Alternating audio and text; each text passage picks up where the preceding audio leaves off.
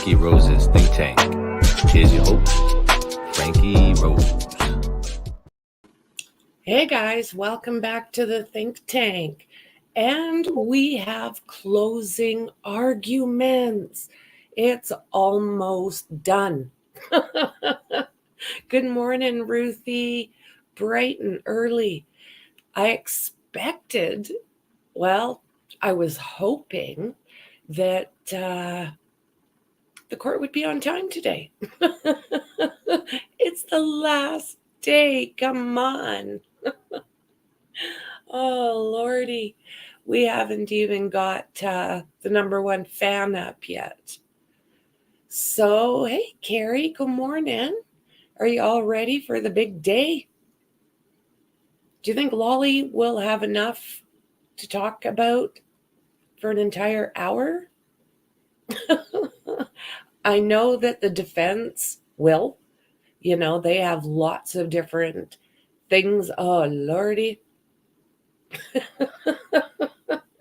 Oh, right, Ruthie? Oh, my word. So, yeah, the defense will have lots to talk about. We can guarantee that. But Lolly, how much does he really want to talk about what has gone on in that courtroom? Oh, I'm the same. I was just like, oh, my God. But, you know, I thought that the defense would be up longer than a day and a bit after Lolly's, 30 days? 30 days, and he still did not make his point. It's just, oh, lordy. Okay, so we've got the number one fan up. That's a start. Oh, lordy. Yeah, exactly, Keza, exactly. Keza, Carrie, depending on where I'm at. I'll get it all straight. Oh, I am just anxious for this to start. And we were talking about this yesterday. Hey, good morning, Harley. How long do you think that the jury is going to deliberate for? I think yesterday we got everything from 10 minutes to 1 day, an entire day. Past that, nobody's seeing it. And let's see here. I'm going to do this. I'm just looking. Good morning, Pam. Good morning. We're sitting here biting our nails, waiting for things to get going. It is our last day in court. Hola. Unreal. I think what I'm going to do, actually, I don't think I've done this. As of yet, give me 2 seconds. And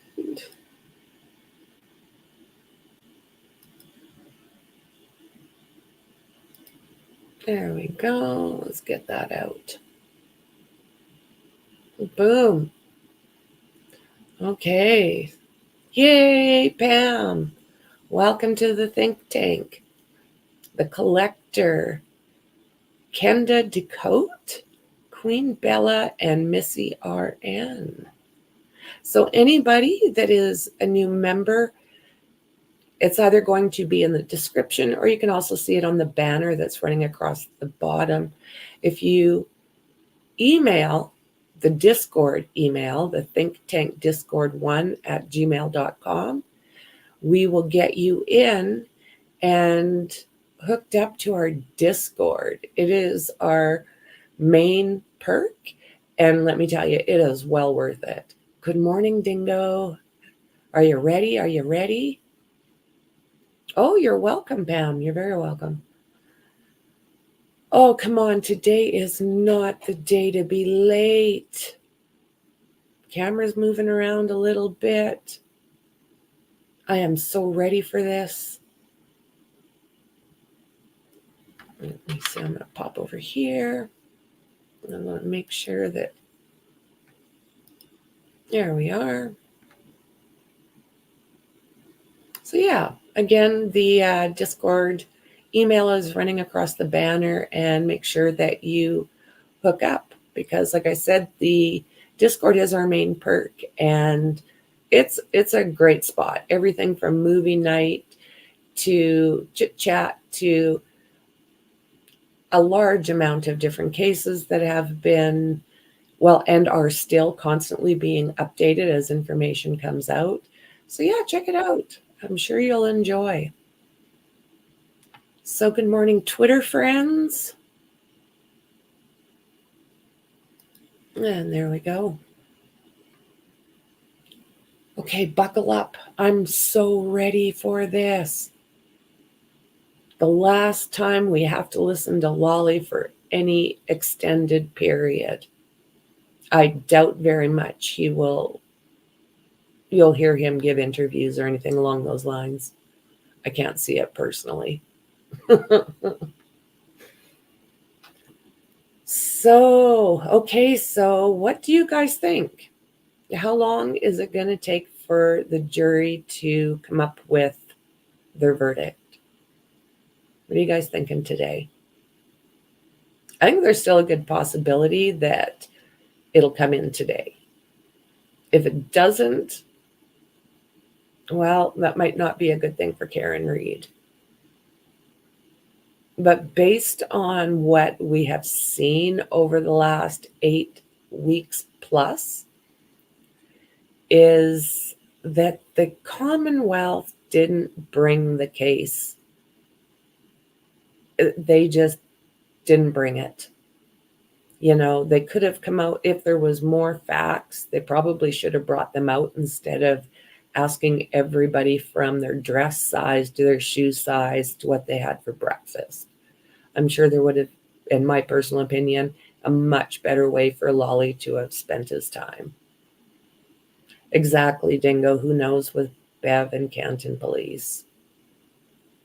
You know, with all of the corruption that, in my personal opinion, we have seen throughout the entirety of this trial, is absolutely disgusting. And I am hoping that the powers that be are paying attention, because something smells bad in Canton.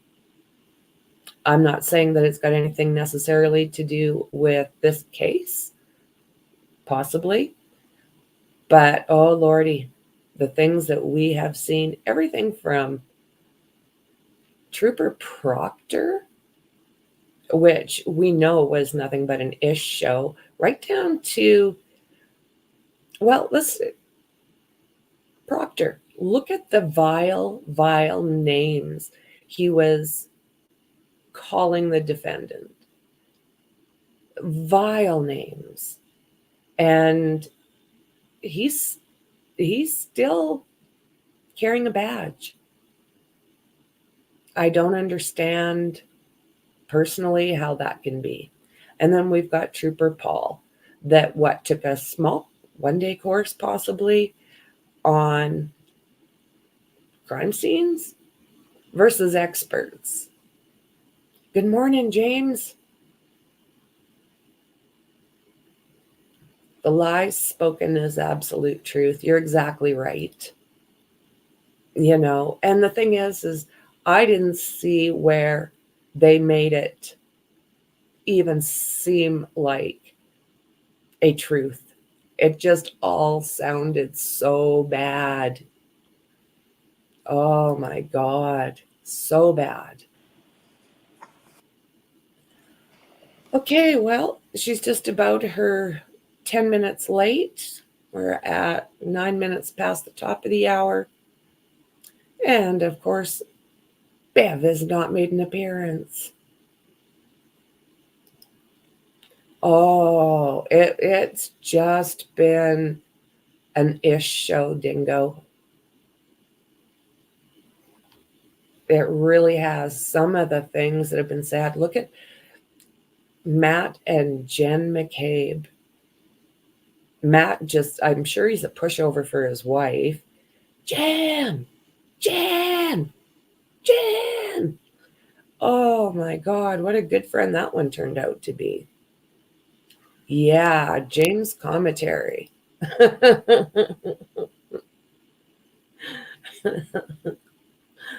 lot of the stuff I can't put on the screen, but sure does crack me up, let me tell you.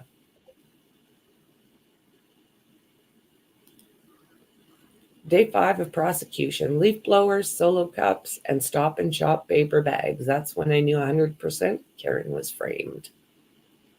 Yeah. Jaw dropping. Absolutely. Good morning, Christy. We're just waiting. It's 10 past the hour. So they're their typical 10 minutes late. So are they going to extend this? Come on. Oh, Lordy. It's your last day. Can't you have your courtroom on the ball, lady? Oh my God. I get so frustrated by this courtroom. I know I'm not the only one. It's just, oh Lord. It's been hard to watch at times. Doing good.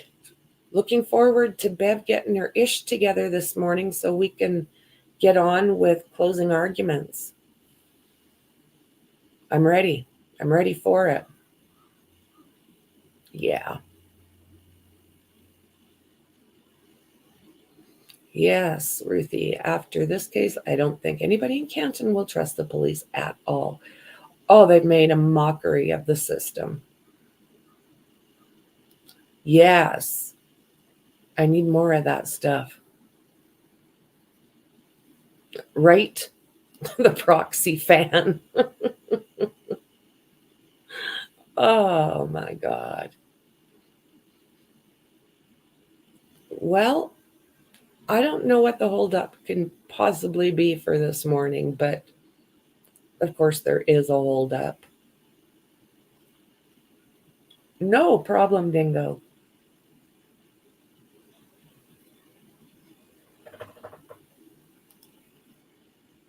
The last day of court, Bev, and you cannot get it together enough to be on time.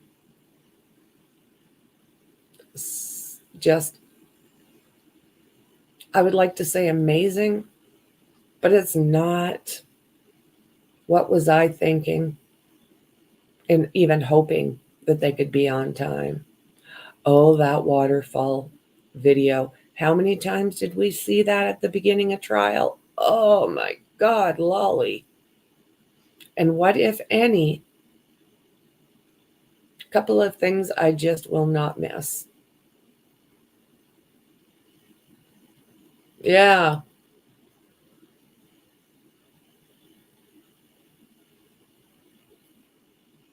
Just, uh,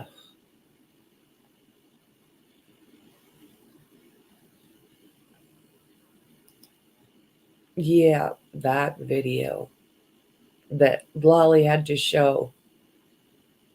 Oh, umpteen times. And that really, we didn't learn anything, except there was short tables and tall tables at the waterfall. Oh, and we also learned that Higgins is not a player. Definitely not a player.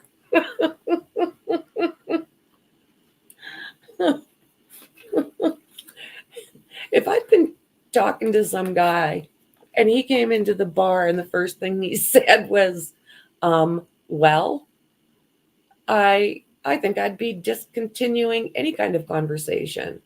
Is that his best pickup line? Well, ew, ew, ew, ew. I mean, oh, Higgins, ew. Oh, Lordy. Oh, Bev, we're working on 15 minutes late today. Oh, Lordy, Lordy. Did you guys hear last night they may have found Caleb Harris in a pump house, it sounds like, not far from where he went missing in Corpus Christi. It's literally not even a mile.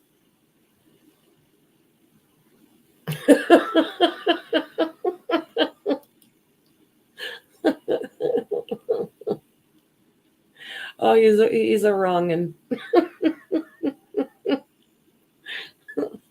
Just, yeah, not a player. Oh my God. Yeah, great pickup line. Well, oh, God almighty. I mean, we've seen a bit in the last 8+ weeks, haven't we? Just, yeah. I think she played him, personally. I think she played him. You don't date someone that looks like John O'Keefe and then look at Higgins and go, yummy. That does not happen. I can't see it. I mean, this is how I feel about this is how I think most people would feel about being hit on by Higgins. Blech. Blech. That would be my look. Higgins, back away. I'm going to spew. Back away, Higgins.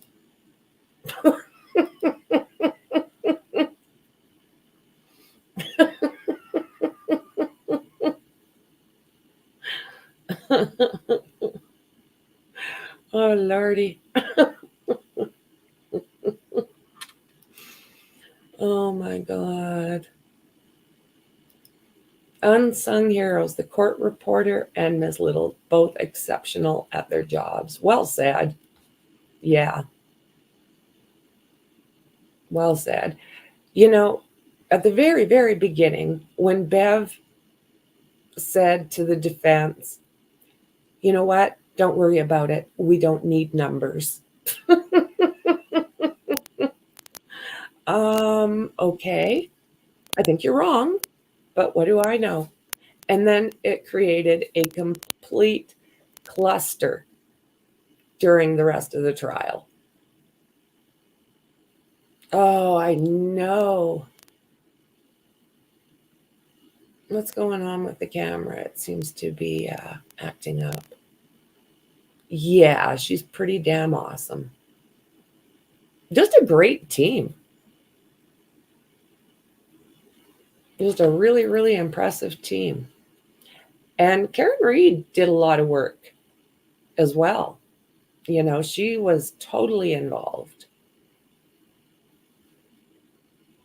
And I do believe she is brilliant enough to be able to do that.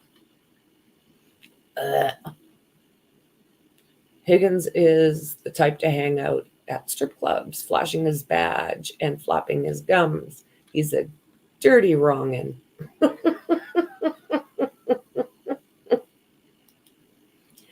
Absolutely the dream team. Yeah, pretty amazing lawyers. And then you got Lally. Do you guys think Lally will have a job after this? I mean, who's going to want him as their prosecutor? Can I pick door B, please? What's under curtain number 2? Exchanges, maybe? Do you guys take exchanges? Lordy, lordy. Yeah, that's a good question, too. Will Bev have a job after this? Hard to say. She is now 20 minutes late. She is already 20 minutes late on a very important day. Somewhere in the back having shots with Lally. Like, get to work, Bev. It just has seemed like a very incompetent courtroom as far as prosecutors, the judge.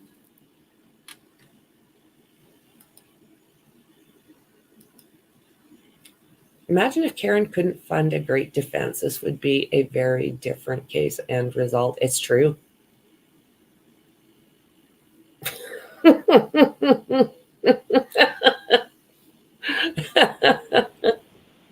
Oh my God, that hair. You are unmuted. And there she is. All right. I need to see counsel at sidebar. I need to see counsel at sidebar.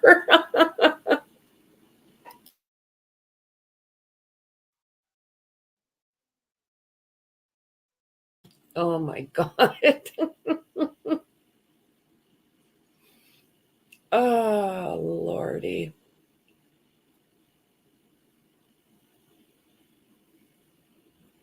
Yeah, you're probably right. A lot of innocent folks are probably are probably wearing orange. Yeah. Oh, look at that. Oh, look at that. We have the McCabe's. We see Jen and her lovely husband. And we see Proctor. What are they doing there? Yeah, that's family. And then behind it seems to be, yeah, Brian Albert and Jen McCabe.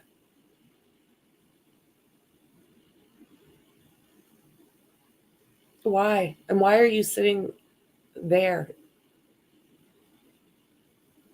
I know. I don't know how comfortable I would be at this point with them sitting behind me.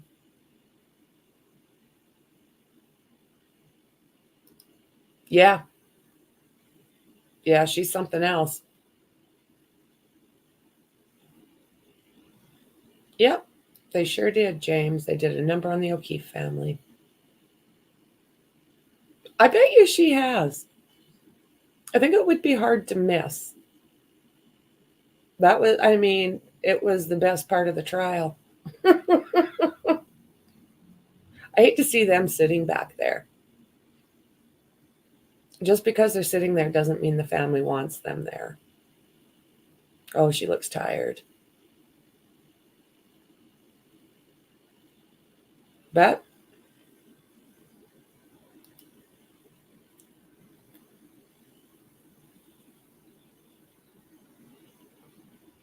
I bet you they didn't sleep at all last night.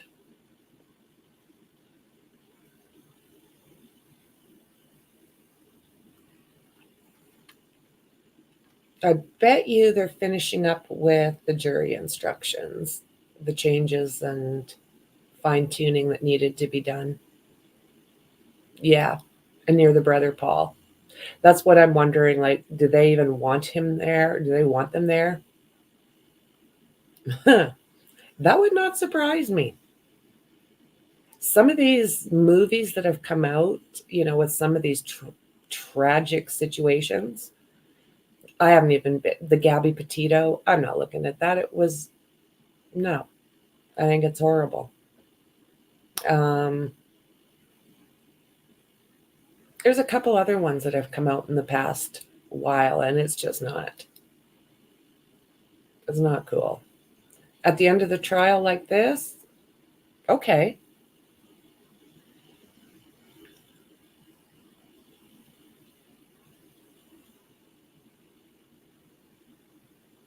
Yeah, she didn't even do her hair this morning, by the looks of it. Threw a couple curls in it, maybe, but what? No. No. Can this morning not even run smooth? Please.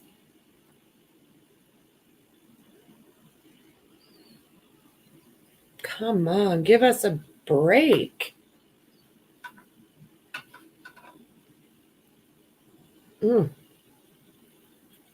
Did she leave? Why are we looking at the number one fan again? I am like you, Darren's. I am not going to miss the fan.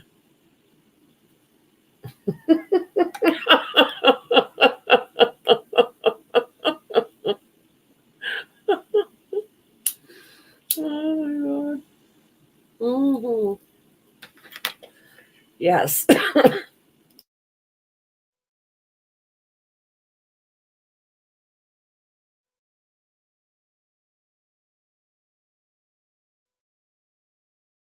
Yeah, you know what? I agree. I agree. Bev has to show she is in control today. Yeah. So she thinks, but I don't think I agree with her. She's just not held her courtroom together at all. It's now 26 past the top of the hour, and well, here we sit. Mm-mm-mm-mm-mm. So I think, as far as the verdict, I think there's a possibility we might hear something today, because I don't think Lally proved his case. I think that, yeah. Yeah, I don't think he proved his case at all. You know, they had, the defense had made more points off Lally's case than Lally did. Sounds good, Pam? Yeah, I was wondering the same thing. What is their point for being there? Are they there because they want to show support for the families? Well, I don't know if they want you there, guys. I don't know if they want you there.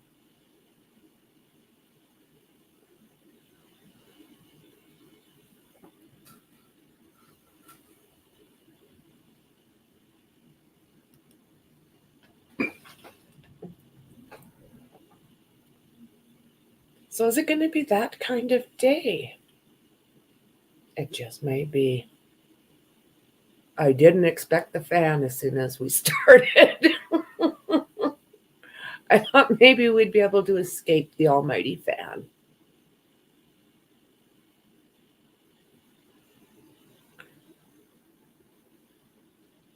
Yeah, well said.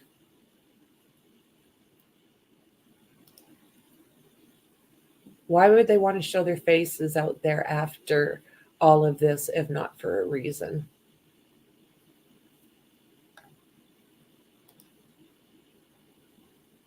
Oh, I've thought about that. I sure hope not.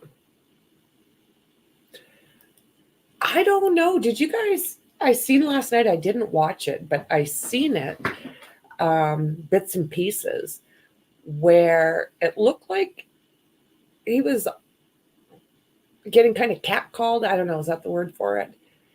Him and some girl he was with came out of, I think it was a restaurant of sorts, and there seemed to be some Canton residents that were, telling Turtle Boy, leave. We don't want you here. Why are you still here? Leave.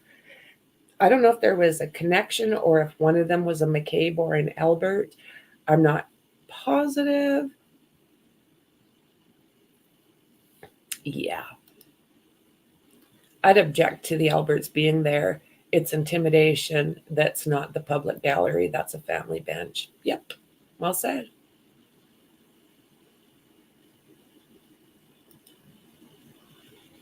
So, yeah, if any of you are interested, I know something occurred between some Canton residents and Turtle Boy. He's saying that he was assaulted, and I think someone might have bumped him, or I don't know. I'm not a fan of the drama, and that's what I see a lot of that being, just drama. Because this is not about the McCabes or the Alberts at this point. This is just, at this point, finding justice for John O'Keefe. Yeah, that's a really good question. We're at 7:30 Mountain, 9:30 Eastern. and nothing. Here we sit watching the number one fan. You know, it's a good thing. Well, I didn't learn it until the end of the trial, but it's a good thing I finally figured it out that showing up early is not necessary. Pack of animals, Franky. Big Brian, aka Lenny from Ice and Man, was also making threats and offering violence. I guess the anxiety he was suffering from being cured has been cured. Oh, so you did see that. Lenny from Mice and Men.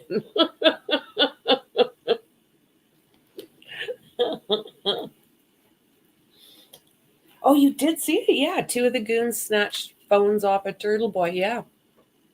And then that woman comes flying out of that vehicle and grabs that phone. Oh my. It was something else. Oh.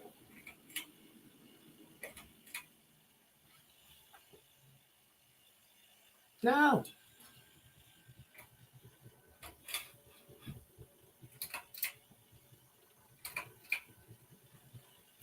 Sorry, guys.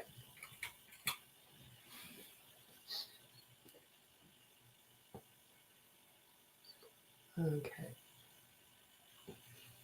Trying to fix my number one fan here. There we go.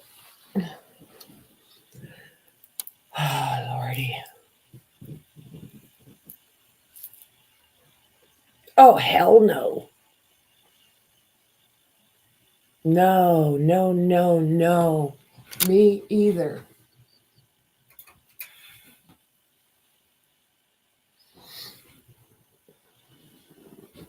Yeah, he is Dingo. He seems to do a lot on that area. Now, I'm not sure if that's just because of this case, but I know he was blogging or whatever it was about this before it happened. And this is all of the drama that has led to where we are today as far as Turtle Boy goes. Yeah.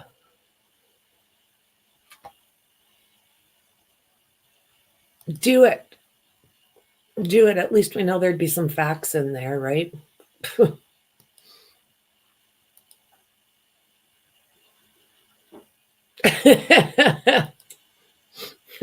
Exactly.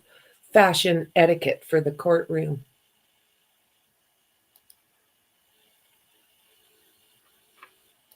I'm surprised that some of the Alberts and McCabe's didn't show up in muscle shirts.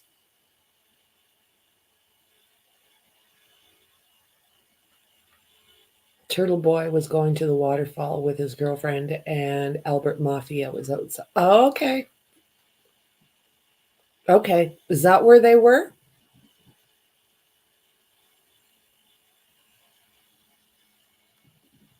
I couldn't place it myself. Holy shite, Bev. 35 minutes. It blows me away how she doesn't mind chewing up the time in here. Like some of this stuff could have been done previously, right? But I don't think she is the most energetic of trolls.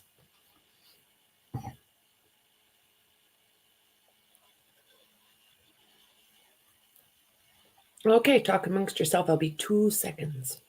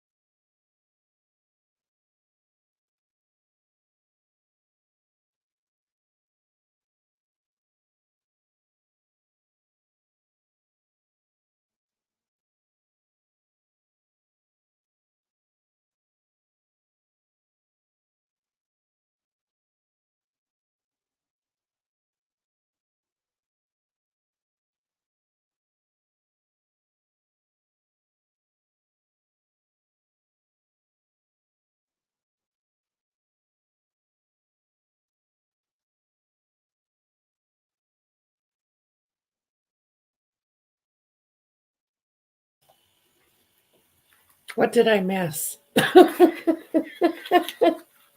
Oh, Lordy. Yeah, Turtle Boy did bring awareness to this case. Absolutely. And Harley says, I can't believe those people are there with his family. May God bless Karen. Yeah, with the circumstances being what they are, I think it's a little bit ballsy, but hey. Yeah, I don't watch his streams either, Carrie.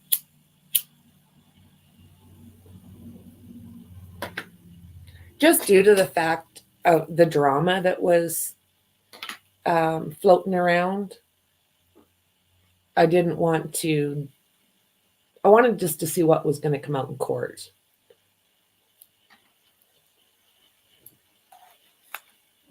And yeah.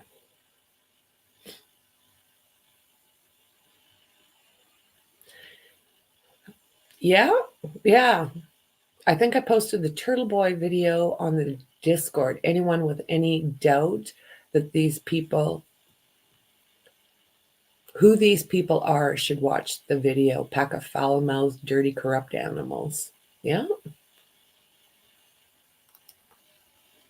I think just because it's a public gallery.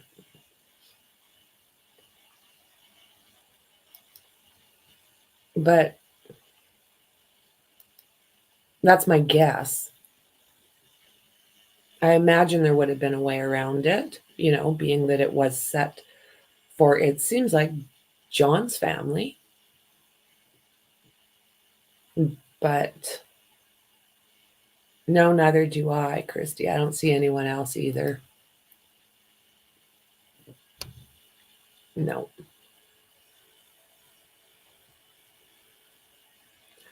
Well, Bev, you have eaten up 40 minutes of our life.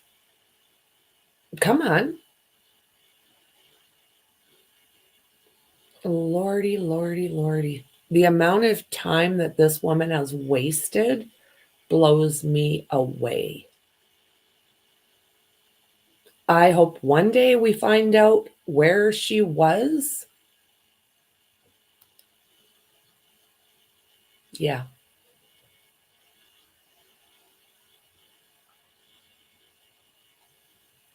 Yeah. I don't know. I don't think it's a good look. Maybe they're doing it for the jury's benefit, just so that they can see, look at where we're sitting. We're with these guys, is my thoughts. They're showing that they support the O'Keefe family, but do they really? I mean, based on what we've heard from the defense, they might have had something to do with what happened to John O'Keefe. If we listen to what those last witnesses had to say from the defense, and I mean, we're talking about highly educated people. It didn't happen the way that they're saying it went down. Good morning, Dundee. Yep. The only fan. You haven't missed a darn thing, friend.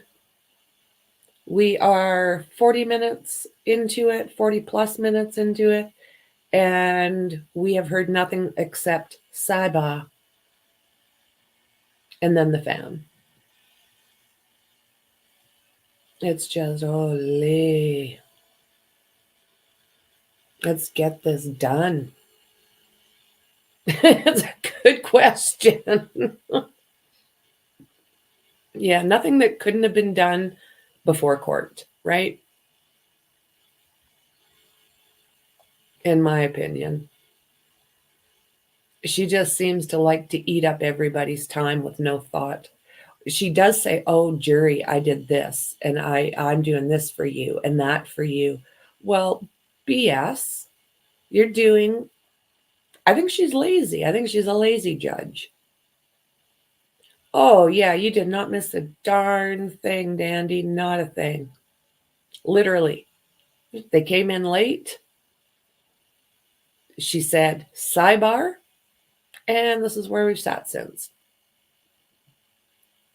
Maybe she is finishing up with those instructions, but isn't that something she could have done before everybody showed up for this? Yeah, she does come across extremely lazy, and I mean, that's not a good look. She's a judge. I won't miss seeing her swinging around on her chair while people are talking about extremely serious and someone losing a life as she's sitting up there on her perch, rocking around on her chair. It's like, what? Just, it seems like it was a very disrespectful proceeding all the way through.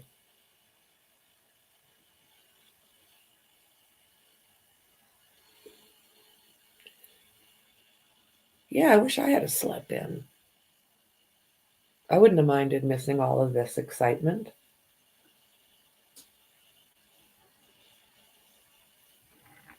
The McAlberts. It is. It's just what?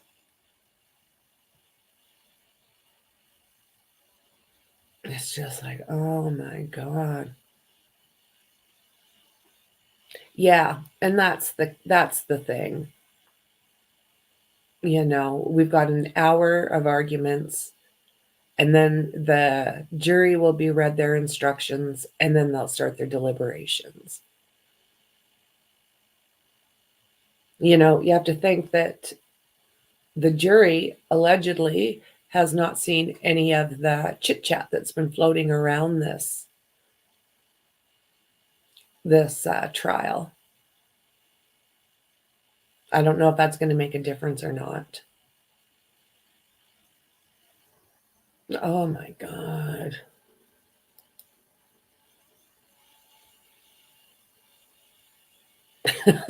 No doubt. McAlberto Crime Syndicate. Rico, anyone? Wow. So, if she was so worried about that jury, why is she leaving them back there for an extra 45 minutes? That she's not worried about how fast things get to the jury. She's just worried about herself, in my personal opinion. I don't like the person she has been shown to be. It's just my thoughts. Everyone is entitled to their own. I just have not become a fan. She stands alone, that one on the ceiling.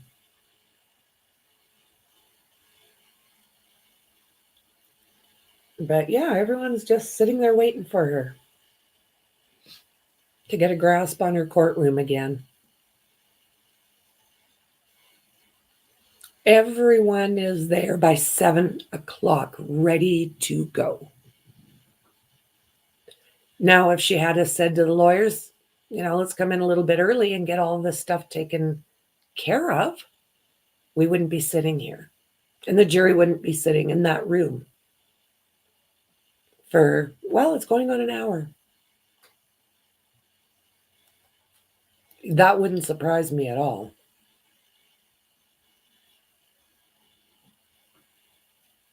Yeah, I think so too, Dingo. I think so too.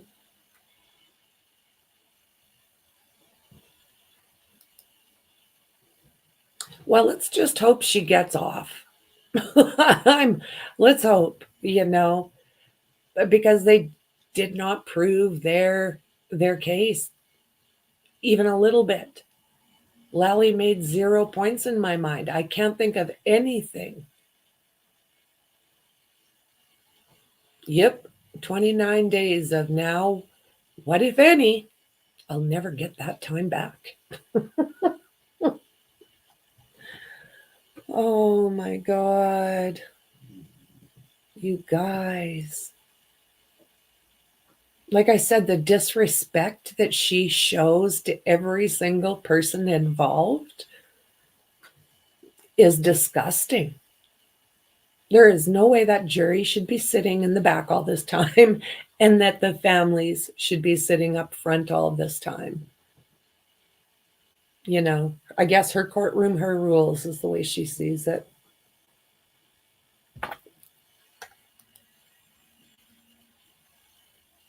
We still don't know what's going on. No decisions have been announced. The judge is still in her chambers.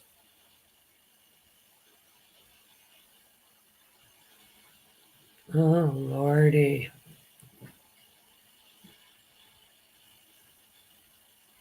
Jesus, criminy Bev.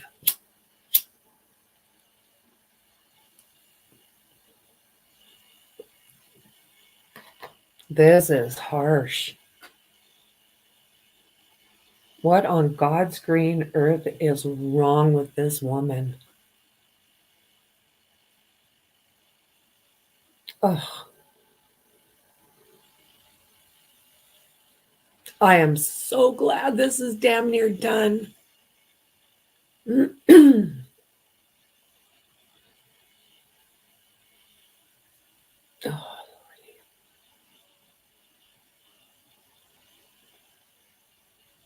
Oh, I mean, that guy, he just shuffled his feet around the courtroom. It was like, what? No. You're a lawyer? What? What, if any, reason do you have for being in that courtroom? What, if any? Objection without grounds is ridiculous. So open to abuse by the state. I hope it doesn't catch on. Oh, well, some of the things she was doing, you know, this Rule 14, Lally didn't come up with this. The judge did. And he just followed her cues. Oh, that's right. On the grounds of Rule 14. And it's like, do you even know what you're talking about, man? Do you even have a clue? Not so much. Nope. He was mimicking the judge. He was, oh, such a disgrace.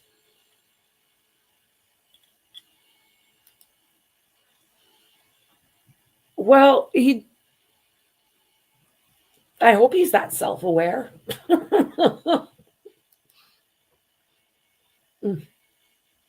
I don't drink, but this case has seriously put thoughts in my head about starting to day drink. It's like, well, I could day drink through the case and then just like stop, right? Oh, Lordy.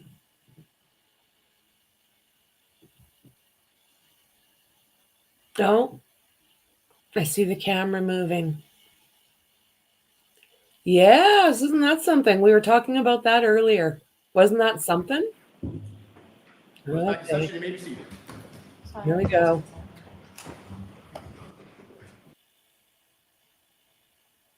Oh, sidebar. What the fuck? I'm sorry. Oh my God. Oh, really? Oh.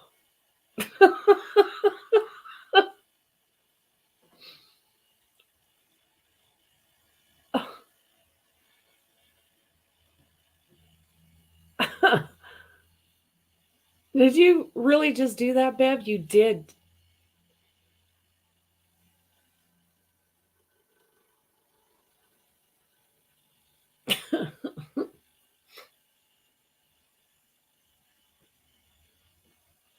Oh, Bev.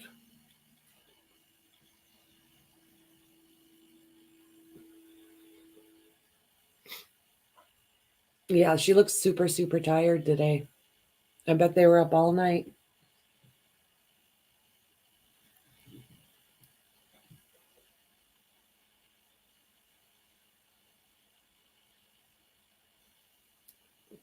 McAlberto crime family. I love it.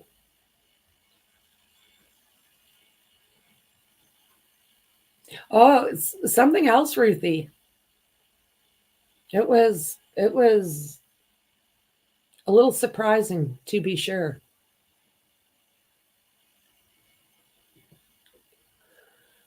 Oh, are we going to start looking at the fan again? Oh, yeah, you evil wench. We know all about you. Oh, there's Colin there, too. I didn't see him.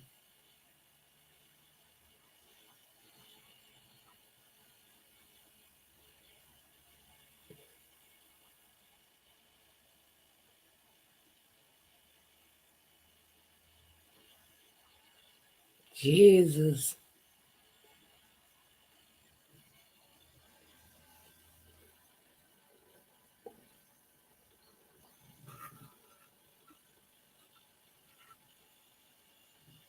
Yeah, that seems to have stopped. I don't know what is going through their minds at this point. I don't know if they're seeing what's going on around them. I just, with everything that they have put out there, by them, I mean Lally and his team, they had nothing. I don't even know how we got to a point where she was going to trial because it's just not there.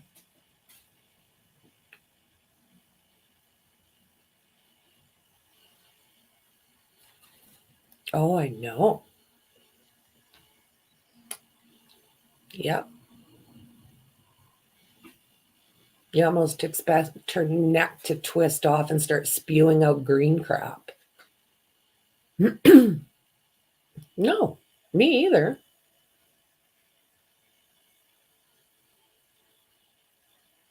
Which one? There's a couple of them there. But Jen? Yeah. Just evil little thing, isn't she?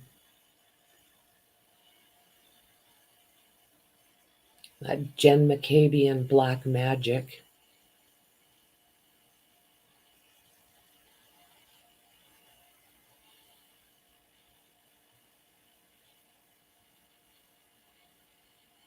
Look at her. She just stares at the camera.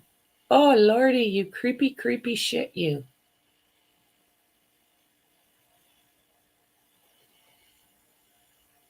Oh, did you? That's cool. That's cool. I know my mother admitted her into a hospital when she was filming somewhere. She got hurt.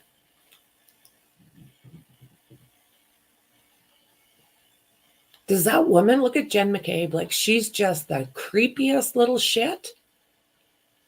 Does she move? Or is she just locked on to the camera? Or is she staring at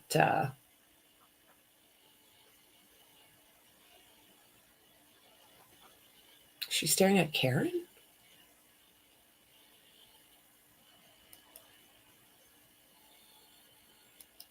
Yeah, she's just creepy. Like, does she move?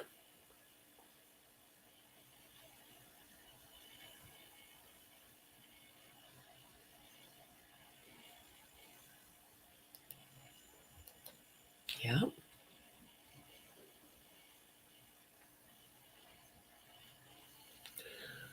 Agreed.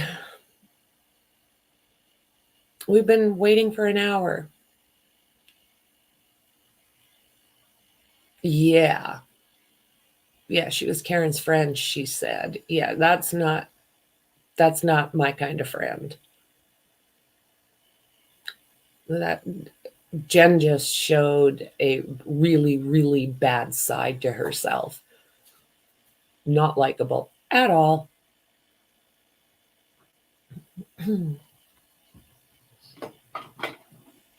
Jen McCabe and black magic.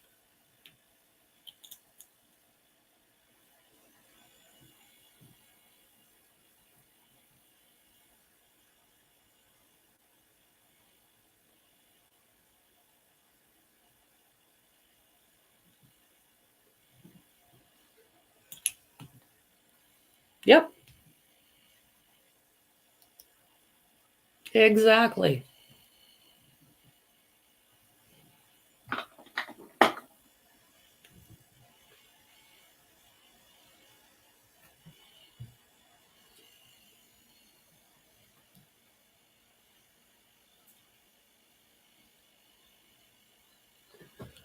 Okay. Oh, are you kidding me? What? No. You guys. What the hell? Oh, what?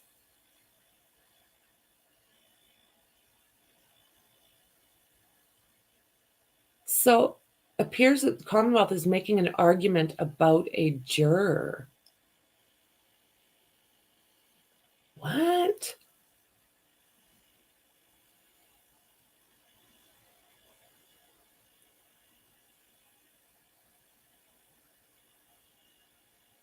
Unetti is what? Oh, fudge. Are you kidding me, frickin' Lally? Oh my God. Like nothing like the ninth hour, butthead. It said something along the lines of Lally is having issues with one of the jurors.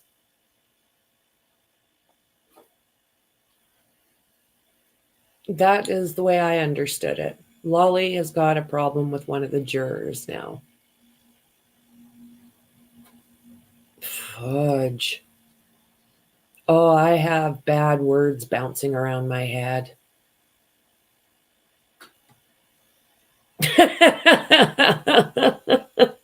Oops. It's true though, Christy. I feel you. Oh, Lordy. I mean, I dropped an F-bomb already today about, what, a half hour or so ago, so shite I can't gripe about. Yeah. Oh, Dandy, I'm coming to see you, girl, and please take me out to some music festivals. I'll even drink.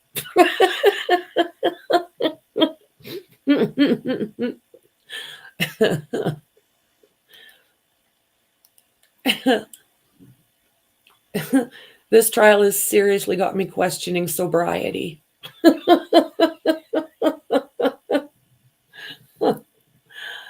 Oh, I just want this over and done with. I want to put on my little party dress and hang around my house, do some cleaning, look at some more documents, work on some other cases. But the way this is looking, maybe 2025 would be a good time for me to start looking at some other cases again. Oh my God. Police.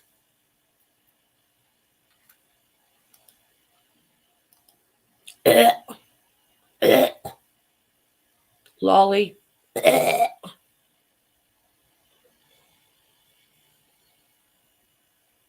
Lolly, you make me ill. Just saying.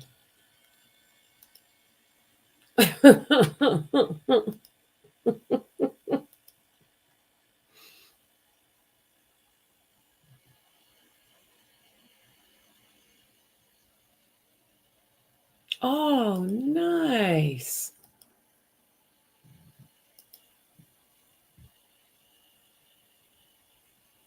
Love it.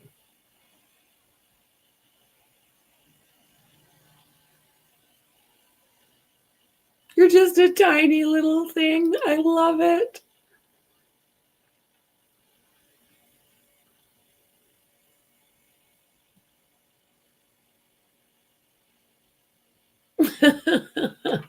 I love it, Dandy.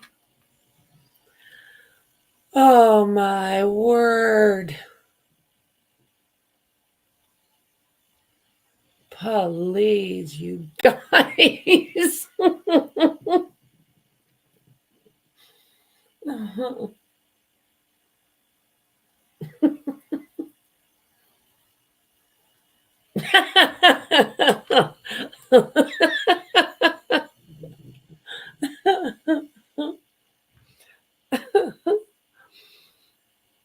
Oh, good God.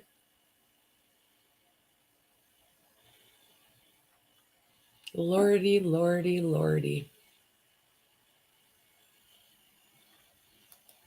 The court reporter should write a book about this case, resign and live happily ever after. Now, that would be awesome. I could support that. Yeah, that's a good question. Okay, hold on. What does this say? Judge just spoke to her juror all right and walked back.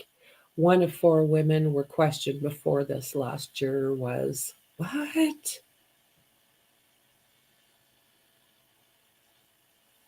What? Today, Lally, today, you're going to complain about a juror. Today. Oh, criminy.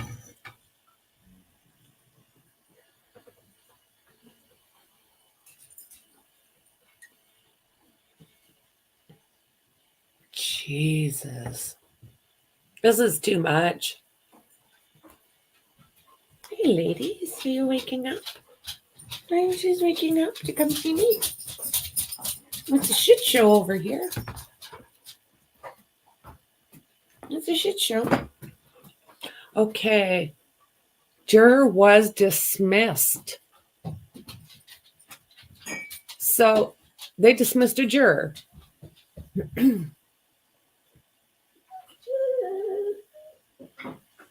Juror was dismissed as per the court clerk. Yeah. That's what they're saying, Harley.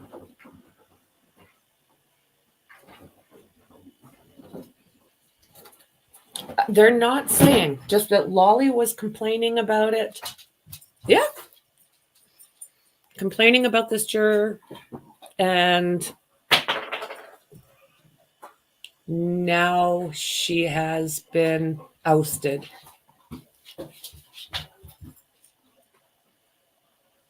Yeah, it could be.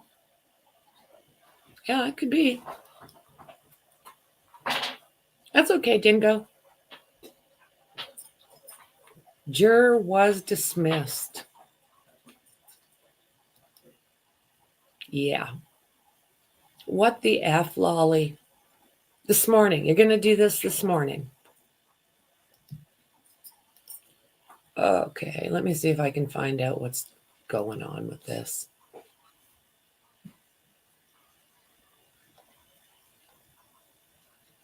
"39 minutes ago.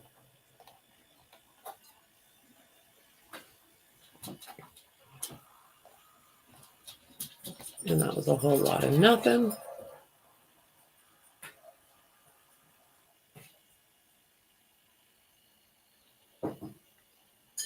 They're not saying anything about this as of yet. They're just saying that the closing arguments are supposed to begin. Well, yeah, an hour ago. But Lolly had to have another little spaz attack.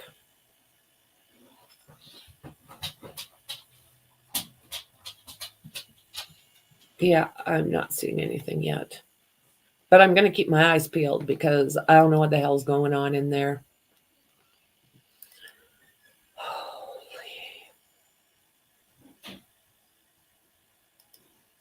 Yeah, it's a very good possibility. Yeah, Pooper Paul.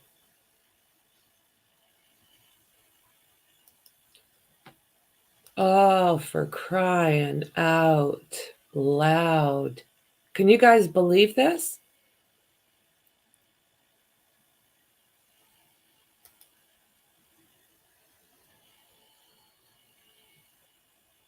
Oh my God.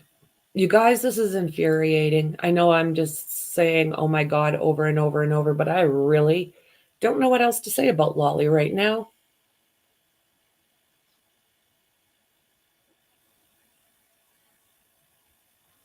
Let's just get on with this. Is there any other changes you'd like to make, Lally, before? Christy.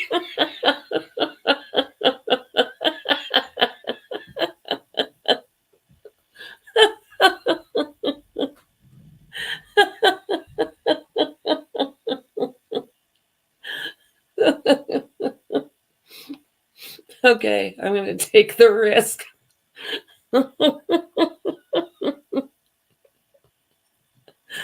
Oh, Lordy. And to Lolly, for that matter. Oh, my God, that was too good. Oh, I agree, Pam. Like, oh, Lordy. An hour and 10 minutes spent on this. Oh, an hour and a half. No, sorry, an hour and 10 minutes spent on this. So, what did you hear, Lolly, while you were at home doing nothing?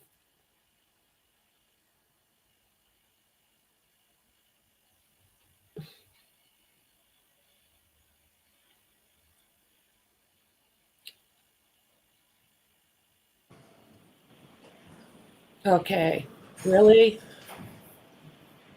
Should I pinch myself? Is this going to happen now?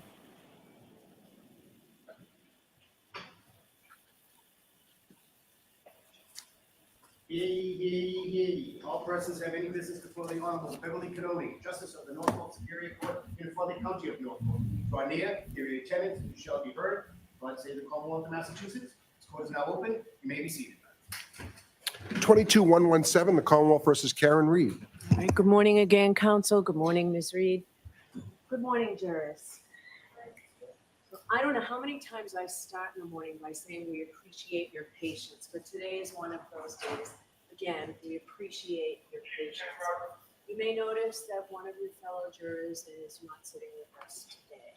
I can assure you that that is because of an issue that is just personal to that juror and has nothing to do with any concern of any of you, so please disregard that, okay?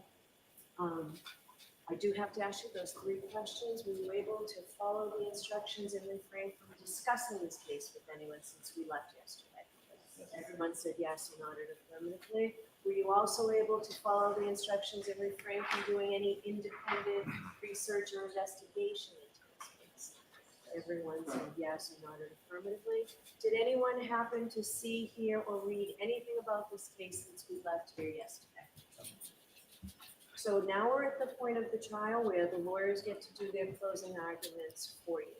I've given them each an hour to do so, and they both tell me that they want me to give a 5-minute warning. I just don't want you to think I'm scolding them when I give a 5-minute warning, so we'll let them do that. When I was a trial lawyer, I tried a lot of cases in this courtroom. The thing I liked least about the trial was just before I stood up to give my closing argument, the judge would say, jurors, remember, closing arguments are not evidence. But it's true. So because of that, you have to put your notebooks away. All right, so if you just put your notebooks away and just listen, and though the closing arguments are not evidence, they're certainly a very important part of the case. And we've all seen how hard the lawyers have worked for this long period of time. We've all noticed that you've paid great attention throughout the entire trial.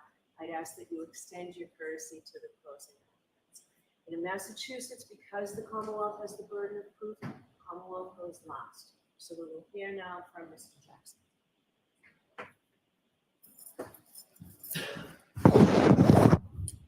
Thank you, Your Honor.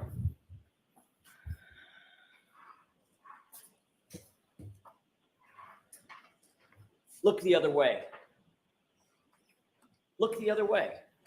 4 words that sum up the Commonwealth's entire case. 4 words that sum up the hopes of those who have tried to deceive you. Conflicts of interest? Doesn't matter. Just look the other way. Magic hairs, magic glass, look the other way.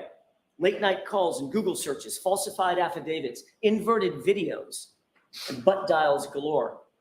Just look the other way. That's what they want. That's what they're counting on, but the uncontrovertible fact is you have been lied to in this courtroom.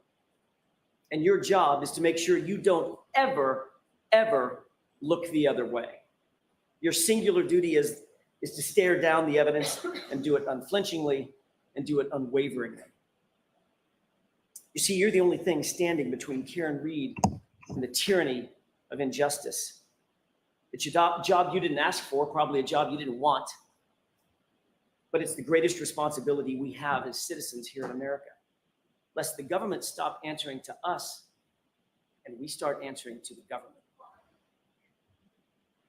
And woe betide any one of us who might find ourselves in the crosshairs of a Michael Proctor. Preparing for today, I was reminded of a quote. It's a quote about the truth, and I want to share it with you. It is of great importance to set a resolution never to tell an untruth.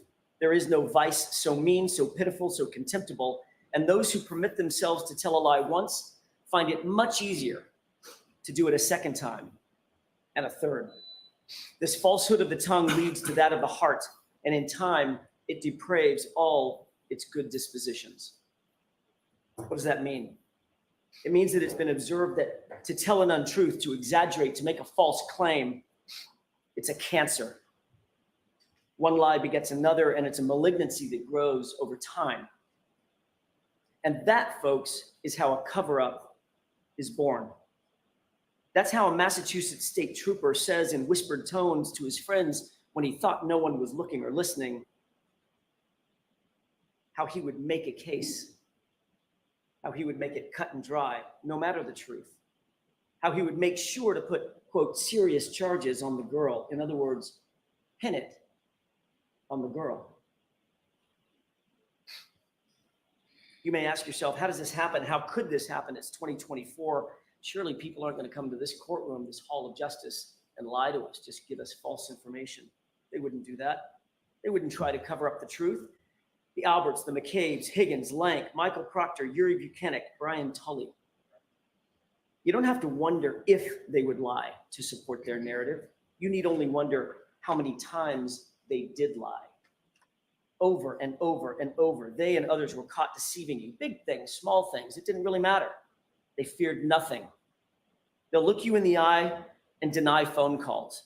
They'll deny secret meetings. They'll claim that calls are butt dials and butt dials are answered. They'll show you a video and tell you left is right and right is left. They'll magically turn 3 pieces of plastic into 5 right before your eyes. And even when they're caught with their own lies, they won't blink, they don't sweat. They'll just look you in the eye and demand, pay no attention. You folks look the other way. Ladies and gentlemen, there was a cover-up in this case, plain and simple. You'll surely say to yourself, I don't want to believe it. I don't want to believe that can happen in our community. But sadly, over the past 8 weeks, you've seen it right before your eyes. So how does a cover-up happen? How could that happen? Well, let's count the ways, shall we? Handpick your investigator. Make sure it's someone we know, someone on our side. Keep him close. Offer him help. Offer him a gift.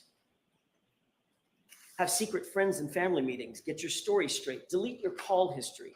Make mysterious phone calls at 2:22 a.m. Delete Google searches. Monitor police activity. Get rid of evidence. Get rid of your dog. Destroy your phones. Destroy your SIM card. For the investigator, decide on a narrative early on.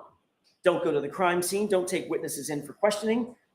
Question all the witnesses together. Ignore witnesses who don't fit your narrative. Allow friends and family to contact those same witnesses. Don't record interviews. Write vague and false police reports. Omit witnesses' names. Omit witnesses' interviews altogether. Don't photograph the evidence. Don't conduct any forensics. Don't document the evidence. Don't document the logs. Don't create any logs whatsoever, and don't maintain a chain of custody. Keep all the evidence in the hands of one person and then manipulate that evidence, including videos. Don't turn over videos. Invert videos. Turn 4:16 p.m. into 5:30 p.m. in affidavits. Turn 3 pieces of taillight into 5 pieces of taillight. Delete 42 minutes of surveillance footage, hide personal relationships, make this case cut and dry, and ensure the homeowner, quote, never sees any shit because he's a Boston cop. But most importantly, pick your patsy and pin it on the girl. It's not that it could happen.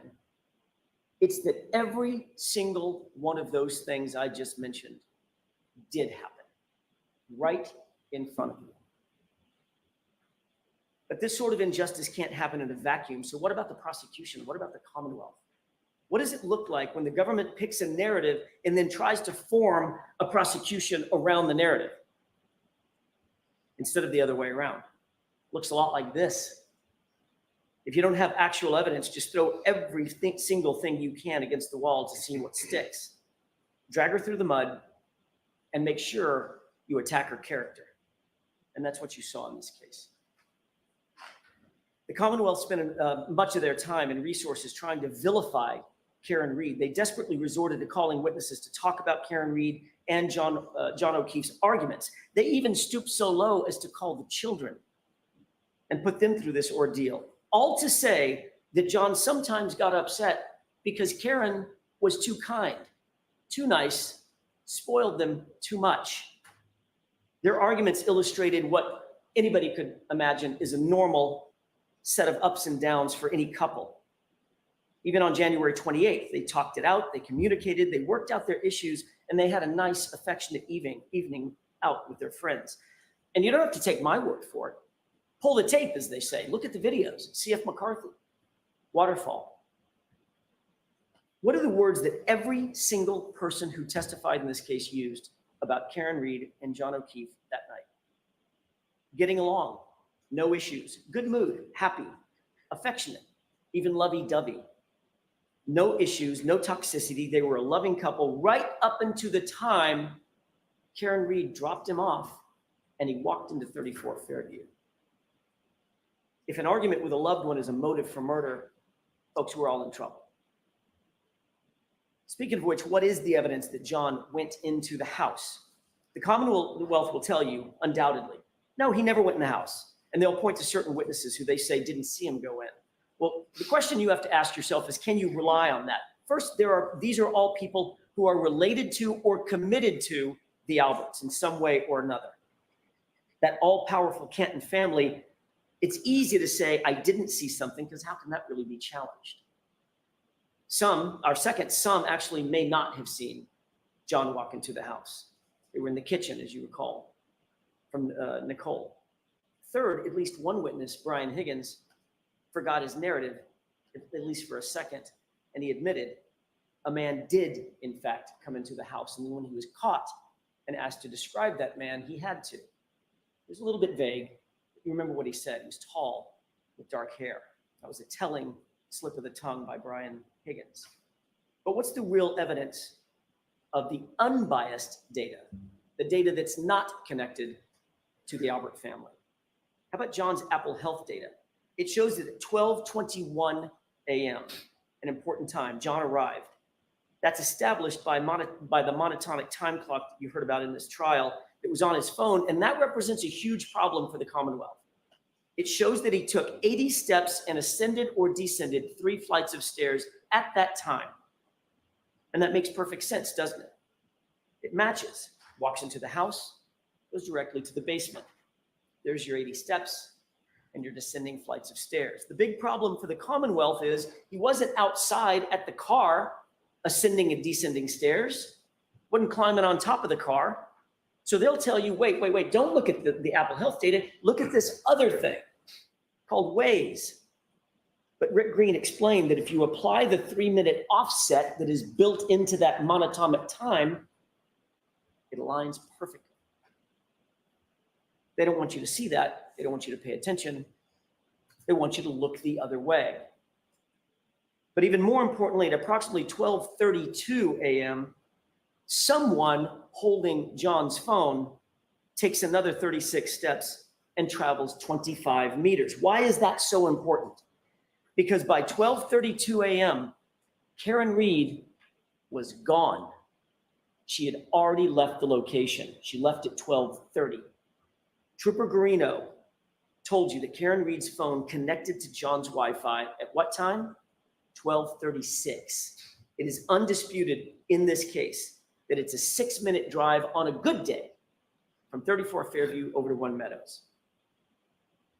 She was gone by 12:30, and John's phone was taking 36 steps and logging 25 meters at 12:32 after she'd left. So don't be fooled. John walked into that house, after which Karen drove away, and the scientific data all prove it. But also, Ryan Nagel and Heather Maxson prove it. In addition to the Apple Health data, Ryan and Heather both independently testified that they passed Karen's SUV as they drove away after talking to Julie, and Karen was alone in the SUV. John was not with her. He wasn't in the car. He wasn't standing outside the car. He wasn't sitting beside the car. He wasn't laying on the ground beside the car. He was nowhere in sight. There's only one other place that John could have been, and that's in the house. Exactly where the Apple Health data places him. So it all fits. And Ryan was right behind her, remember, staring at her taillights, undamaged, brightly lit. That brings up another difficulty for the Commonwealth, and that's their star witness, Jennifer McCabe. You'll recall that Jennifer McCabe claimed that she was looking out the door, staring at that SUV over and over and over again from 12:29 to 12:50. She was very specific about that time frame. But we know that the SUV was gone from 34 Fairview by about 12:30. Had to be in order to connect to the Wi-Fi at 12:36. So unequivocally, Jennifer McCabe was lying about watching that SUV, and it makes you wonder why. And to add to that deceit, she was also blatantly lying about the calls to John's phone. You remember that colloquy back and forth. She said that every single one of those calls to John's phone during that time was a butt dial. How are those lies connected? And why are they connected? Jennifer McCabe knows. Was she butt dialing John over and over? Or was someone looking for John's phone that went missing? Let's talk for a second about what actually happened in the time leading up to everyone going to 34 Fairview. Brian Albert, Brian Higgins show up drunk at the waterfall. They'd been drinking in the afternoon. You know about the flirtatious texts that were sent between Karen Reed and Brian. Higgins was clearly pining over Karen, but for her, the flirtation had ran its course. It was done. She was happy and committed to John. You could see that in her actions with John that night. You don't have to guess. Brian Higgins, however, you can see in his actions, he wasn't quite so satisfied and he wasn't done. His text message, well, meaning, what the hell, Karen? What about me? Seemed aggressive, seemed annoyed. He didn't like being ignored. That was pretty clear. So he's 5 or 6 whiskeys deep into the night by this time, and she continued to ignore him. Then oddly, Higgins, who doesn't know John all that well, seems to want to coax John to 34 Fairview. I draw your attention to the waterfall tape if you want to take another look at it. It's at the 11:57 mark, between 11:57 and 11:58. Take a look at that tape. He's just about to leave. Higgins is just about to leave. He points over at John and he motions for him. Come on, come with me. And then at 12:20, he texts him, you coming here? This is a person he doesn't really know and didn't really talk to that entire night. Ask yourself, why was Higgins so insistent that John go to 34 Fairview that night? And then there's that sparring and fighting that he and Brian Albert were engaged in. Of all the things they could be doing, this is what they were doing just minutes before John O'Keefe walked into that house at 34 Fairview. We know that once John actually did walk in the door, it's about 2 steps, 4 feet or so, 2 steps for an adult male to reach that basement door. Remember, everybody was gathered in the kitchen. That's what Nicole Albert said. And every single witness agreed that at some point, Brian Higgins and Brian Albert left the group and went to another room. Where did they go? Where did they go together? Another important point. Chloe was not upstairs.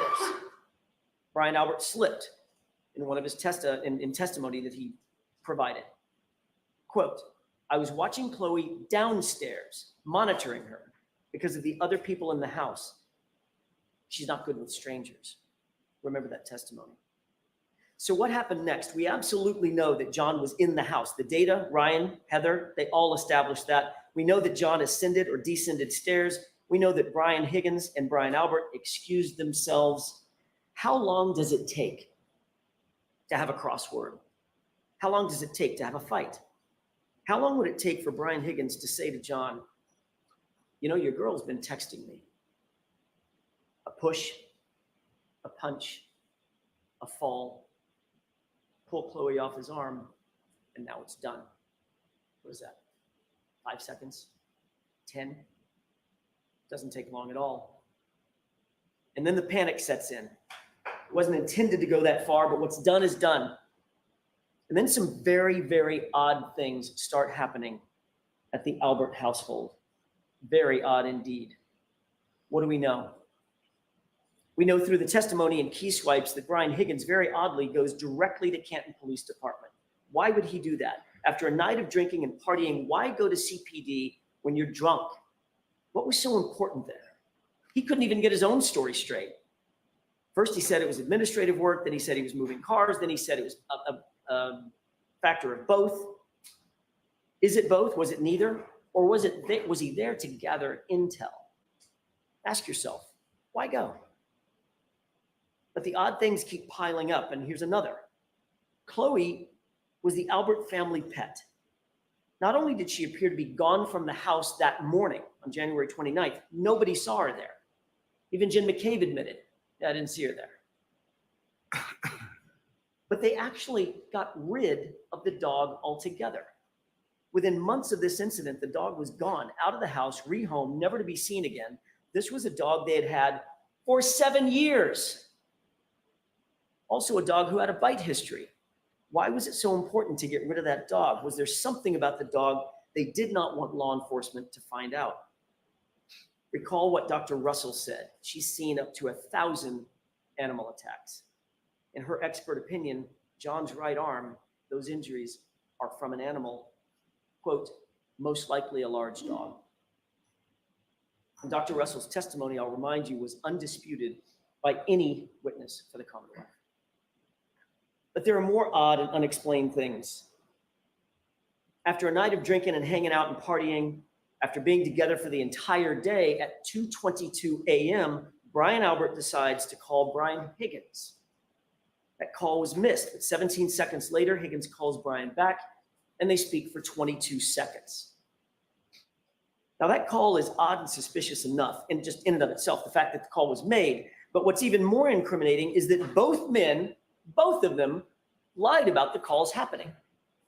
They both claim astonishingly that those calls are, you probably say it with me, they're butt dials. Amazing. But Albert and Higgins take it a step further. Not only did they claim that they were making calls as butt dials, but they were answering calls as butt dials. And Higgins seemed awfully defensive about that call, didn't he? Remember on cross-examination when I was asking him, can you have a conversation in 22 seconds? He unequivocally said, no, that's impossible. It's not reasonable. You can't do it. Well, let's test that out. Hey, did you make it over to Canton? Yep. Haven't been any calls. Nobody knows a thing. All right, don't talk to anybody until we talk again. Okay, fine. And by the way, come back over. I need help moving something heavy. How long did that take? 15 seconds? Maybe? But the odd behavior isn't done yet. 5 minutes after that call that we just talked about, Jennifer McCabe is on her phone at her house, Google searching how long it takes for someone to die in the cold. That was at 2:27 a.m. That timeline seems to fit, doesn't it? And it fits a very telling and a very clear story. That search became a focal point of the Commonwealth's entire case. This case was starting to look a lot more like the defense of Jennifer McCabe than anything else. That's probably because there is no innocent explanation for that Google search at 2:27 a.m. None. At the end of the day, clearing away all the confusion, the Commonwealth's experts were left with two things that are true. First, neither of their experts could absolutely rule out that Jennifer McCabe made that search at 2:27 a.m. Neither. And second, the only person to use the actual phone model, the actual data, and the actual precise operating system was Rick Green. And he was clear. That search was at or before 2:27 a.m. And then it was deleted.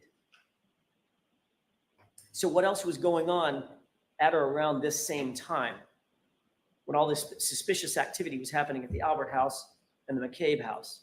3 minutes after that search and 8 minutes after the Albert Higgins 2:22 a.m. call, Brian Loughran drives down the street in his snowplow. And he told you that there is no body laying on the lawn at 34 Fairview at 2:30 in the morning.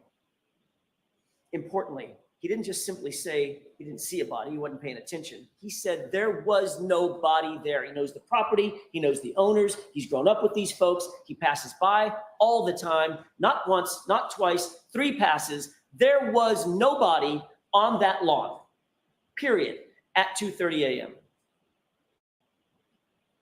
And what other suspicious thing happened that night? By 3:30 a.m., someone moved a Ford Edge in front of the very area that would obstruct the view of where John's body would ultimately be discovered. Who's the only person in this case that you've heard about with a Ford Edge? Brian Albert. Remember, as you're thinking about this, the basement at 34 Fairview is serviced by a bulkhead. It's a quick and convenient door to the backyard.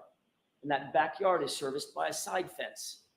And that side fence is easily accessible to the front yard at the side of the house. Which side of the house? The side where John's body was found. And by 6 a.m., John's body was, in fact, now outside. While this flurry of suspicious activity was going on with the Alberts and the McCabes, what's happening with Karen? All she knows at this point, think about it, at approximately 2:21, she dropped off John. He walked into 34 Fairview, and that's all she knows. She knows nothing else that was going on. So what was she left to think? He goes in to check the party out, but all of a sudden he's not coming back. He's not responding. Minutes start to pass. 1 minute turns to 2, 2 turn to 10. Where is he? Why isn't he responding? She's sitting in the cold, dark, freezing outside in the car. Naturally, she's perturbed. Being perturbed turns into being peeved. Being peeved eventually turns into being pissed. By 12:30, Karen's mad. She's left 34 Fairview to make a point, but she's still texting and calling. What could she reasonably be thinking at this point? What's going through her mind? 12:33 turns into 12:34. I can't believe he'd do this to me. 12:34 turns into 12:35. Where is he? Why aren't you answering, John? 12:35 turns to 12:36. Jesus Christ. I'm calling and you're not answering. Where are you? Pick up the phone. But there's still no answer. There's still no response. By 12:37, she's getting furious. She does not know that something has happened to John. She does not know that. So she leaves the first angry voicemail. Illustrates frustration, aggravation, all the normal responses anybody might have, you and I might have. But little did she know. The next open voicemail has Karen parking at John's garage after she gets home. You can hear her heels clicking across the garage floor. For all she knows at this point, John's just drunk, he's been partying, he's hanging out, just forgot about her, blowing her off. But John's still not responding, and as the minutes tick by, Karen becomes increasingly increasingly upset. Those are the voicemails that you heard. How could he do this? Why is he ignoring me? Why is he ignoring the kids?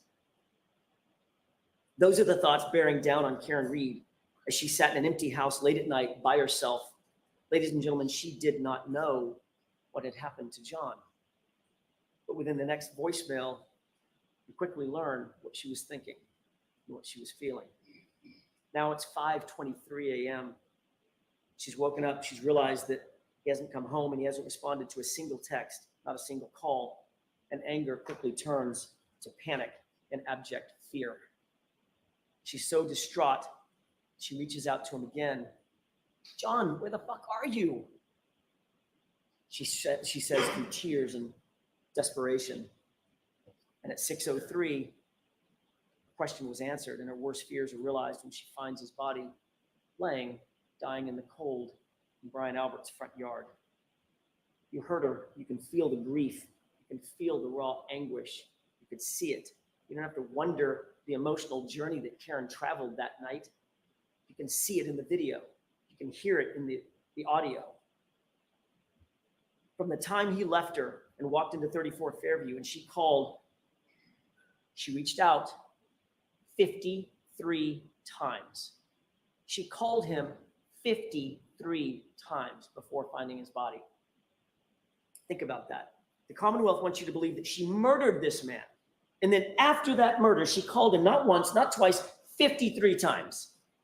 It makes no sense. What does make sense is that she emotionally moved from anger, then to panic, then to grief. So back at 5:07, when she began her search looking for John, she backed out of the garage, and what would happen next would change the entire course of this case. As she backed out of that garage, she hit John's Traverse and cracked her right rear taillight. Folks, the Commonwealth has one job to do in this courtroom. It's an immutable responsibility to provide you with the truth. That's it. Not to win the case, but to seek justice and to do it through the truth. Ask yourself, did you get that truth from the Commonwealth? The Commonwealth continually tried to tell you that that video showed that the SUV came close to John's Traverse, and it took us showing you the video to unequivocally establish that Karen hit that car and cracked her taillight at 5:07. You can almost hear an audible gasp in the courtroom when we finally showed you the actual video. We could see that tire move. I'm only going to show you one series of exhibits during my entire closing, but it's that important. And it's this. Look at the condition of her taillight when she pulls out of the driveway at 5:07. That taillight, and I'm going to choose my words very carefully here. That taillight is cracked, but it's not completely damaged. And if there was any question in your mind about the level of damage to that taillight at 5:07, all doubt was extinguished when Dighton Police Officer Barrows walked into this courtroom. He's a sworn officer. He's not associated with Canton. He's not associated with the Alberts. He's not associated with the McCabe's. He doesn't know Michael Proctor. In other words, he doesn't answer to any of these folks. He's an outsider and he's completely independent. And his words were the following, quote, "That taillight was not completely damaged. It was cracked. A piece was missing, but not completely damaged." Take a look at this photograph and tell me, which one looks like Officer Barrows' description? The one on the left or the one on the right? The reconstructed light on the left is what that light looked like before it was in Trooper Proctor's possession. Remember that. That's what it looked like before Trooper Proctor had access to the SUV. And you have an independent police officer telling you so. You'll recall that after John's body was discovered, Lank, a very good friend of the Alberts, walked into Brian Albert's house and had an off-the-record meeting with him. No one's ever going to know exactly what that meeting was about, what they discussed, because that interview, like everything else in this case, it wasn't recorded. It wasn't memorialized.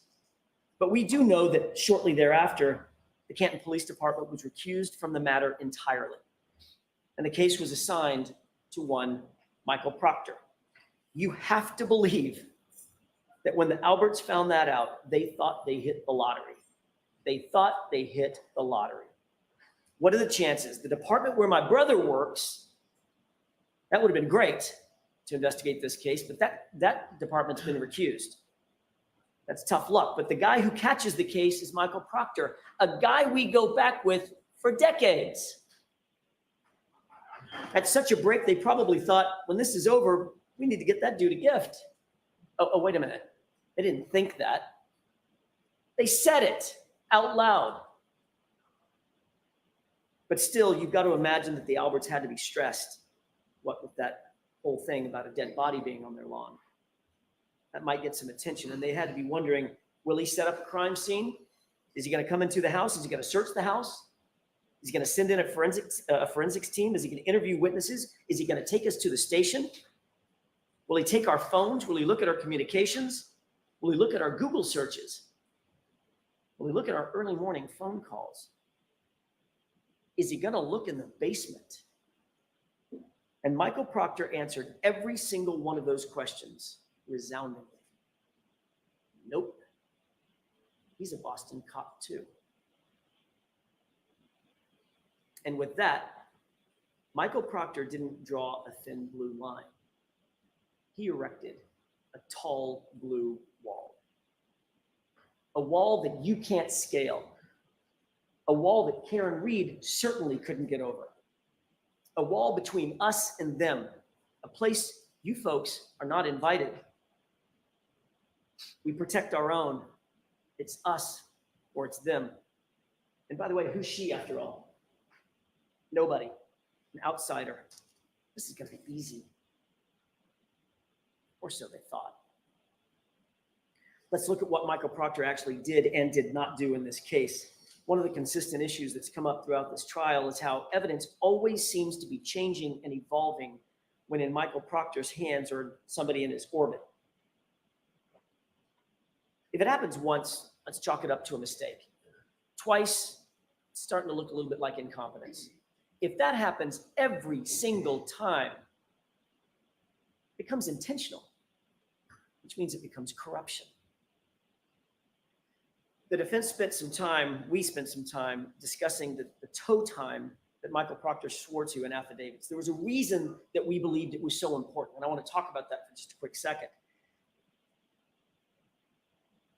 Because this was a concerted effort by Michael Proctor to falsify the time the car was seized, so that no one would know that he actually had possession of the car before the first pieces of taillight were ever discovered at the scene. But he got caught. And when he did, the best he could come up with was it was a typo. Like a dozen times, a typo.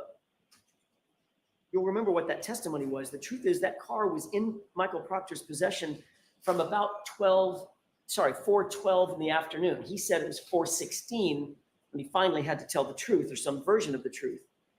Those first pieces of taillight were not found until after 5:45 p.m. That is the very fact that Michael Proctor was trying to hide by those falsified affidavits, saying he didn't seize the car until 5:30. But that wasn't Michael Proctor's only manipulation of the investigation. What about Brian Loughran? You met him. Michael Proctor did his level best to not just hide evidence, but to hide human beings from you and from us. Michael Proctor was informed that the plow drivers were out that night. There would be a witness, potentially along 34 Fairview, at the exact times in question. Even Michael Trotta expressly told Michael Proctor that 34 Fairview had in fact been plowed that morning, and by whom. Proctor not only did not interview Brian Loughran, he never disclosed his name in a single report. He hid him. This is a witness who was literally on 34 Fairview at the time in question where a body was found on the lawn. Wouldn't you want to get the truth from an eyewitness? Wouldn't you want to seek that out? Not if you're Michael Proctor, a close friend of the Alberts. If it were up to Proctor, you literally never would have heard of or from Brian Loughran. That's a scary prospect. I want to touch briefly on the additional physical evidence, or some additional physical evidence presented by the Commonwealth in this case. You'll recall Christina Hanley. She established to a scientific certainty that the glass on the bumper, which was told to you in opening statement, was going to have something to do with this case. The glass on the bumper was going to match that cocktail glass. She told you unequivocally the glass on the bumper did not match the cocktail glass. They came from two different sources. The glass on the bumper has nothing to do with the cocktail glass. So that glass on the bumper had to get there somehow. It didn't get there by being broken from the cocktail glass. See the point? It had to get on the bumper somehow. It didn't jump up there by itself. And what's really interesting is that there was one piece on the bumper, only one, that matched something else in the case. It was a perfect match to a piece of glass that was supposedly found at the scene. Who do you think had possession of that matching glass? Michael Proctor. So the glass on the bumper had to be placed there. And the only person who had anything close to matching the pieces that had to be placed there is Michael Proctor. You do the math. That leads us to the magic hair. The Commonwealth spent a lot of time bringing in experts about mitochondrial DNA and maternal DNA lines and comparative analyses, and all that sounds really great and really sciencey, except for the fact that it just doesn't matter. Why? Because you would have to believe that that little hair, tiny, tiny little hair, barely perched on the side of that SUV through survived nearly 75 miles of a raging blizzard outside. That would be a magic hair indeed. That magic hair means nothing. The DNA means nothing, and that's because the hair was from somewhere else. It certainly was not from a motor vehicle incident at 34 Fairview on January 29th. That hair was placed there. The DNA on the outside of the taillight housing also merits very little discussion. John's DNA would be expected to be found all over that SUV, inside, outside, the exterior, the interior, everything he touched would have had his DNA on it. Here's what's actually important about that DNA. No DNA was found on the interior of that taillight. The taillight that they now claim crashed into his arm and shattered. No blood was found anywhere on that taillight or any taillight pieces. And no tissue was found anywhere on that taillight or any taillight pieces. But we're to believe that that taillight literally exploded on John's arm at 25 miles an hour with 1,000 pounds of pressure. We talked about the evidence doing very funny things when in Proctor's possession or the possession of somebody in his orbit. Now think about the videos that you saw.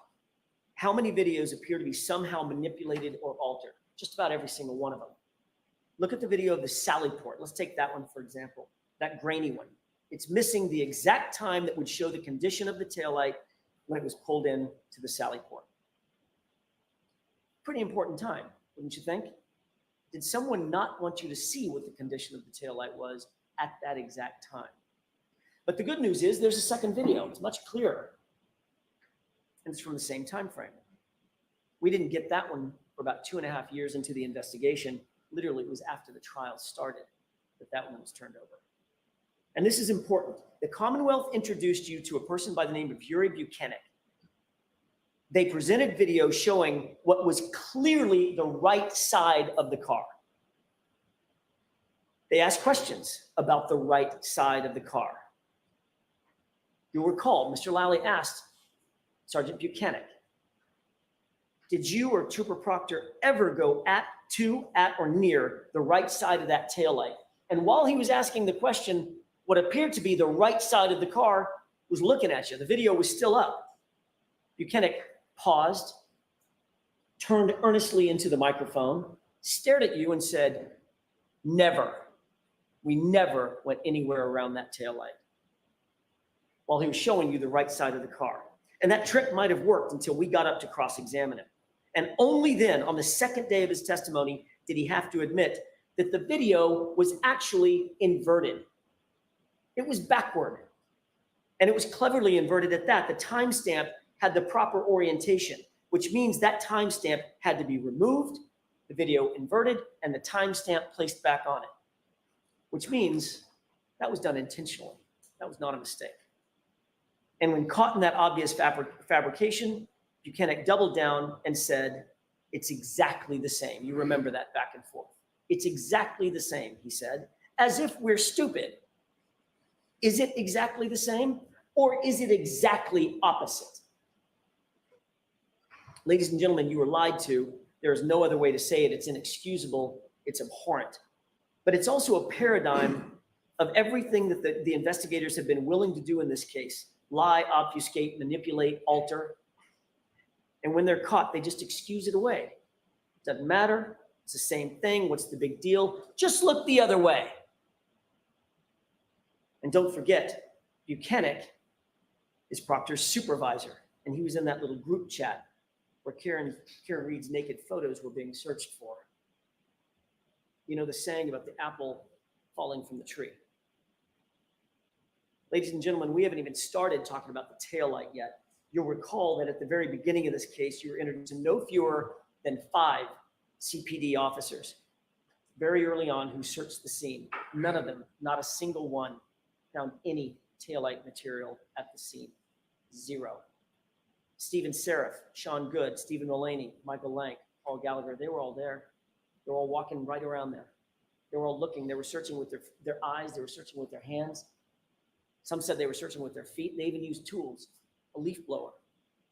Not one piece of bright red taillight material was at the scene, not a single piece, but incredibly, over the course of the next 3 weeks, according to Michael Proctor, 47 pieces of taillight material would end up being found, some of which were the size of a salad plate. The CERT team shows up later on January 29th, and according to O'Hara, the first few pieces of taillight were found about 5:45. And here's some interesting testimony that you heard. Who else was there? Who did O'Hara say was there? Well, he said his team was there. We certainly expected that, but then he said there were others. These other mysterious figures, some from Canton PD, some from the Massachusetts State Police, that he could not account for. Heavy coats, big masks, hats. Even Lieutenant O'Hara could not tell who was who, but he did note Canton police officers were there who were unaccounted for. Massachusetts state troopers were there unaccounted for. And during that search that was overseen by Trooper Tully, Proctor's supervisor, 3 pieces of taillight material were found. That's super important, and I want to concentrate on that for a second. O'Hara said all 3 pieces were in an area about 12 inches square. That's an area about as big as your dinner plate. Tully, however, claimed that 1 red piece was found. About 3 feet away from that was a shoe. About 1 to 2 feet from that was a clear piece of plastic, and a few feet away from that was a red piece of plastic. So we have red, clear, and red over the span of about, added up, probably 10 or 12 feet. Ladies and gentlemen, both of those things cannot be true. Somebody is taking liberties with the facts. Then Lieutenant Tully comes to court and makes this big grand gesture of opening all these evidence bags. These 2 evidence bags in particular represent exactly what we're talking about, those 3 pieces, red, clear, red. They're marked, they're sealed, they look official. They're not stop and shop bags, thank God. At least they've moved up from that. They've even got evidence tape on them. Who knew? There's evidence tape around here. So this must be real evidence, right? It must be real evidence in this case. And after making that big theatrical display, he opens up the bag with the red pieces and he pulls 2 pieces out. That's okay. Put the 2 red pieces together. Good so far. Then he opens up the second bag under Mr. Lally's questioning. And you remember he hesitated just a second. Opened that bag and pulled out 1 piece of clear plastic. Then pulled out a second piece of clear plastic with no explanation as to how that could have possibly happened. And he quickly returned all 4 of those back into the bag, sealed them up, and we're done for the day. The next day, I asked about that evidence again. I asked him to open up that bag with the red pieces, and he did the same thing. Pulled out 2 red pieces of plastic. And I said, you'll recall this, I said, look deeper. Look closer, sir. Pull everything out of that bag. Would he have had I not suggested it? And then he pulled a 3rd piece of red plastic out of the bag. So miraculously, Trooper Tully's 3 pieces of plastic became 5 pieces of plastic right before your eyes. Ladies and gentlemen, the forces at play that multiplied those pieces of plastic inside those evidence bags are the same forces at play that multiplied the pieces of plastic at 34 Fairview. Think about that. Let that sink in for a second. How easy is it? That's not sloppiness. That's evidence manipulation. That's how over the course of 3 weeks, those pieces of plastic go from 0 to 3 to 5 to 47. Ever increasing in size with every single search. Now, knowing all that, ask yourself the looming question, who had access to that taillight, the cracked taillight? Who was it? Go back and watch the Sally Port video. I'll give you the timestamp, 5:37. And see it for yourself. We know that Trooper Proctor, with binder in hand, walked by himself. Once we corrected the video from being inverted, you can see that he walked back by himself to the right rear taillight where nobody could see what he was doing.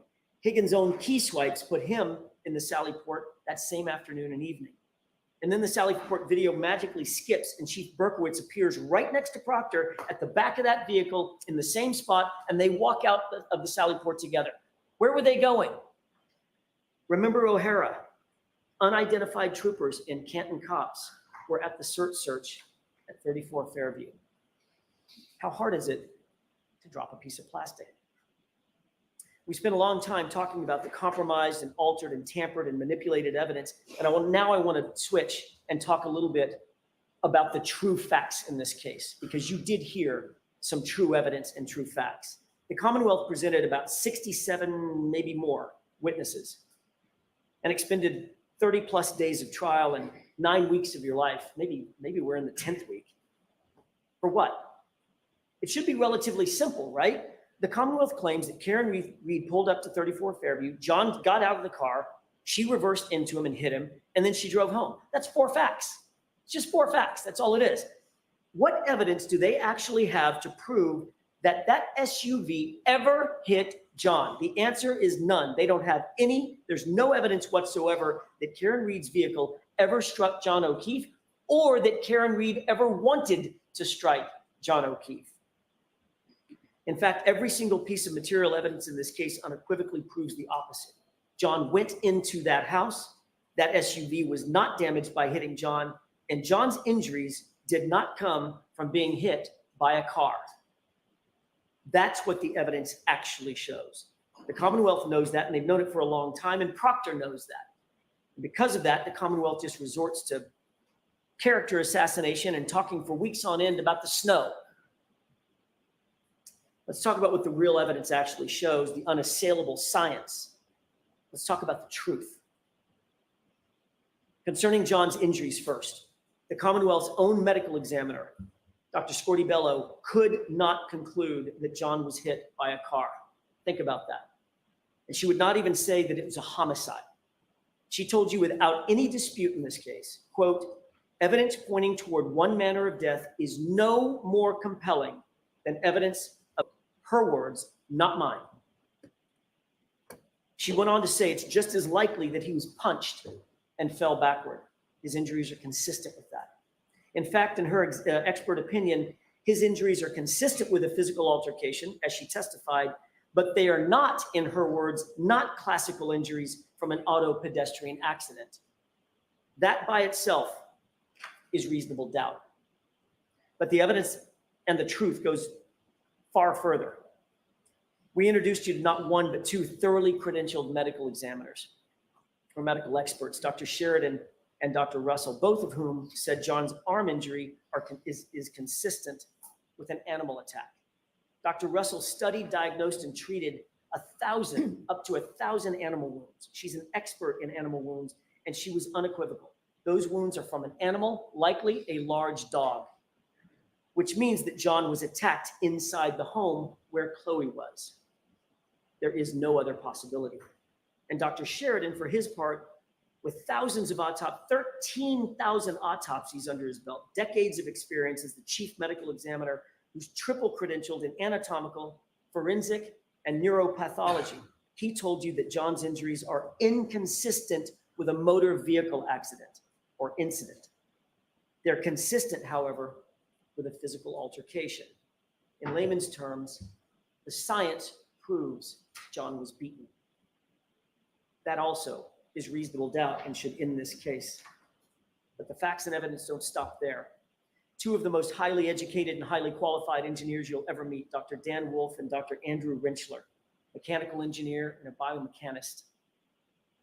They reviewed this case. They did testing, they did analysis, they evaluated the case scientifically.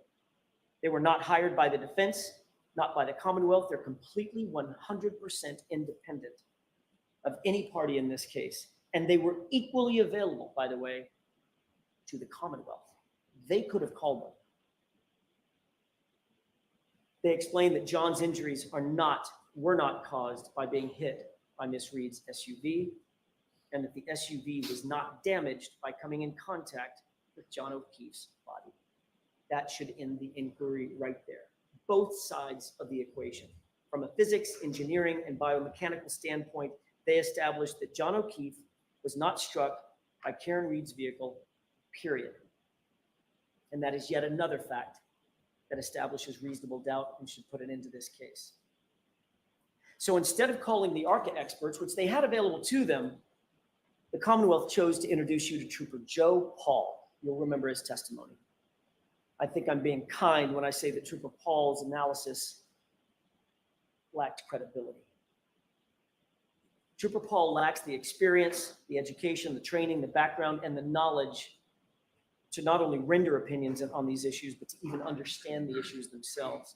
He makes the absurd claim that John was hit on the elbow area of his arm by a taillight. He was spun to the left in a pirouette.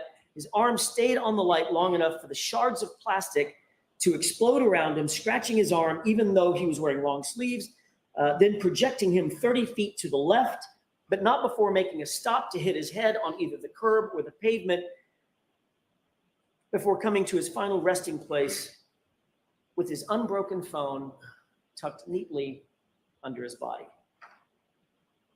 It's nonsensical. It borders on laughable. Compare that testimony to Dr. Dan Wolf and Dr. Andrew Rinchler.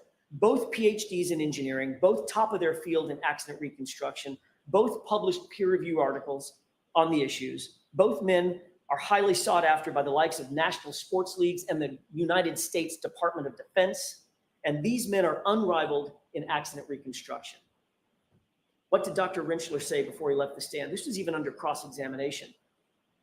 He said that the physics and the science don't lie. His words were, you can't deny the science and the physics. John wasn't hit by that car, period. The Commonwealth cannot explain John O'Keefe's injuries. They can't explain his head wound. How did he get the head wound if he landed on snow-covered grass and dirt? And by the way, before Mr. Lally gets up and says it, because I know he's going to, there is zero evidence before you, zero, that cold grass and dirt turns into ice or turns into concrete. Zero. They can't explain the injury above his right eye, that laceration. They can't explain his nose. They haven't even tried to. They can't explain the injury to his tongue, the laceration on his tongue. They cannot explain the injuries to his back, to the back of his hands, the bruises, and certainly they cannot explain the injuries to his right arm. But maybe most importantly, they cannot and haven't even tried to explain the lack of injuries on John's body from the neck down. Nothing. He was pristine. Not a bump, not a bruise, not a fracture, not a broken bone. Nothing to suggest that he was hit by a 7,000-pound SUV going 25 miles per hour. And what of that right arm? According to the Commonwealth's best and brightest, Trooper Paul, John absorbed the entirety of the collision, the whole collision, with that 3.5-ton SUV entirely with his right arm, launching him some 30 feet. But amazingly, the arm suffered no break, no fracture, and didn't even get a bruise. So how are those injuries properly explained? The evidence is simple. John got into an altercation. He was punched. He tried to defend himself by putting his hands up. He may have even scratched his own nose by putting his hands in front of his face to defend himself. His hands were bruised and covering up. 5 minutes, Mr. Jackson. Thank you, Your Honor. As he continued, he got hit, a punch went through, and he fell to the ground, fracturing his skull. At some point during that altercation, the dog got a hold of him and the dog was pulled away. Every single injury is answered. Every single injury is explained by that. Ladies and gentlemen, given what we know about the facts and the physical evidence in this case, the actual truth in this case, how did this happen? How did we end up here? We ended up here because of relationships, insider trading, playing the who you know game, and building a tall blue wall, which takes decades and generations. But the real question is it going to continue? Will this festering malignancy that allows a lead detective and his supervisor to gloat and sneer while looking over naked pictures or looking for naked pictures of the woman that they've targeted, will that continue? And the answer should be, not if you have anything to say about it. Michael Proctor is the lead investigator in this case, and much as the Commonwealth might try, they cannot distance themselves from the stench of him on this case and this investigation. Those secret group chats illustrate the quality and character of his investigation. Remind yourself how an, quote, unbiased and an objective investigator, someone who's supposed to be looking for facts. Ask yourself, how did he approach his job? Late at night, sitting there in his office, deviously looking for naked pictures of Karen Reed and talking about her like she's a piece of meat. Talking about her bodily functions, her medical conditions, calling her vile names. I don't even have it in me to repeat what he said about her. He reduced her to an object, and he went further by insulting her. He went further than insulting her, and he dehumanized her. And when he was done betraying that very humanity, he wished for her to commit suicide. That, ladies and gentlemen, is how you frame someone. That's how you dehumanize someone so viciously that you can just pin it on the girl and cover for the homeowner because he's a Boston cop. That's how you rip a person's life apart and sleep like a baby while doing it. And then further that by saying, I hope she kills herself. Ladies and gentlemen, I just began the discussion this afternoon or this morning with a quote about the truth, and I did that because that's what this case is about, top to bottom, tip to tail. It's about the truth, not hiding it or concealing it, but exposing the truth. The truth is immutable. It's not a feeling, it's not a whim. It's unflinching, it's unchanging, and it's everlasting. That's why the law is steady. That's why it's not captive to the whims of people drunk with power who think they're above the law, who think they're above scrutiny. That's why you stand as the guardian of justice and the protector of justice. The law demands the very integrity that Trooper Proctor and his investigation lacks, and it requires that you cannot convict Karen Reed unless the Commonwealth has met its incredibly high burden to prove every element beyond a reasonable doubt and to a moral certainty. And a moral certainty is defined as the highest degree of certainty possible in matters related to human affairs. It's the highest degree possible in your life. That's the level of certainty. And I'll leave you with this. You have the most powerful tool known to American jurisprudence because you have your vote. No one can take that away from you. Not me, not the Commonwealth, not the court. You may not have asked to be here, but each of you have given something very special of yourselves. You've agreed to do that which is the highest calling a citizen can answer in any way. You've agreed to give your community your best. And my question to you is, what will you do with this moment? Ignore the lies and the manipulations, the misogyny, the bias, the lack of evidence? Could you ever do that? Would you ever do that? Or will you say with your verdict, I see the truth and I will not ever look the other way? When you stare the truth down, you'll see that the Commonwealth has not proven its case beyond a reasonable doubt and to a moral certainty, not even close. Ladies and gentlemen, Karen Reed is innocent. Do justice and find her not guilty. Thank you. All right. Thank you very much, Mr. Jackson. Good job. All right, Mr. Lally. Thank you, Your Honor. Get out your Tylenol.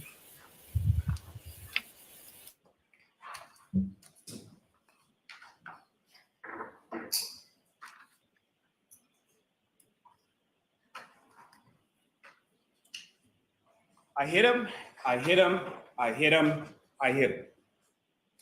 Those are the words of the defendant 4 times.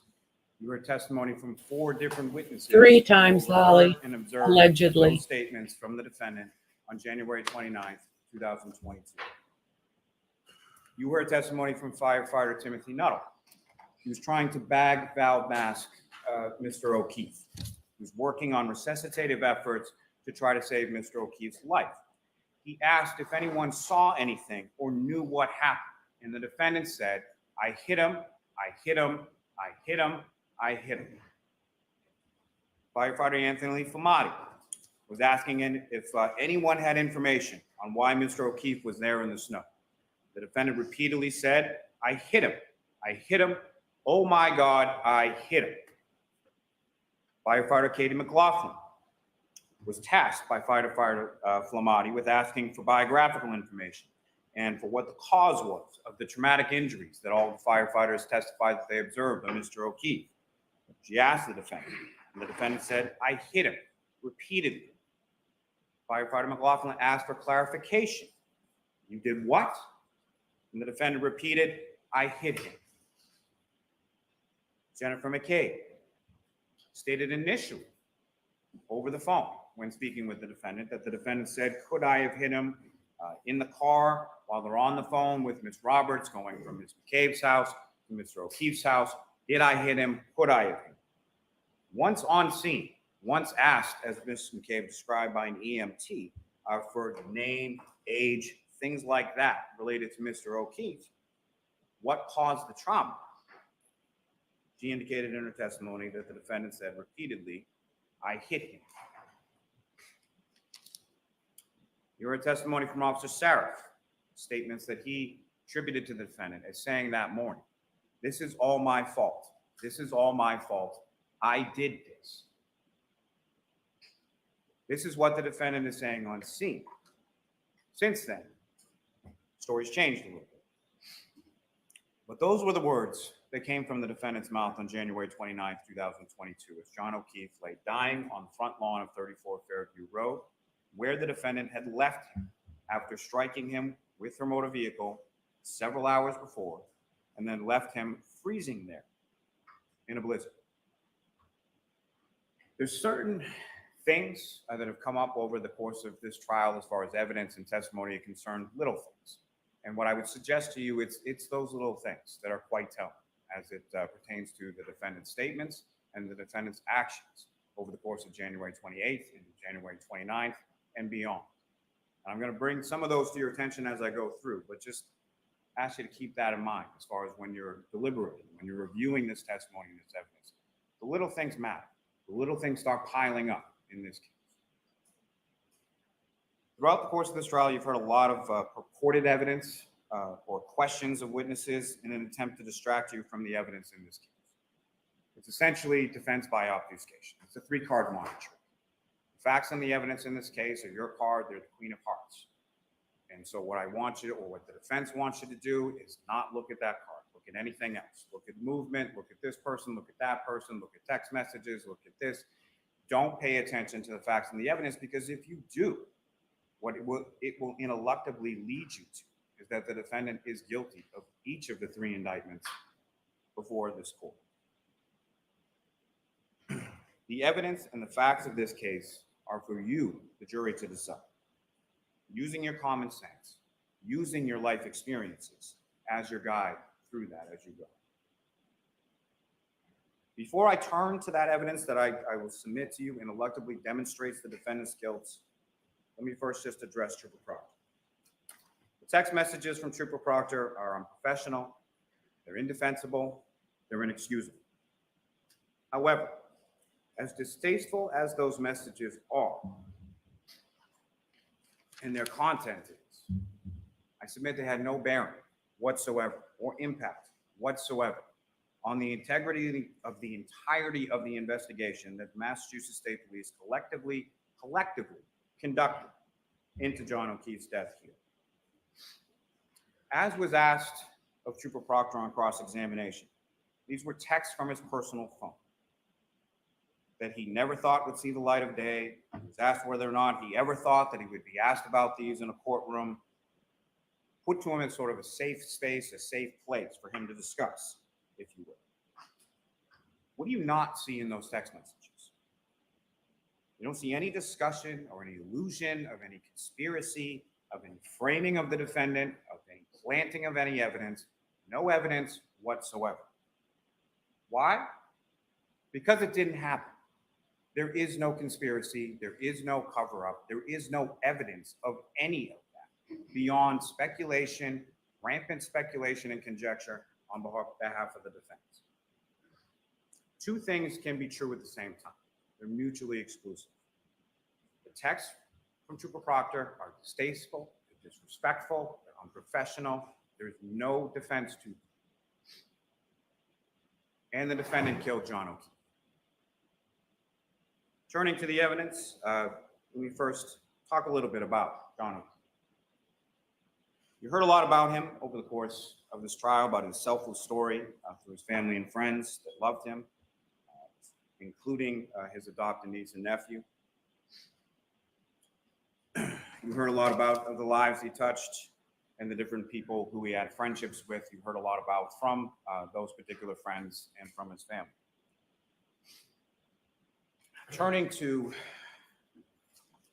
what I would submit to you as a timeline.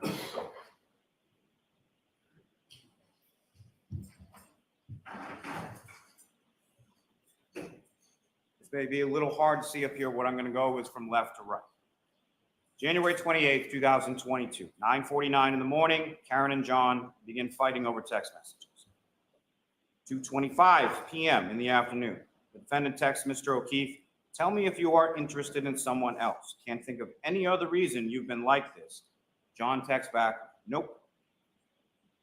2:25, Mr. O'Keefe texts the defendant, "Things haven't been great between us for a while. Ever consider that?" This is also testimony that you heard through multiple sources, whether it be phones, whether it be from the children, whether it be from other friends or family members as to the relationship in the months and weeks leading up to John's murder. 2:32 p.m. John texts the defendant, "Sick of always arguing and fighting. It's been weekly for several months now."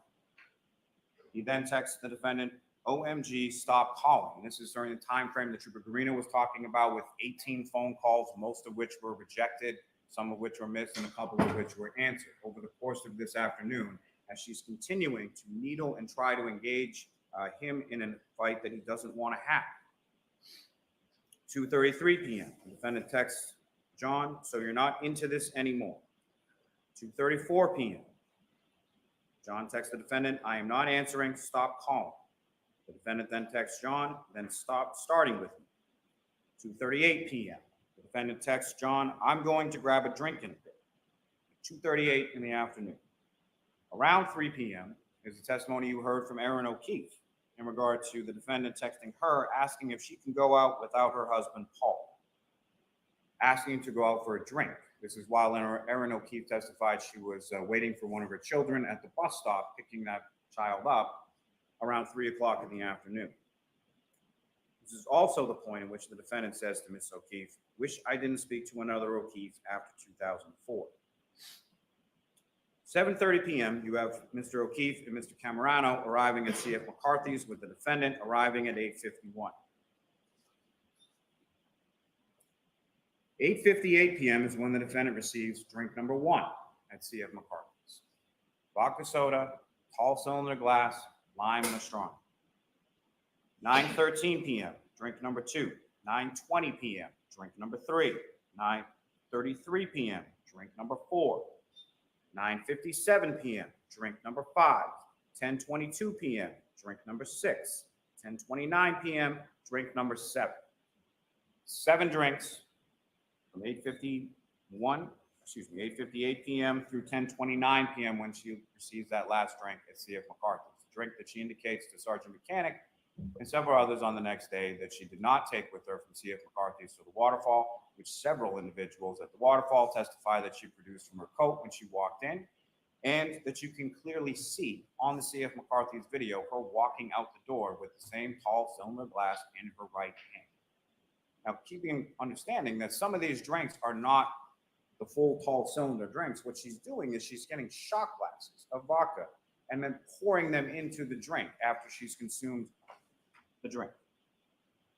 10:54 p.m. The defendant and Mr. O'Keefe arrive at the waterfall, during the course of which, about an hour that they're there, the defendant receives drinks number 8 and drinks number 9. 12:10 a.m. From the waterfall video, you have Ms. McCabe, Ms. Kolakithis, and the defendant departing the waterfall together.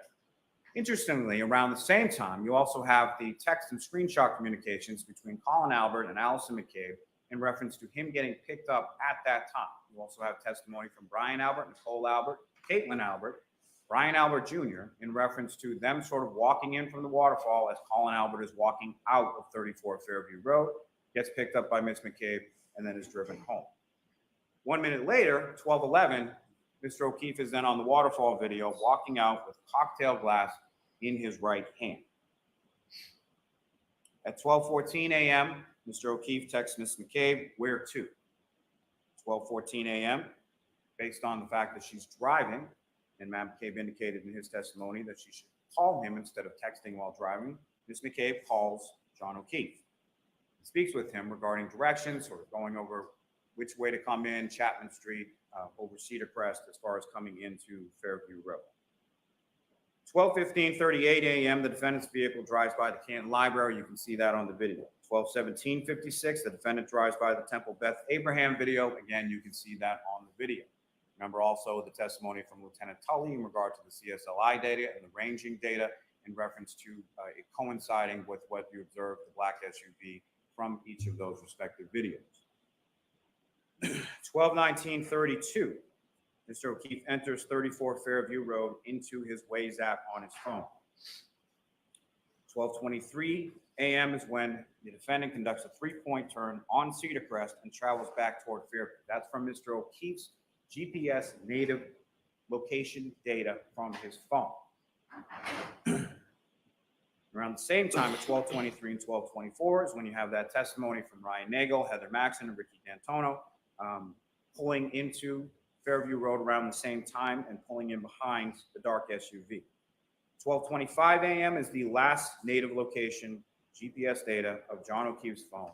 It's in that area between 32 and 34 Fairview Road, where his body is discovered the next morning, in which there is no movement of that phone from that 12:25 a.m. period until Miss Roberts then picks up the phone on the grass underneath Mr. O'Keefe's body sometime after 6 a.m. What you have up on the screen right now is that data, those plotting points that Trooper Garino was testifying about as far as the movement of the vehicle. The movement of the vehicle as it comes down Cedar Crest, passes by Fairview, reverses direction, and then comes down Fairview, moving up, moving up, moving up, as the witnesses described, eventually stopping in that area of the property line between 32 and 34 Fairview Road,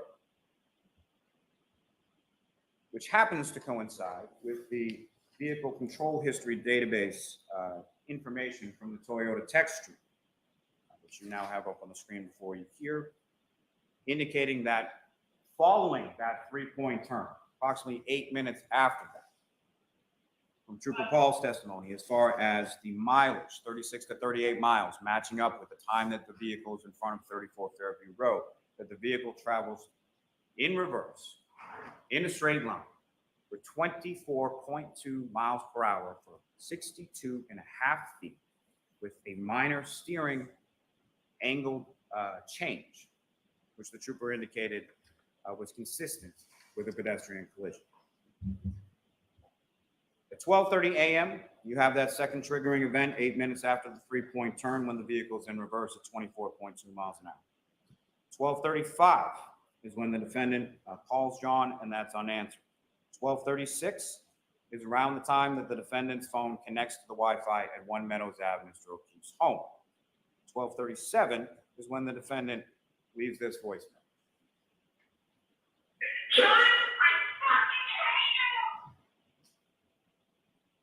So within minutes of that vehicle's data, going 24.2 miles an hour in reverse, for 62.5 feet. The defendant leaves that voicemail, seething in rage as she's screaming, "John, I fucking hate you." 12:40 to 12:42. Ms. McCabe is texting Mr. O'Keefe. She tries calling Mr. O'Keefe, gets no answer. If you recall from her testimony around this time frame, about 12:40, she was unsure whether the vehicle was actually still out front or if it had gone at that point. But she was looking for John because she had seen the defendant's vehicle in front of the house and no one had come in. So she was wondering where her friend, Mr. O'Keefe, was. 12:55. The defendant texts John, "See you later." 12:59. The defendant calls, leaves another voicemail for Mr. O'Keefe. Exhibit 637. It sounded like this. "John, I'm here with your fucking kids.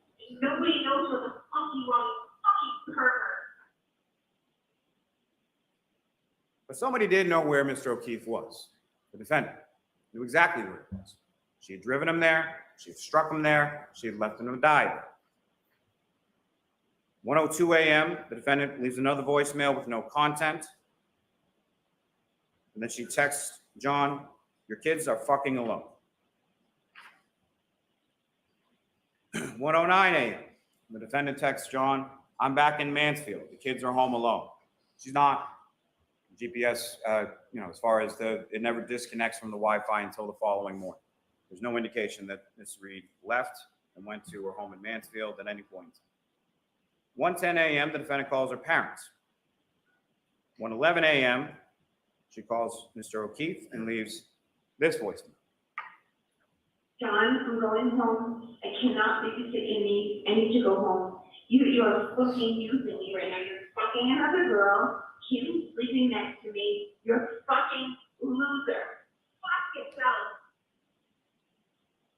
1:18 a.m., the defendant leaves another voicemail.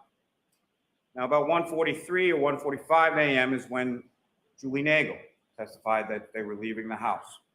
And she sees a large black object on the lawn near the flagpole while leaving 34 Fairview Road. Doesn't think much of it at the time, isn't expecting Mr. O'Keefe or any body to be out on the front lawn. 4:42 a.m., the defendant calls and speaks. The calls to her parents are finally answered. 4:49 a.m., the defendant calls Ms. Camerano, screaming, "Where's Mike?" 4:53 in the morning is when the defendant instructs Kaylee, Mr. O'Keefe's niece, to call Ms. McCabe. Why? Because the defendant doesn't have Ms. McCabe's phone number. Indicates that John didn't come home. We got in a fight and I left him at the waterfall. Those are the first statements or the first version of events that she's able to communicate out to the world as to what happened to Mr. O'Keefe, where he is. We got into a fight. I left him at the waterfall. 5 a.m., the defendant calls Kerry Roberts, saying, "John's dead, Kerry, hangs up the phone. 5:01, the defendant calls Kerry Roberts again. And it's at this point that she indicates that John's dead, he must have been hit by a plow. 5:07 a.m., the defendant leaves One Meadows Ave. You have the video of that. It's number 153 in Exhibit 6.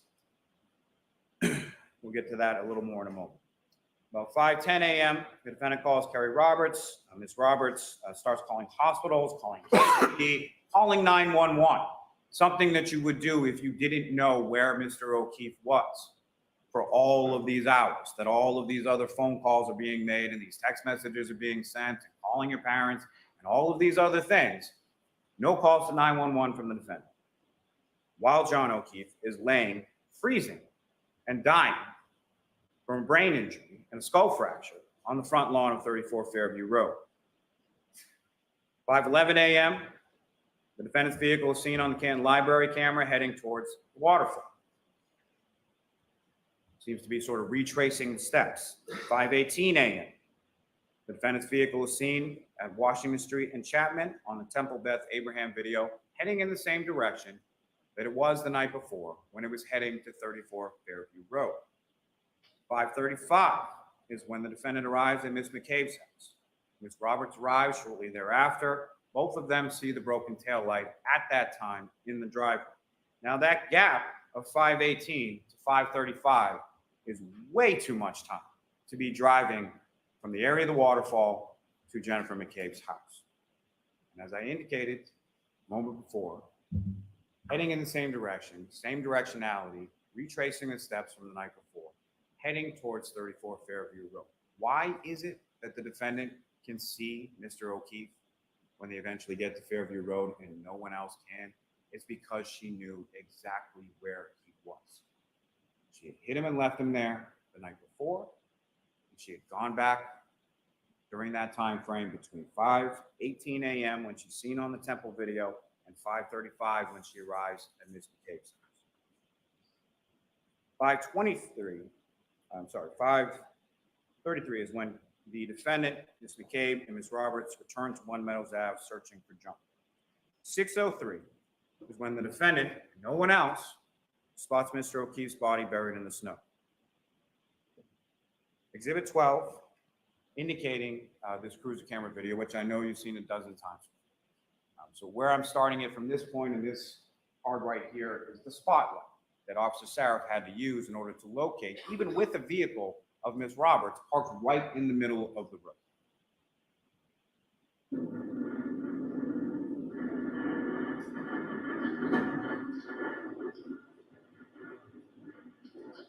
Oh, Lally. The guy with the bad windshield wipers. This is what you got?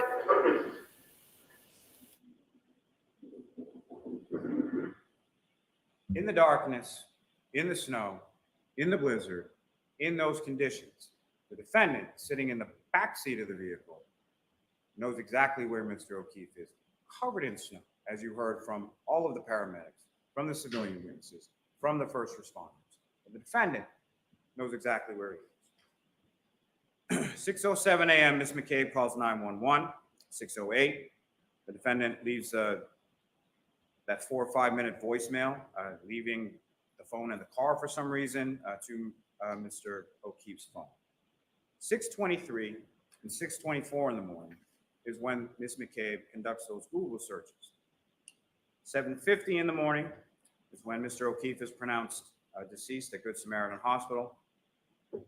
4:13 to 4:20 p.m. is when the defendant's SUV is towed from her parents' house in Dighton. 5:20 p.m. is when the search team arrives in the area of 34 Fairview Road to conduct the search for evidence. 5:30 p.m. is when the defendant's vehicle arrives at the Canton Police Department south. We circle back for a moment to Mr. O'Keefe, to his families, to his friends, and to his relationship with the defendant. You heard testimony from Paul and Aaron O'Keefe that they liked the defendant, that they thought he was good for John, thought he was good for the kids. All outward appearances of the relationship were good. You heard testimony from the children that that was not true behind closed doors. But Paul O'Keefe testified that he told the defendant's parents this, that he liked Miss Reed, that he thought that she was good for John, thought that she was good for the kids, weeks before John's murder. He even blew her a kiss in the emergency department at Good Samaritan as he was walking out and she was still being treated while they were there. Invited her over to John's house to grieve with him. Invited her to sit down with him while he explained to their nephew Patrick about John's passing. Defendant shows up at the house, abruptly goes upstairs with her father for a period of about 15 minutes, which is about half of the time that she spent there that morning grieving with the family. She left with a bag of her belongings, drove with her family there, and then took an extra vehicle in the height of the blizzard, around 1 o'clock in the afternoon, drives that vehicle all the way from Canton, where it was parked at her boyfriend's house, where she stayed over on many occasions, drove that vehicle or felt the need to drive that vehicle from Canton all the way down to her parents' house in Dighton at the height of the blizzard. You heard testimony from Aaron O'Keefe of the text messages in the phone call on January 28th.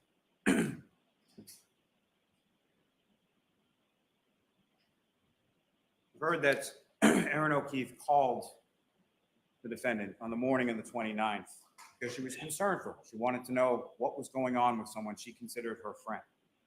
The defendant yells, "John is dead." Ms. Robertson grabs the phone and then updates Aaron O'Keefe as to what's going on with John.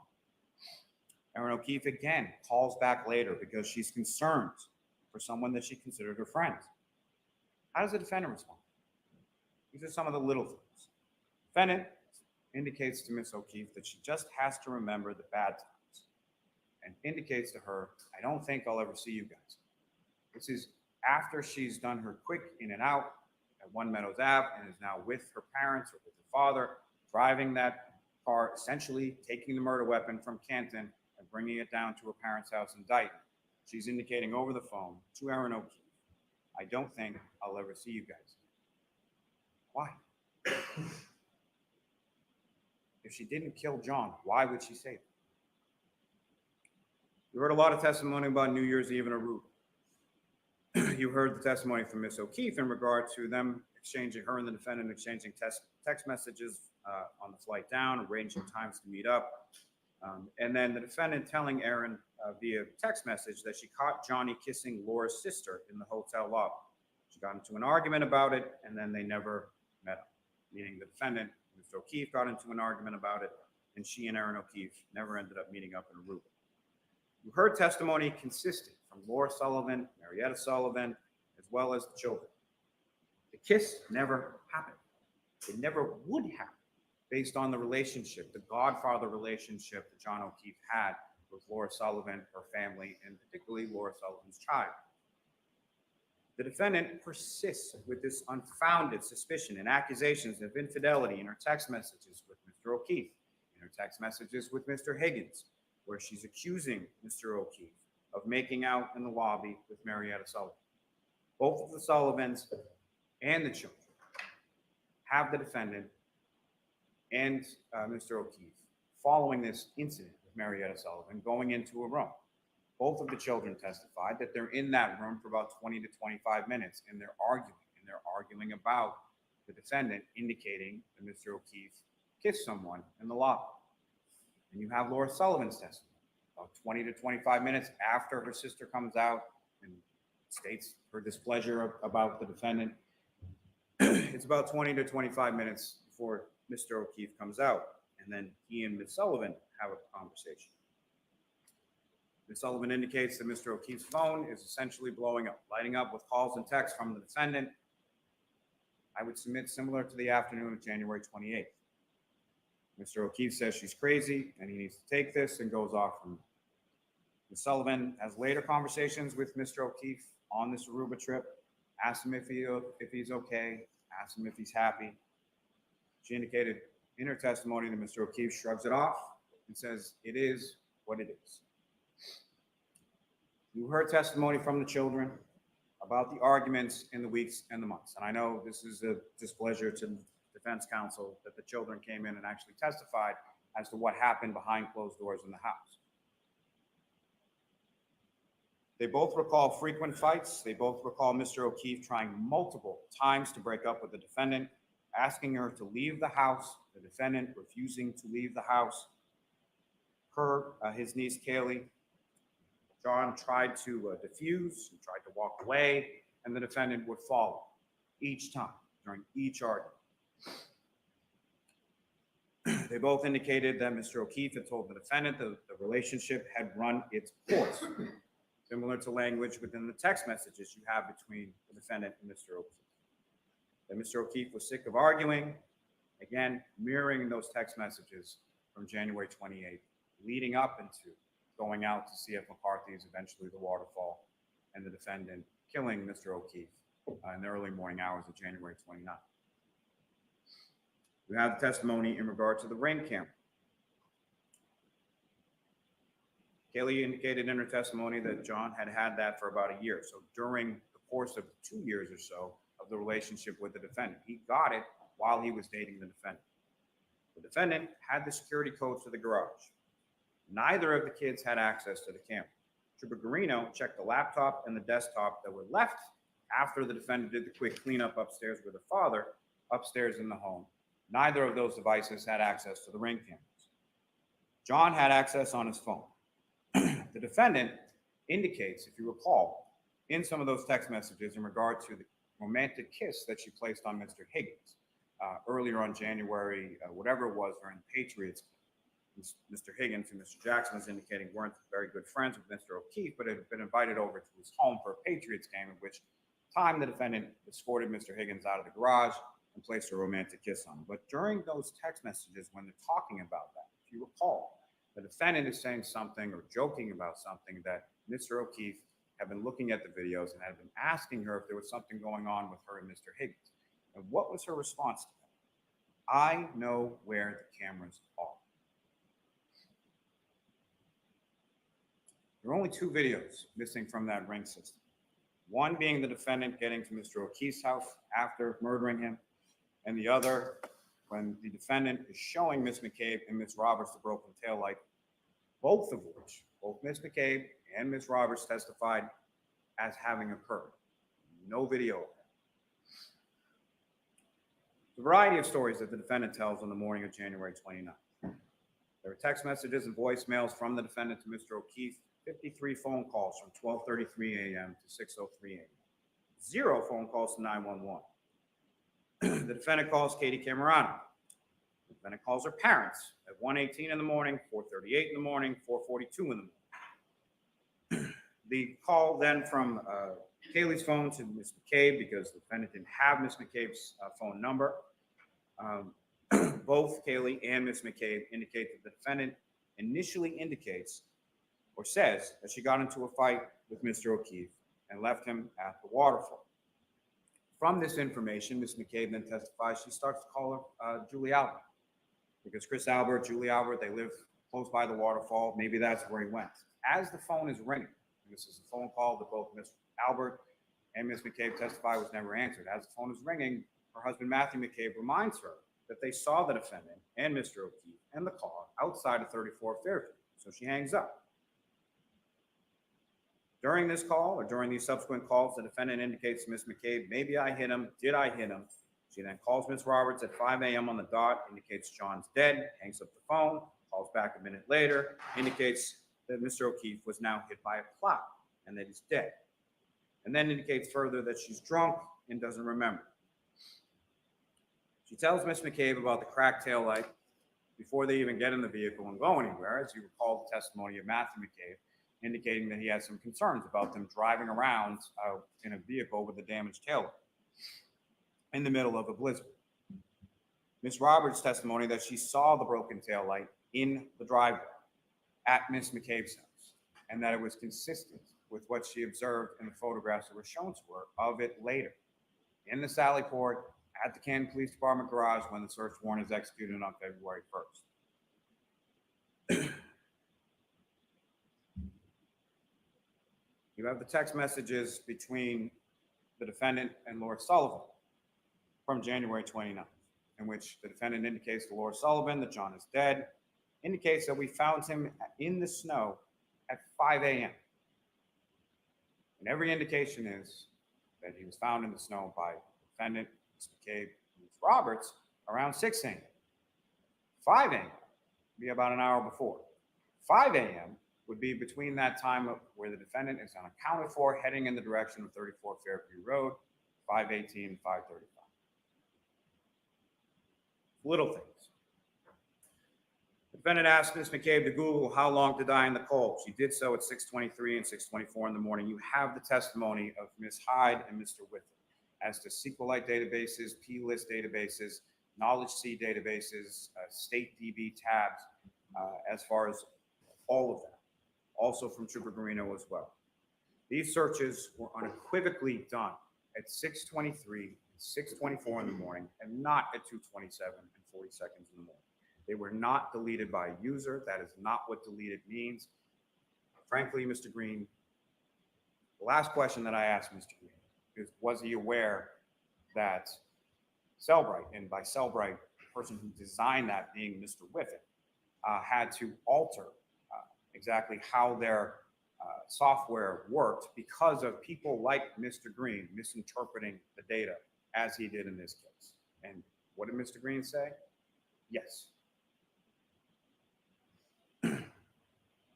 But those questions, as far as how long to die in the cold, I would submit mirror the questions that the defendant asked firefighter Whitley in the back of the ambulance, if you recall those.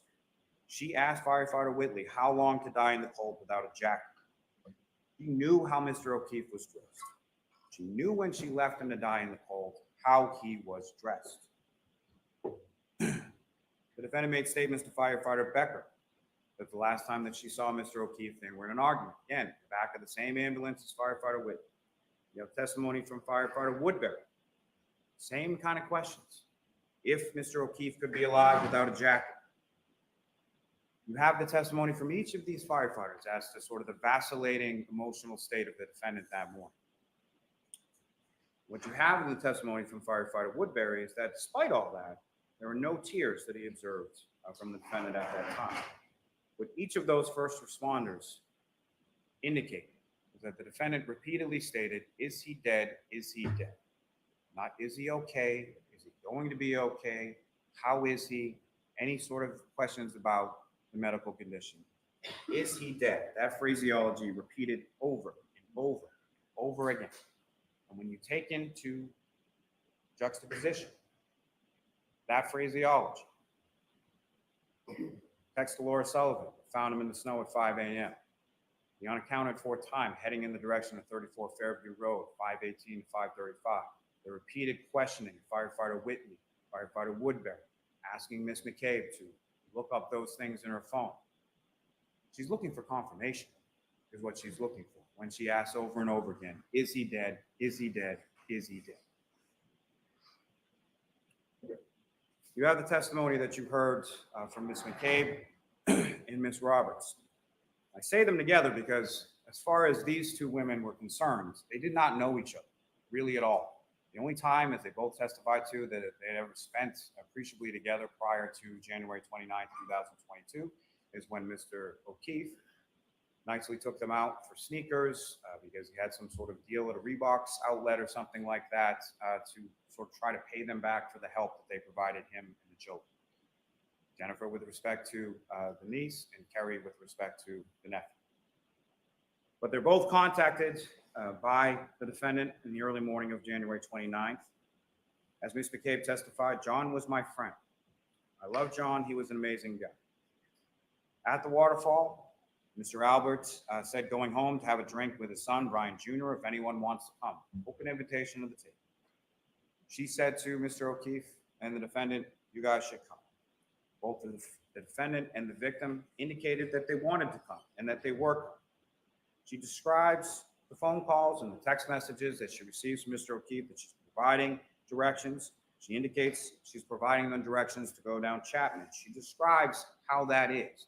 And you've heard this testimony from a couple of different witnesses as far as the steepness as you're going down Chapman, going down Fairview of coming off of Chapman, that you first go down a big steep hill. It flattens out for a little bit, and then you go down a second, 2 hills going down on Chapman, matching the GPS native location and the health data as far as where Mr. O'Keefe's phone is, a half mile away from 34 Fairview Road at the time that his health data is reporting that he's ascending or descending 3 flights of stairs. You hear the testimony from Ms. McCabe as far as the last time that she spoke to Mr. O'Keefe. And she's still trying to provide directions to Fairview because Mr. O'Keefe has never been there before, and neither has the defendant, which is further corroborated in Trooper Garino's testimony as far as the vehicle passing by Fairview and then coming back in on the other side, having to reverse direction. But she's giving directions, and she indicates that she uses a house that Mr. O'Keefe will be familiar with, that belonging to Bella or Bella's mom. Bella's mom is an ex-girlfriend for a short period of time, from a long time ago. However, in the defendant's mind, it's so prescient on her mind that she's still talking about it the next morning or later on that morning when she's riding, going towards Fairview Road with Miss Roberts and Miss McCabe in Miss Roberts' car. She's still talking about it at that time. It's that much on her mind. Miss McCabe indicated that she looked out and she saw the vehicle initially in front of the front door, as did Mr. McCabe, as did Brian Albert Jr., as did Julie Nagel, as did Brian Nagel, and the vehicle moved up several times or several spots to where it was then positioned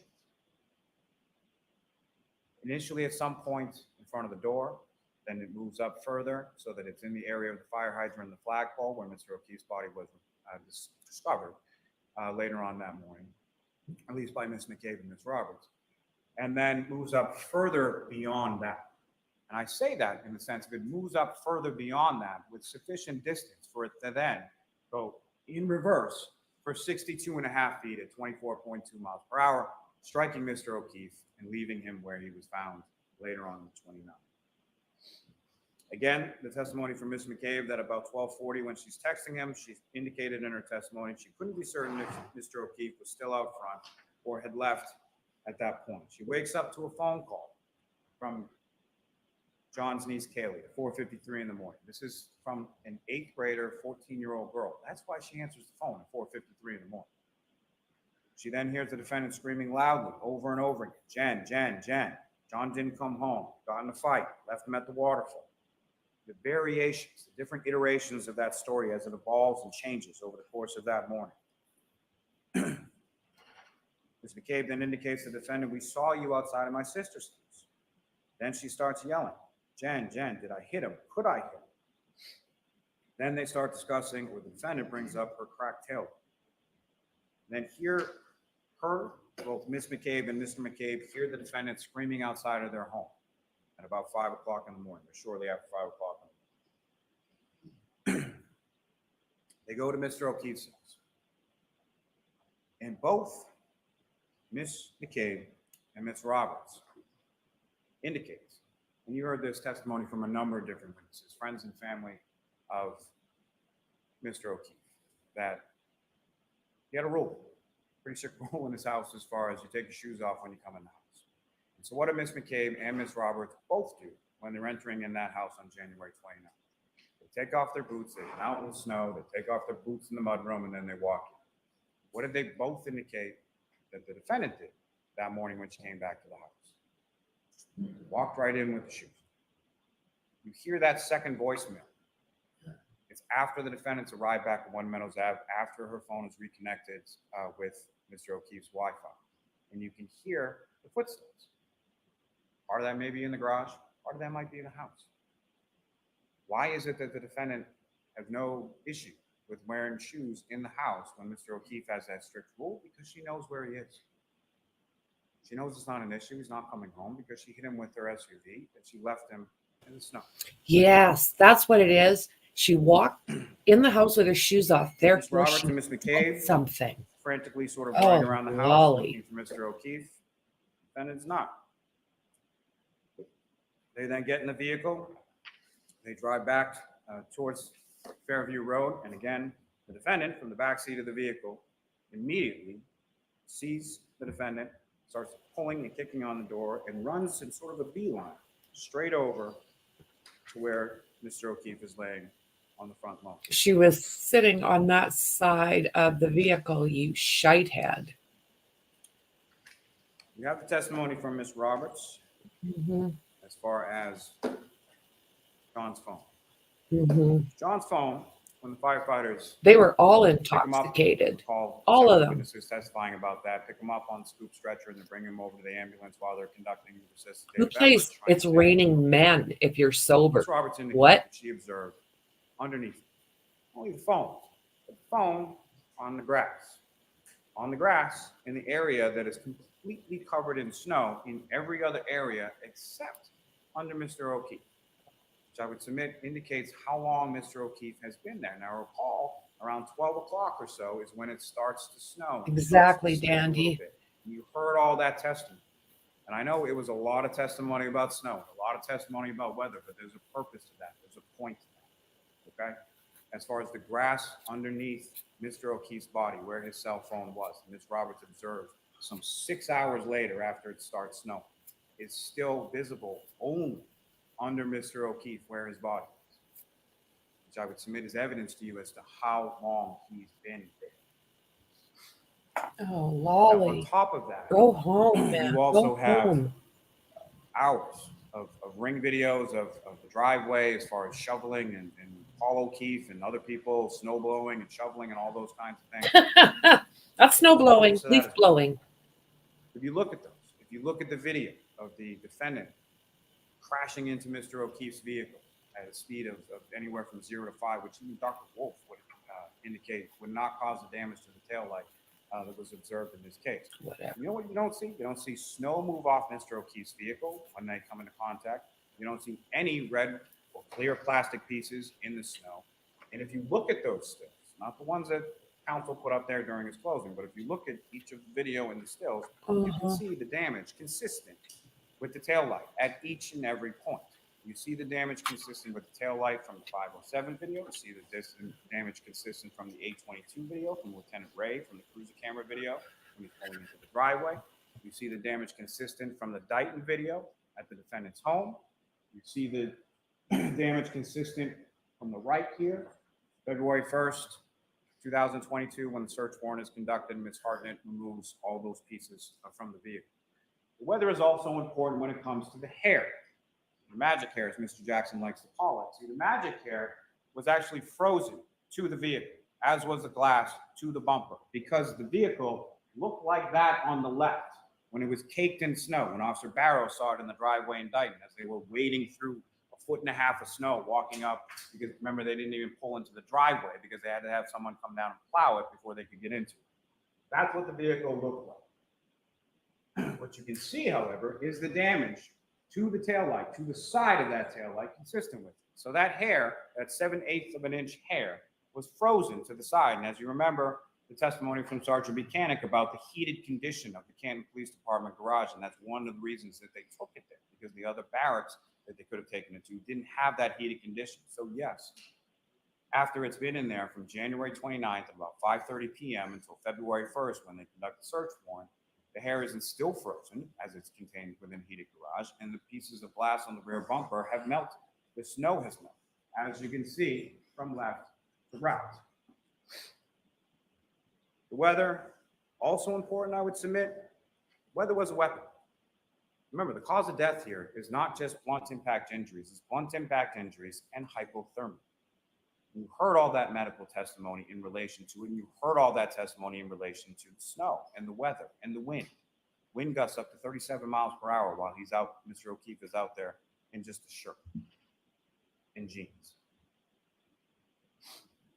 Now, you heard also testimony from Ms. Roberts in relation to the injuries she observed to Mr. O'Keefe, that initially on scene, there was one eye that was swollen, not the other. That's indication of the swelling that Dr. Scortibella was testifying to, and no indication of physical altercation. And then both eyes being swollen when Ms. Roberts viewed Mr. O'Keefe's body after his passing at the Good Samaritan.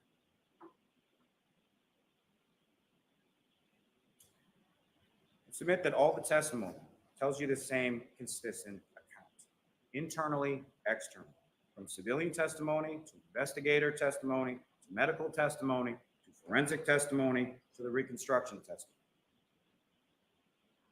You have the testimony from Ms. McCabe and Ms. Roberts that they couldn't see Mr. O'Keefe at Fairview when they initially pulled up. You can see that from Officer Saraf's cruiser. You have Mr. O'Keefe being covered in snow from the storm. You know where Mr. O'Keefe's body was. It's clearly visible on the cruiser camera from Officer Saraf. You have the testimony from each of the responding officers, anywhere from 5 to 12 feet off the roadway, and from the civilians as well. Ms. McCabe, Ms. Roberts, Officer Mullaney has 6 inches of snow on Mr. O'Keefe when he first sees him. Firefighter Kelly says that he couldn't even see Mr. O'Keefe until he was 5 feet away in the darkness, in the snow, in the blizzard conditions. There's no footprints around the body. There's no drag marks around the body. There's no evidence of anything in relation to Brian Albert and Brian Higgins. Brian Albert and Brian Higgins spent January 28, 2022, traveling to New York City to go to a funeral for another police officer, for another department, who they didn't even know. Traveled all the way down to New York and then came back before the blizzard, only to come back from that to go out drinking, to come back to Mr. Albert's house, to then murder another police officer who they did know, who worked for the same department as them. And then criminal mastermind genius that Brian Albert is, 28 years on the Boston Police Department, he's then going to just leave Mr. O'Keefe's body on his front lawn? Really? That's the conspiracy? What evidence do you have of that? You have statements that the defendant made to Sergeant Buchanan on January 29th. She was willing to speak, but didn't want to give too much detail. Conversational tone throughout. She indicated that the night before, they had gotten into an argument, something about what was fed to the children, nothing about the detailed arguments and incessant phone calls and everything else that you saw from the defendant and Mr. O'Keefe's phone on the 28th. She indicated that she got to C.F. McCarthy's around 9 p.m., started drinking vodka sodas. The men were drinking beers. When asked where she parked her vehicle, she said she parked on Washington Street across from C.F. McCarthy's, facing northbound on the side, same side as Waterfall. Same testimony that you heard from Ms. Kolakithis, observing the defendant going over to her vehicle, getting in the driver's seat, and the victim, Mr. O'Keefe, getting into the passenger seat. She said they were left the Waterfall, were invited to her residence. She drove her and John to the location in Canton. She dropped Mr. O'Keefe off, did not see him walk into the home. She, being the defendant, stated she made a three-point turn and then left. When asked about the damage to her vehicle, she indicated to the troopers, "I don't know, it happened last night."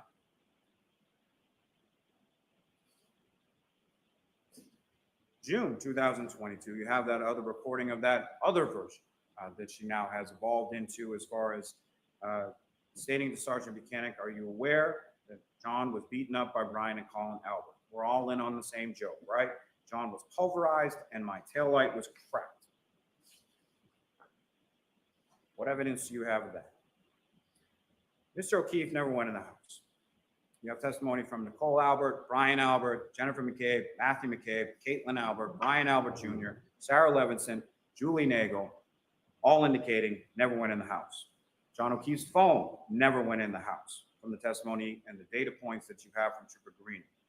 You know how Mr. O'Keefe was dressed, and you know the defendant knew that. You have the testimony from Kurt Roberts, Jennifer McCabe, Matthew McCabe, Karina Kolakithis, Nicholas Kolakithis, Brian Albert, Nicole Albert, Brian Higgins, all indicated in their testimony, and the defendant knew, based on her questions to the firefighters the next morning, that Mr. O'Keefe was not dressed for the weather when he left the Waterfall.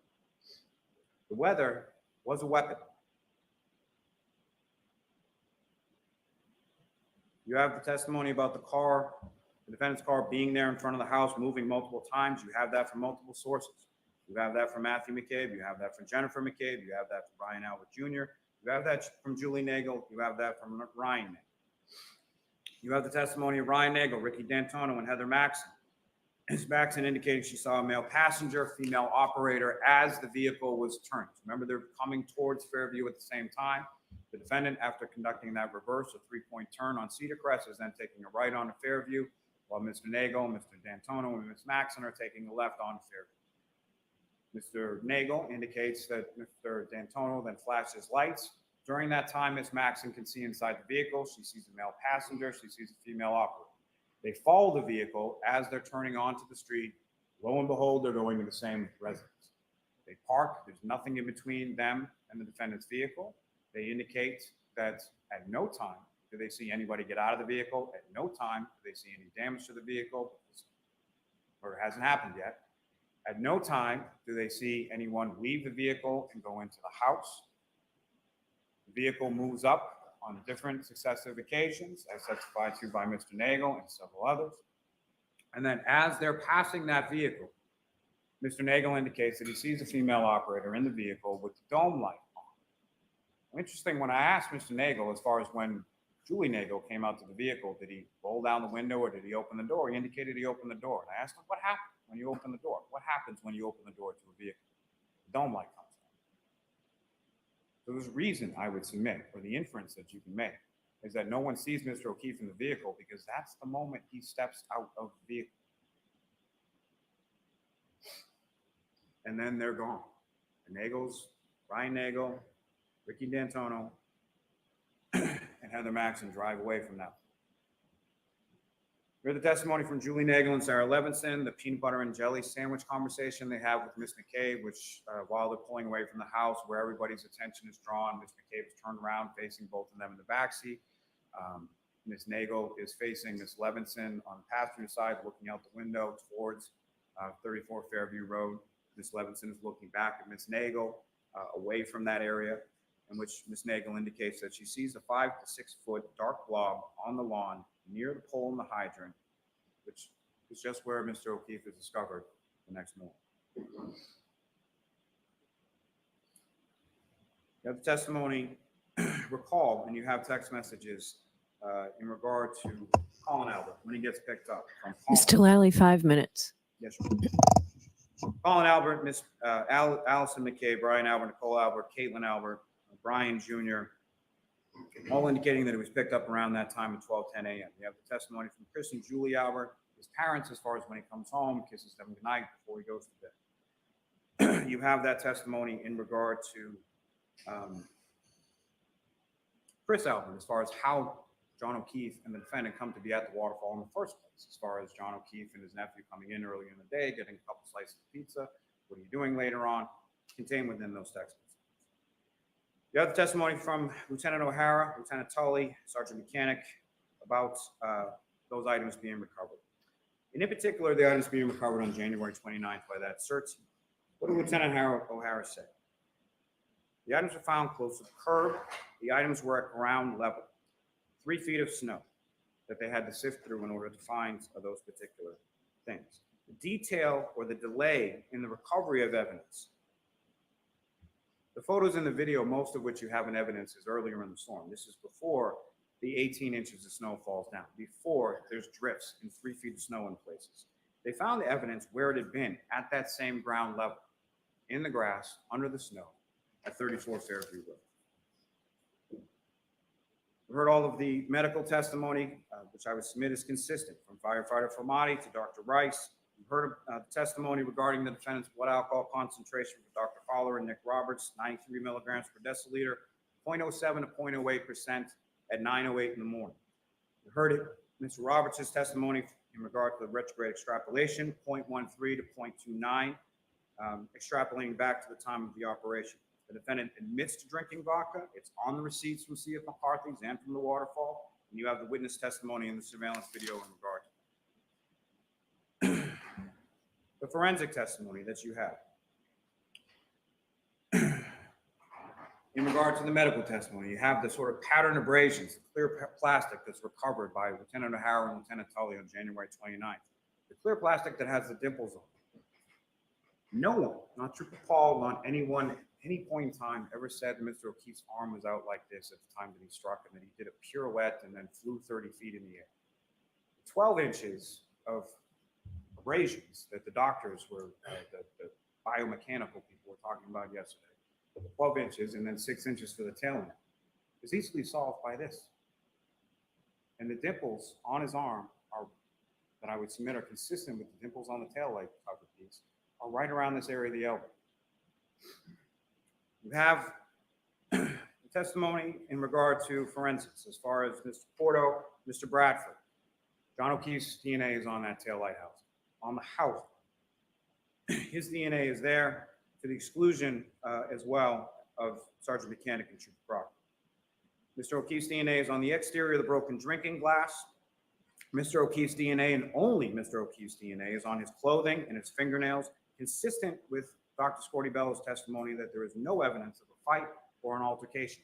There's no one else's DNA under his fingernails. There's no one else's DNA on his clothing. You have the testimony from Ms. Hartman, Trooper Paul, as regard to the damage that they observed, the dent, scratches, the 7/8 of an inch hair. You have the testimony from Ms. Chart in regard to the mitochondrial DNA profile from that hair being consistent with the DNA profile of Mr. O'Keefe. You have the testimony from Ms. Valier and Ms. Hanley in regard to the microscopic pieces, 1/16 of an inch by 1/16. You have 1 minute, Mr. Lally. Wrap it up. Yes, sir. All consistent with pieces of taillight that are found within his clothing. The judge told you to wrap it up.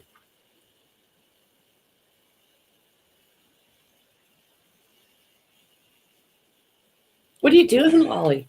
Ms. Gilman, if I could. 6:05. This is What? what this vehicle looks like backing up at that speed. She just told him to wrap it up. There's another years and years ago.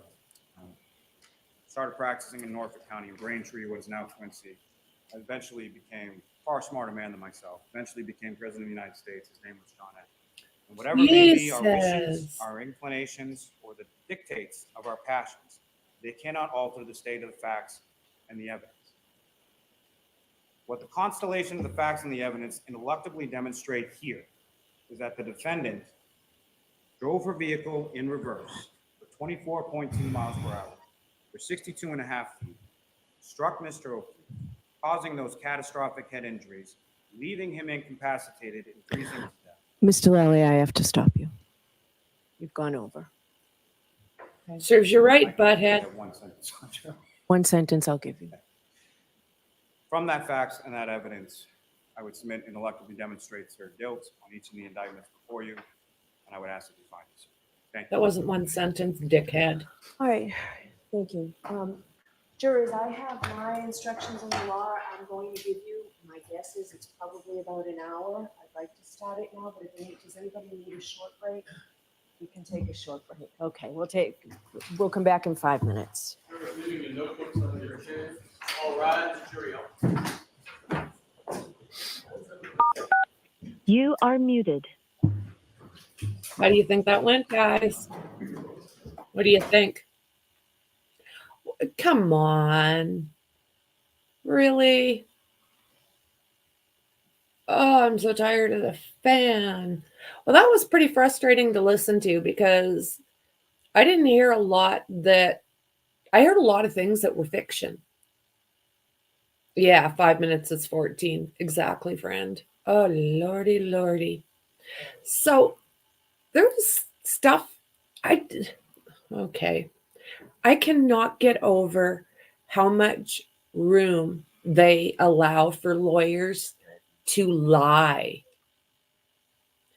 There was things that Lally just said that didn't go along with the facts we heard.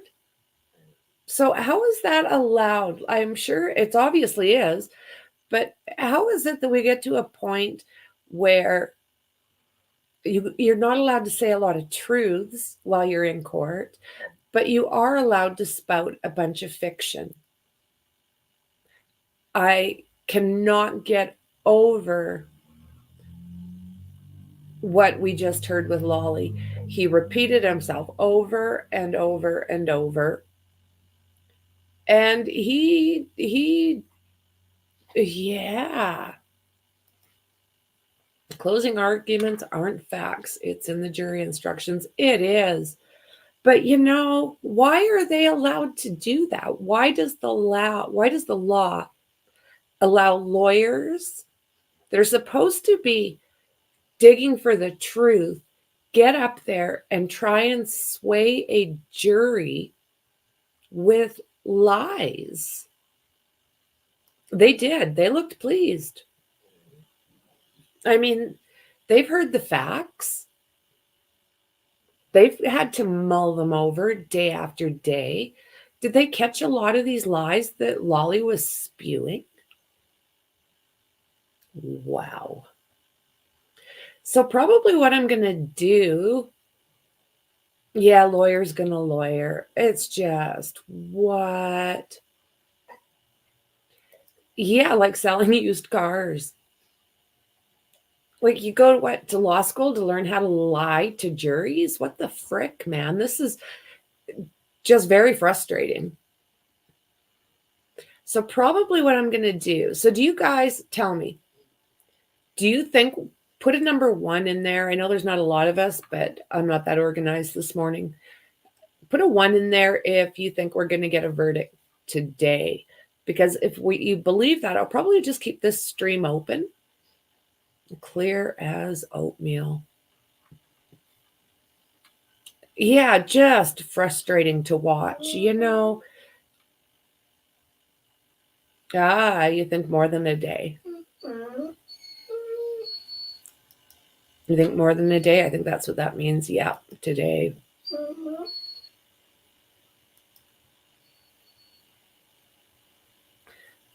I am, like I said, I'm thinking about just putting on a little bit of music. and waiting. Can you repeat the question, please? 1, if we're going to get a verdict today. 2, if we're going to get one after. You don't even want to guess. Yeah. Oh, it disturbs me. Like, you want people to go to jail because they're guilty. Not because Lizzie. Not because their lawyer was able to lie better than the other lawyer. May I look at your notes, Your Honor?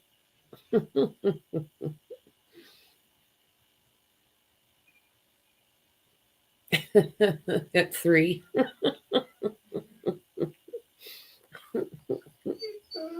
Lizzie, it's okay. You're okay. Well, maybe I'll keep it going for a couple hours anyways and see if there's any movement. Yesterday, you're okay, why are you making sad sounds? I know some of you yesterday were thinking that it was going to be fast. So after hearing the closing arguments, you think maybe not so fast. After all, I mean, makes sense. I know, she's so tired, Lally. Aren't you? You too, Jazz? I'm so tired of that sound that comes squealing through the speakers. Me too. Oh. Yeah, that was hard to listen to. Oh, Lordy. And it just makes me question, the legal system just that much more. I'm a better liar than you. Is that how people get convicted nowadays? You think today, Pam? I guess it's going to depend on what time will the jury be sent out in Boston time. It's as clear as day, in my opinion, but injuries are tricky. Yeah, if we've got another hour, that puts us at about 1:30 to 2. I agree, Carrie. Eastern time. So that doesn't leave a lot for today, does it? I mean, unless they're willing to go over. Some juries are. And, we watched the Oxford shooters' parents, Jennifer, and their jury was, I was going to say they worked over, but now I can't quite remember. 2 or 3 hours deliberating. I think the jury will come back tomorrow. Okay. Hoping for a 1. Guessing 2, but hoping for a 1. Yeah.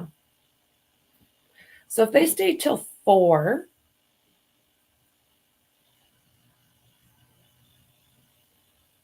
that gives them a couple hours. Yeah. Let's just like rip the Band-Aid off. Just do it. Guilty, guilty, guilty. Lally. Karen, you can go home. Lally, put your arms in this little white suit. I'll just tie it up in the back for you. They're comfortable. You'll like it. So Lally was also being investigated, all that prosecution by the FBI. So what happens? What happens if they come back guilty? What's this? No, Pam, that's no. Oh, Lordy. What happens if she is found, hypothetically, she's found guilty? And then the feds come out and go, okay, all these guys, crooked as shite. They're all going to jail. So what happens to all these people that they convicted? You know, what happens if they find out that all these people are crooked AF? Yeah, 29 days. What's one more? Lollygate.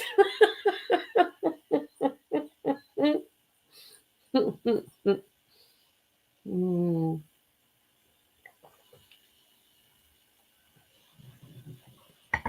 Okay, did everybody get their potty break? Bev said this will take about an hour. So that takes us to about 1:30. And this will just basically be her jury instructions, right? Why are you guys making all these sounds, Lazzy or Jazzy? Making all those bad sounds. Yeah, wouldn't that be something?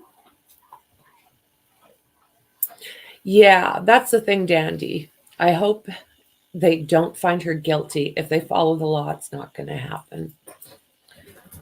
And James, I really hope one day I see Lally in an orange jumpsuit. Oh, Lordy. I dislike those two. I really do. You know, I don't know,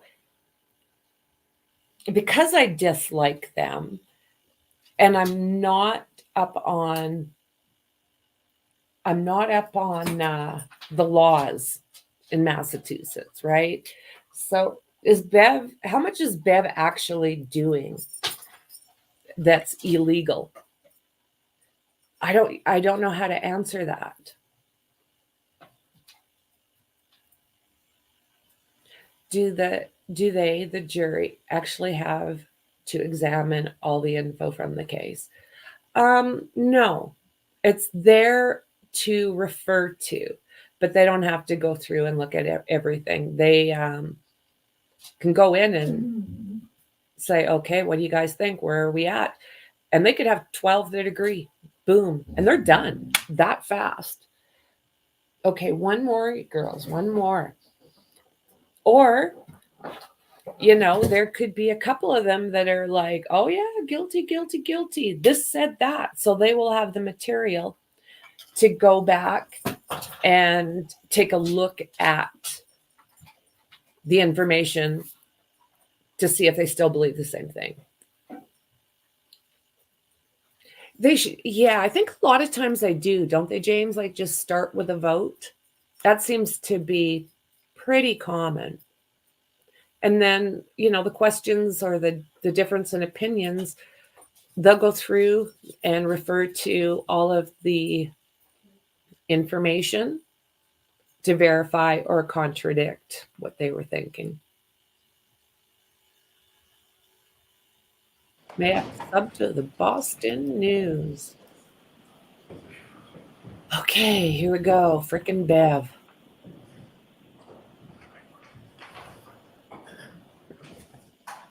We don't have to hear Lally talk anymore, guys. We do not have to hear him talk. I think we're done listening to him.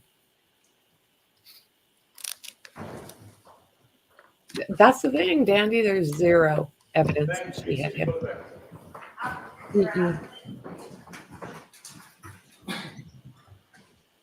All right, jurors. Thank you for serving on this jury and for being so attentive. You'll soon deliberate for the purposes of reaching a verdict in this case. But before you do that, it's my responsibility to give you instructions concerning the law. The instructions are divided into three parts. The first is general instructions that are provided in every criminal case. The second, specific instructions concerning the crimes alleged in this case. And third, guidelines for your deliberations. Please listen carefully to all of the instructions. Do not ignore any instruction or give special attention to any other instruction. To make sure that I give you the instructions accurately, I will read them to you. You will also get a written copy. I'll probably send in 3 or 4 to the jury so that you can refer to it in the jury room during your deliberations. I will try to make sure that my oral instructions match the written instructions. If there is any difference between what I say aloud and what the written instructions say, please follow what I say aloud. You must take the law as I give it to you. You may not quarrel with it. You can't do that regardless of any opinion you may have as to what you think the law ought to be. What the lawyers or witnesses may say or suggest about the law is not necessarily the law. That's because it's my responsibility as the judge and mine alone to instruct you on what the law is. So I now will turn to part one of the instructions, the general instructions that apply to all criminal cases. As I explained to you at the beginning of the trial, there is a fundamental rule that applies in all criminal cases, including this case. Every person who is accused of a crime is presumed to be innocent of that crime. Ms. Reed is presumed innocent of the charges in this case. That means you must consider Ms. Reed to be innocent unless the prosecution is proved beyond a reasonable doubt through evidence presented during the trial that Ms. Reed committed the crimes charged. I will explain reasonable doubt in just a moment. Ms. Reed does not have to do anything to convince you that she is innocent. She does not have to explain anything. Ms. Reed does not have to testify, call, or question witnesses, or provide any evidence at all, because you must presume she is innocent. Instead, it is up to the Commonwealth to prove the charges against Ms. Reed beyond a reasonable doubt. The burden of proof never shifts to the defendant. After you have considered all the evidence carefully and fairly, if you have a reasonable doubt about Ms. Reed's guilt in a particular charge, then your verdict must be not guilty on that charge. You may find Ms. Reed guilty of a charge only if all 12 deliberating jurors agree that the Commonwealth has proved the charge beyond a reasonable doubt. What is proof beyond a reasonable doubt? The term is often used and probably pretty well understood, though it is not easily defined. Proof beyond a reasonable doubt does not mean proof beyond all possible doubt, for everything in the lives of human beings is open to some possible or imaginary doubt. A charge is proved beyond a reasonable doubt if, after you have compared and considered all the evidence, you have in your minds an abiding conviction to a moral certainty that the charge is true. When we refer to moral certainty, we mean the highest degree of certainty possible in matters relating to human affairs, based solely on the evidence that has been put before you in this case. I have told you that every person is presumed to be innocent unless and until he or she is proved guilty, and that the burden of proof is on the Commonwealth. If you evaluate all the evidence and you still have a reasonable doubt remaining, the defendant is entitled to the benefit of that doubt and must be acquitted. It is not enough for the Commonwealth to establish a probability, even a strong probability, that the defendant is more likely to be guilty than not guilty. That is not enough. Instead, the evidence must convince you of the defendant's guilt to a reasonable and moral certainty, a certainty that convinces your understanding and satisfies your reason and judgment as jurors who are sworn to act conscientiously on the evidence. This is what we mean by proof beyond a reasonable doubt. Now, how do you decide whether the Commonwealth has proven each element of an indictment is true beyond a reasonable doubt? Let's talk first about the roles we all have. You folks are the most important people in the courtroom. It all begins and ends with your function. You will determine the facts in this case, and that is your job and your job alone. You are the sole and exclusive judges of the facts. If there are any conflicts in the testimony, it is your job to resolve those conflicts if you can do so. Once you determine the facts, it is your duty to apply those facts to the law as I explain it to you, and to determine whether the Commonwealth has proven its case beyond a reasonable doubt. You must determine the facts solely and entirely on the evidence as you have heard it and seen it in this courtroom and on nothing else. No prejudice, no bias, no fear, no favor. You must not be swayed by personal likes or dislikes. Your deliberations are no place for emotion or sympathy, passion or prejudice. The Commonwealth and Karen Reed have a right to have the case judged by fair and impartial jurors. All parties who come before the court stand as equals before you. Therefore, your verdicts must be based on the law as I've given it to you, and on the evidence and the facts that you find, and nothing else. You cannot allow yourselves to be influenced by any personal feelings you may have about the nature of the crimes with which Ms. Reed has been charged or the consequences of your verdict. Just the cool, reflective, and impartial sifting of the evidence so that here in this courtroom, justice may be done. Now, your focus is on the evidence. I am the judge of the law. My job is to teach you the law that you must follow in this case. However, I have no opinion about how you decide this case. You should not consider anything I have said or done during the trial as reflecting any opinion by me about how you should decide this case. If you believe that I have an opinion about the facts of this case, you must disregard it. You must decide this case based solely on the evaluation of the evidence. Now, the arguments of the lawyers are not evidence. They are not witnesses. If a lawyer during argument made a mistake in summarizing the evidence or argued something not supported by the evidence, you must disregard it. It is the jury's collective memory of the evidence that controls the matter. Lawyers' objections are a proper part of the court's procedure and are not part of the evidence. So don't hold it against the lawyers or their client if they made objections, motions, or other requests. They are simply doing their job during a trial. There was testimony at trial that the lawyers interviewed witnesses when preparing for and during the course of the trial. You may not draw any unfavorable inferences solely from that fact. There is nothing improper about conducting such interviews. On the contrary, the lawyers are obliged to prepare their case as thoroughly as possible and may interview witnesses. Now, the verdict must be based only on the evidence and the jury's collective reasoning applied to the evidence in a fair and impartial manner. The extent to which you believe or disbelieve a witness or what an exhibit purports to show, the importance to give any testimony or other evidence is entirely up to your own good judgment. The evidence consists of the testimony of the witnesses and the exhibits in the case. There are some things you have heard about that have not been introduced into evidence, such as written statements by witnesses, police reports, autopsy, and accident reconstruction reports. Occasionally during the trial, you have heard references to such documents, and you may naturally wonder why neither side introduced any of them into evidence. The answer is that under our rules of evidence, such reports usually may not be admitted, although the parties may refer to them for certain limited purposes while questioning witnesses.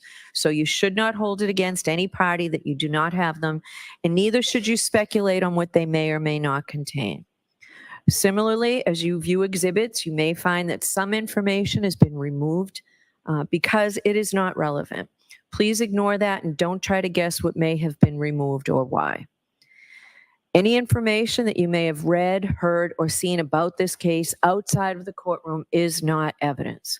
My instructions to you and any other comments I made, the lawyer's opening and closing statements, and any comments they may have made are not evidence. Answers that I struck from the record and told you to disregard are not evidence. Only the testimony of the witnesses, that is, their answers to questions, and the exhibits are evidence. It is important to remind you folks that the verdict cannot be based on emotional reaction or sympathy for any person or side of this case. Certain of the testimony and exhibits may have provoked an emotional reaction in all of us. You may feel sympathy for the family of Mr. O'Keefe, and you may feel sympathy for the defendant as she sits here in this courtroom. But your job is to decide the case without bias, fear, sympathy, or favor, to view the evidence with a certain clinical detachment, and to decide the case based solely on the evidence and the application of the law to that evidence. I have allowed you to take notes during the trial, and you may refer to those notes during your deliberations. But remember, they are not evidence or a substitute for the evidence and your recollection.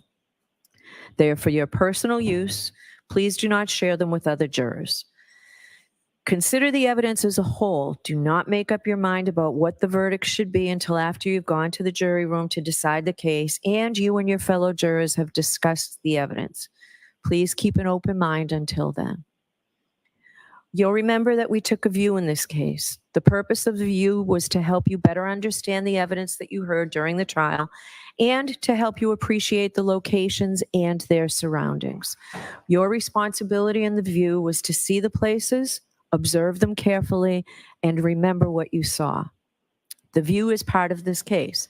You may use and consider the observations that you made while on the view in your deliberations in reaching a verdict. The same is true about the demonstration we saw from the witness stand. The demonstration was done simply to help you understand the evidence, and you may consider it in your deliberations. It is the jury's job to earnestly seek the truth of the matter. In doing that, the jury must decide questions of credibility and reliability. The jury must decide how truthful or reliable or convincing any part of the evidence is. In deciding questions of credibility and reliability, you may rely on your common sense and reasoning powers and your life experiences. Consider a witness's testimony in the context of all the other evidence, not in isolation. You may consider the demeanor, candor, and appearance of the witness in testifying. Who was the witness? What relationship did they have to the case or to the other witnesses or the parties? Did the witness have any bias, reason, or motive to give false or shaded testimony? If so, you may consider that bias or motive in your deliberations, and ultimately as to whether or not it impacts the credibility of the witness and the assessment of the evidence presented. Is the witness someone likely to give an honest and impartial account? Consider not just whether the witness was honest, but also whether the witness's testimony was accurate and reliable or honestly mistaken. A prior statement by a witness, if inconsistent with his or her trial testimony in any way, may be considered on the witness's credibility and reliability, and only for that purpose. Now, you've heard some evidence suggesting that the Commonwealth did not conduct certain scientific tests or otherwise follow standard procedure during the police investigation. This is a factor you may consider in evaluating the evidence presented in this case. With respect to this factor, you should consider 3 questions. First, whether the omitted tests or other actions were standard procedure or steps that would otherwise normally be taken under the circumstances. Second, whether the omitted test or actions could reasonably have been expected to lead to significant evidence of the defendant's guilt or innocence. And third, whether the evidence provides a reasonable and adequate explanation for the omission of the test or other actions. If you find that any omissions in the investigation were significant and not adequately explained, you may consider whether the omissions tend to affect the quality, reliability, or credibility of the evidence presented by the Commonwealth. All of these considerations involve factual determinations that are entirely up to you, and you are free to give this matter whatever weight, if any, you deem appropriate based on all the circumstances. Now, during the trial, I gave you some limiting instructions on how you were to consider some of the evidence you heard, and importantly, how you are not to consider the evidence. I am going to summarize those limiting instructions here. Ms. Reed is not charged with committing any crime other than the charges contained in the indictments. You have heard evidence about interactions that Ms. Reed had with Mr. O'Keefe and other witnesses in Aruba. The evidence was admitted solely for your consideration as evidence of the nature of the defendant's relationship with Mr. O'Keefe and whether it goes to her knowledge or intent or motive on January 29th, 2022. You may not consider that evidence as proof that she has a criminal personality or bad character. You may not take the defendant's prior acts as a substitute for proof that the defendant committed the crimes charged here, or to conclude that if she committed the acts in Aruba, she must also have committed the offenses with which she is charged here. You can only use the evidence for the limited purpose of how it goes to the defendant's state of mind, motive, and nature of her relationship with John O'Keefe.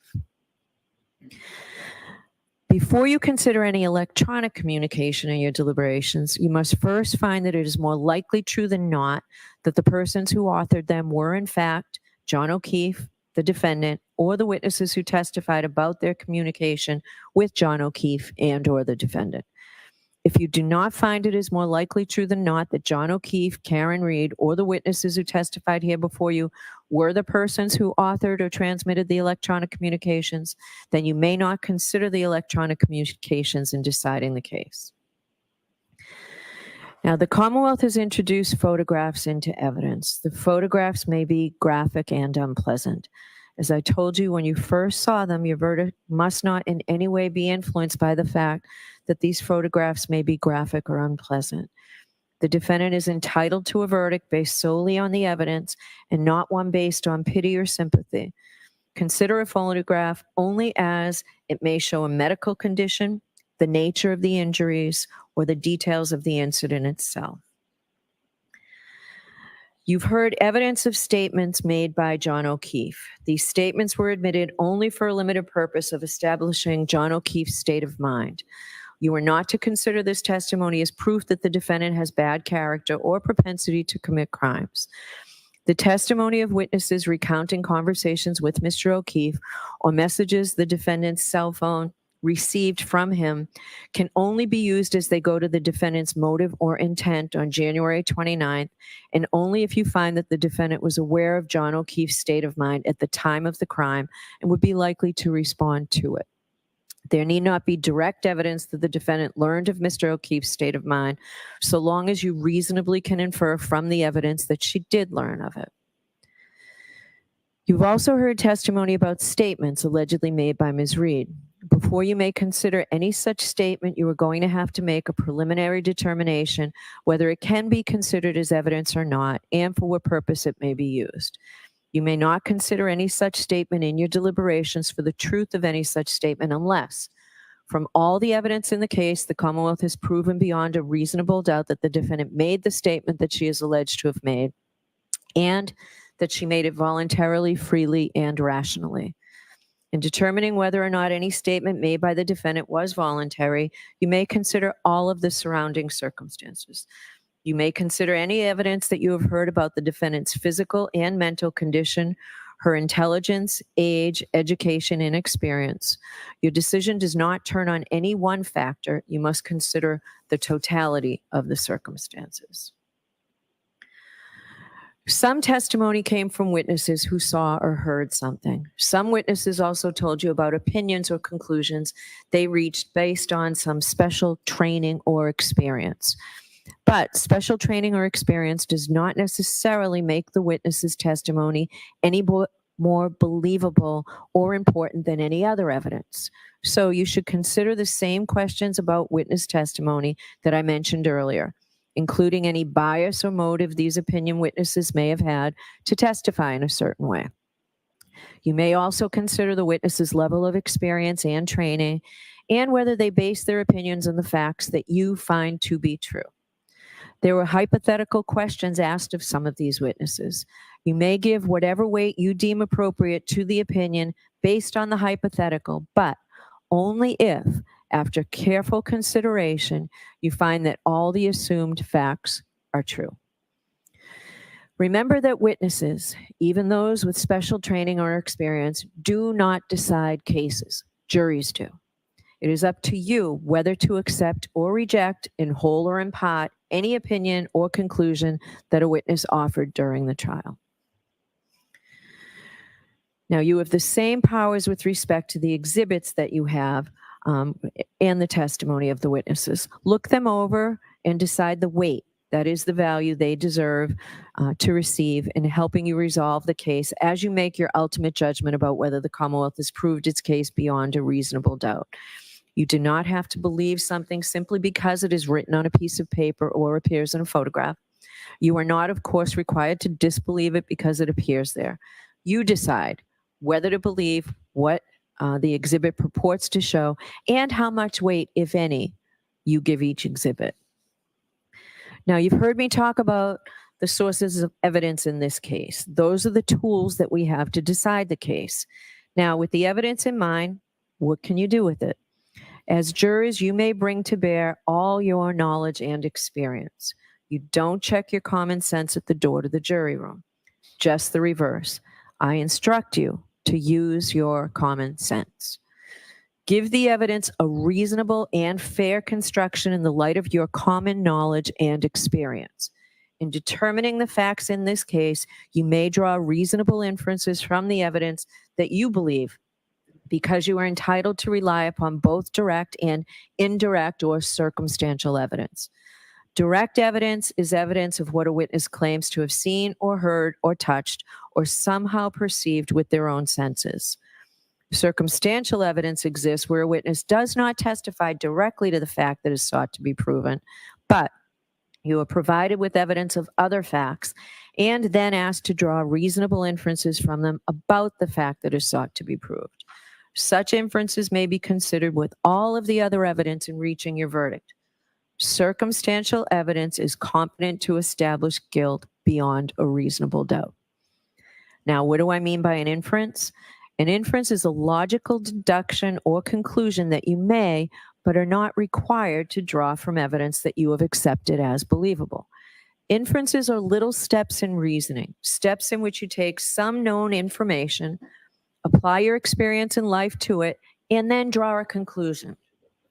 Sometimes you can draw more than one inference. You have to decide which inferences are reasonable and decide which seems more reasonable to you. Remember, when you are dealing with inferences, you never have to infer anything. You may, but do not have to draw any inferences whatsoever. An inference drawn from circumstantial evidence need not be necessary or inescapable, but any inference which you do draw must be reasonable and possible. It must be logical. It must be a natural one, which is not too remote in the ordinary course of events. You may not guess. You may not speculate. You may not engage in surmise. You should not pile inference upon inference until the pile gets so high that it tips over logically, or the chain gets so weak that it doesn't hold together anymore. When you run through your inferences, check the starting point and the ending point to make sure that they're still reasonable. Further, when the evidence tends equally to give rise to either of two inconsistent propositions, the Commonwealth has established neither proposition. In order to convict the defendant, you must find that all the evidence and the reasonable inferences that you have drawn, taken together, prove that she is guilty beyond a reasonable doubt. Let me give you an example of an inference. Suppose that the issue you must decide is whether the U.S. Postal Service delivered the mail today. If you go home and someone in your household, a child, roommate, or spouse, hands you the mail and states that he or she observed the letter carrier deliver the mail and retrieved it from the mailbox, this would be direct evidence that the U.S. Postal Service delivered the mail. The witness perceived the event with his or her own senses and told you what he or she observed. The issue you would have to decide is whether the witness is credible. On the other hand, if you go home from court and find mail in the mailbox, you may infer that it was delivered by the U.S. Postal Service today. You draw this reasonable inference based on the following known facts. The mailbox was emptied yesterday. You know that the mail is delivered by the U.S. Postal Service Monday through Saturday. The letters in the box are postmarked. You have exactly the same power in this case, not the power to speculate or to guess, but the power to draw reasonable inferences warranted by the evidence in the fashion I have just described. You may have noticed that the defendant did not testify at this trial. The defendant has an absolute right not to testify, since the entire burden of proof in this case is on the Commonwealth to prove that the defendant is guilty. It is not up to the defendant to prove that she is innocent. The fact that the defendant did not testify has nothing to do with the question of whether she is guilty or not guilty. You are not to draw any adverse inference against the defendant because she did not testify. You are not to consider it in any way or even discuss it in your deliberations. You must determine whether the Commonwealth has proved its case against the defendant based solely on the testimony of the witnesses and the exhibits. All right, that completes my first part of the instructions. Now I'm going to turn to the elements of the charges against Ms. Reed. The Commonwealth has alleged that on January 29, 2022, Ms. Reed did assault and beat John O'Keefe with the intent to murder him, and by such assault and battery did kill and murder John O'Keefe. Ms. Reed is charged with second-degree murder. In order to prove murder in the second degree, the Commonwealth must prove the following elements. First, the defendant caused the death of John O'Keefe. 2, the defendant intended to kill John O'Keefe or intended to cause grievous bodily harm to John O'Keefe or intended to do an act which, in the circumstances known to the defendant, a reasonable person would have known created a plain and strong likelihood that death would result. I will now discuss each of these requirements in more detail. The first element is that the defendant caused the death of John O'Keefe. A defendant's act is the cause of death where the act is a natural and continuous sequence, results in death, and without which death would not have occurred. The second element is that the defendant intended to kill John O'Keefe or intended to cause grievous bodily harm to John O'Keefe or intended to do an act which, in the circumstances known to the defendant, a reasonable person would have known created a plain and strong likelihood that death would result. As you can see, the second element has three subparts, which I will call prongs, and the Commonwealth satisfies its burden of proof if it proves any one of the three prongs beyond a reasonable doubt. The first prong is that the defendant intended to kill John O'Keefe. This means that the defendant consciously and purposefully intended to cause John O'Keefe's death. The second prong is that the defendant intended to cause grievous bodily harm to John O'Keefe. Grievous bodily harm means severe injury to the body. The third prong is that the defendant intended to do an act which, in the circumstances known to the defendant, a reasonable person would have known created a plain and strong likelihood that death would result. Let me help you understand how to analyze this third prong. You must first determine whether the defendant intended to perform the act that caused the victim's death. If you find that she intended to perform the act, you must then determine what the defendant herself actually knew about the relevant circumstances at the time she acted. Then you must determine whether, under the circumstances known to the defendant, a reasonable person would have known that the act intended by the defendant created a plain and strong likelihood that death would result.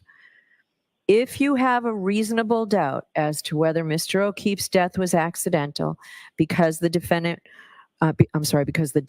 death was caused by a negligent, careless, or mistaken act of the defendant or resulted from a cause separate from the defendant's conduct, you may not find that the Commonwealth has proved that the defendant intended to kill, intended to cause grievous bodily harm, or intended to do an act which, in the circumstances known to the defendant, a reasonable person would have known created a plain and strong likelihood that death would result.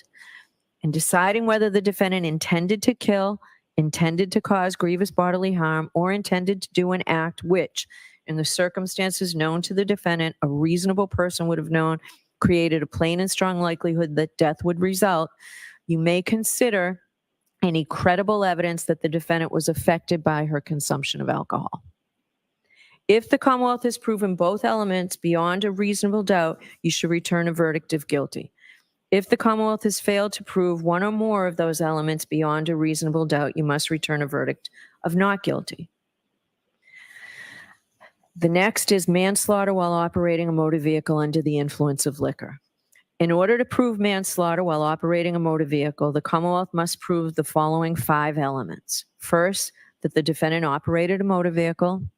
Second, that she operated the motor vehicle upon a public way or in a place in which the public has a right of access.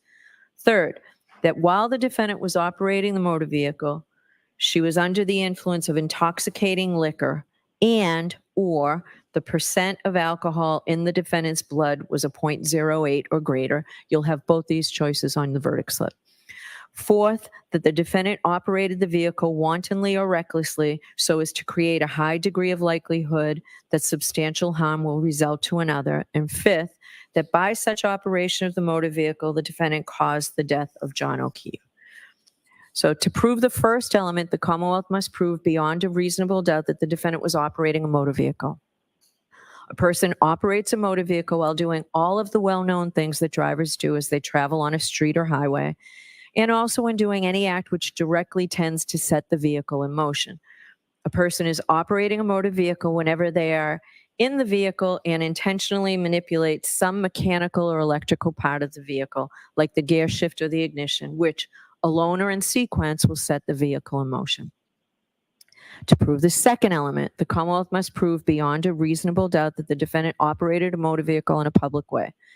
Any street or highway that is open to the public and is controlled and maintained by some level of government is a public way.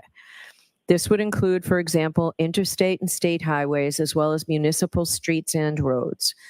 In determining whether any particular street or road is a public way, you may consider evidence, if any, about whether it has some of the usual indications of a public way. For example, whether it is paved, whether it has street lights, street signs, curbing, and fire hydrants, whether there are buildings along the street, whether it has any crossroads intersecting it, and whether it is publicly maintained.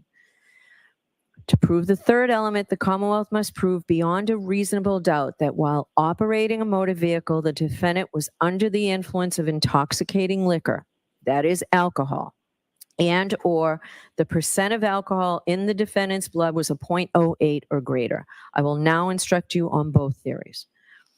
What does it mean to be under the influence of alcohol? It is not illegal to drive after consuming alcohol as long as the operator is not under the influence of alcohol. However, neither does someone have to be drunk to be under the influence of alcohol. A person is under the influence of alcohol if they've consumed enough alcohol to reduce their ability to operate a motor vehicle safely by decreasing their judgment, alertness, and ability to respond promptly and effectively to unexpected emergencies. The amount of alcohol necessary to do this may vary from person to person. The Commonwealth is not required to prove that the defendant actually drove in an unsafe or erratic manner, but it is required to prove that their ability to drive safely was diminished by alcohol. You may rely on your experience and common sense about the effects of alcohol. You should consider any believable evidence about the defendant's alleged consumption of alcohol, as well as the defendant's appearance, condition, and behavior. In deciding this first theory of whether the defendant operated a motor vehicle under the influence of alcohol, you may also consider whether a blood test showed that the defendant had consumed any alcohol. However, no matter what the reading is, the blood test is not sufficient itself to prove that the defendant was under the influence of alcohol. Now, under the second theory, and again, both will be on the verdict slip and you should decide each one. The Commonwealth must prove beyond a reasonable doubt that at the time of operation, the percent of alcohol in the defendant's blood was a 0.08 or greater. The Commonwealth may prove a person's blood alcohol level by a chemical test or analysis of their breath or blood. In deciding whether the Commonwealth has proved the defendant's blood alcohol level beyond a reasonable doubt, you may consider evidence, if any, about whether the test was administered within a reasonable time of operation of the motor vehicle, whether the person who administered the test was properly certified, whether and how the pre-test procedures were followed and employed, whether the testing device was working properly at the time the test was administered, and whether the test was administered properly. You may also consider any other evidence pertaining to the test. Mr. Court Officer, I know it's traditional to not allow anybody in and out of the courtroom while I'm charging, so I'm going to ask you to follow that at this point. Thank you. It's distracting, and I don't want it to be distracting for you folks, okay? The fourth element that the Commonwealth must prove beyond a reasonable doubt is that the defendant operated the vehicle wantonly or recklessly. A person drives recklessly when they ignore the fact that their manner of driving is very likely to result in death or serious injury to someone, or they are indifferent to whether someone is killed or seriously injured. It is not enough for the Commonwealth to prove that the defendant acted negligently. That is, acted in a way that a reasonably careful person would not. It must be shown that the defendant's actions went beyond mere negligence and amounted to recklessness. The defendant was reckless if she knew or should have known that such actions would pose a grave danger or death or serious injury to others, but chose, nevertheless, to run the risk and go ahead. Whenever I refer to the defendant's state of mind or her intent, you may consider any credible evidence that the defendant was affected by her consumption of alcohol. A defendant may have the requisite state of mind or intent even if she consumed alcohol, but you may consider such evidence in determining whether the Commonwealth has proved the element.